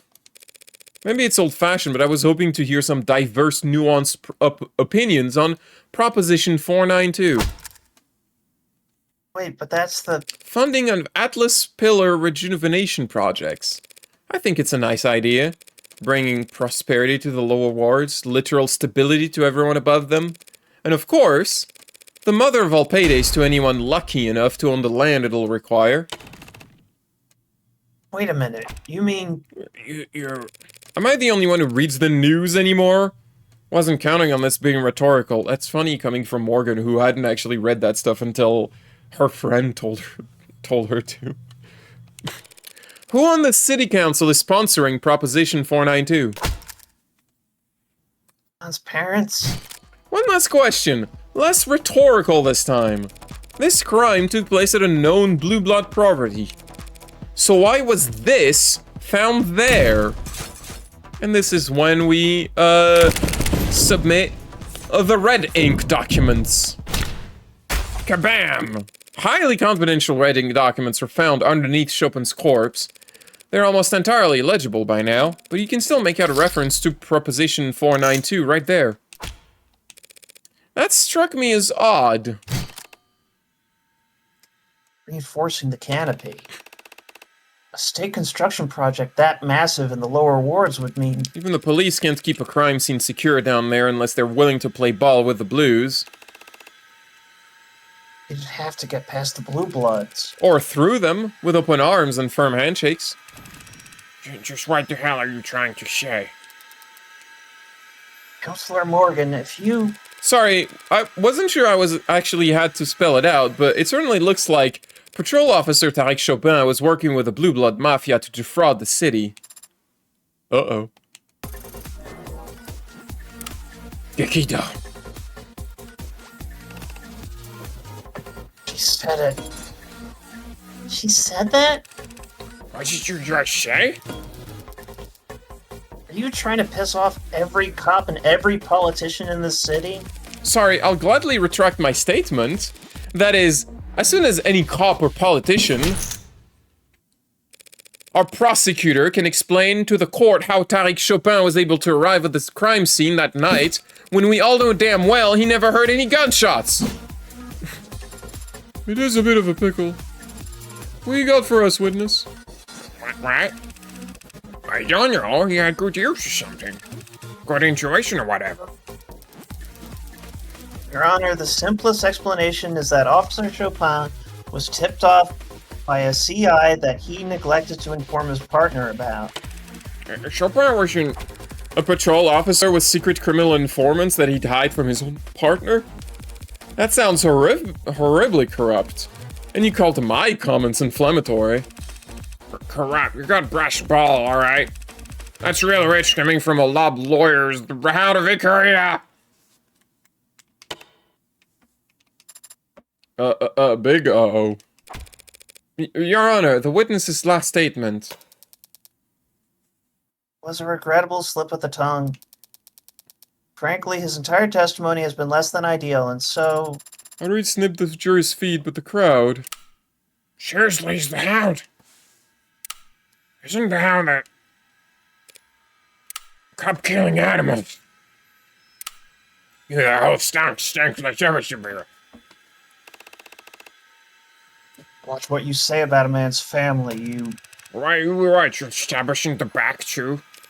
Sasuke? Please calm down. And shut up.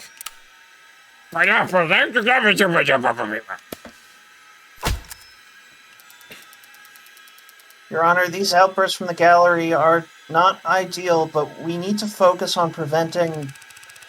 It's not enough to butcher him like that. You're animals! You got a page large to spit on his grave, too? That's the blue blood, no...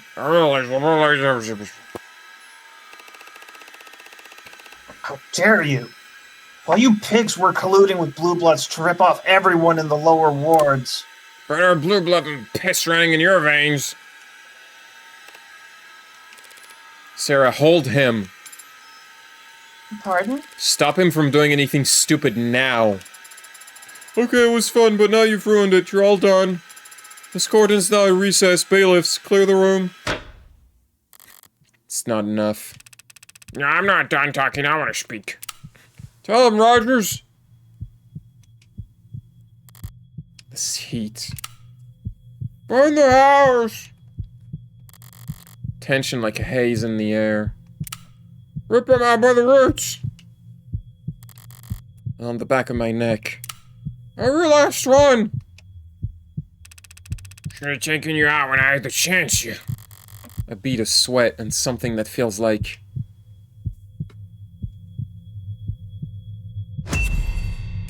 Die, you son of a bitch!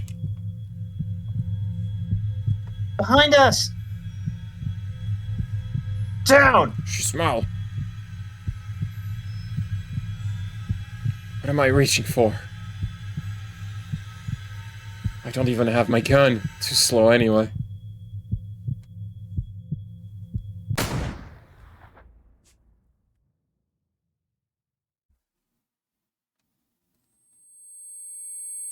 Ah, my ears.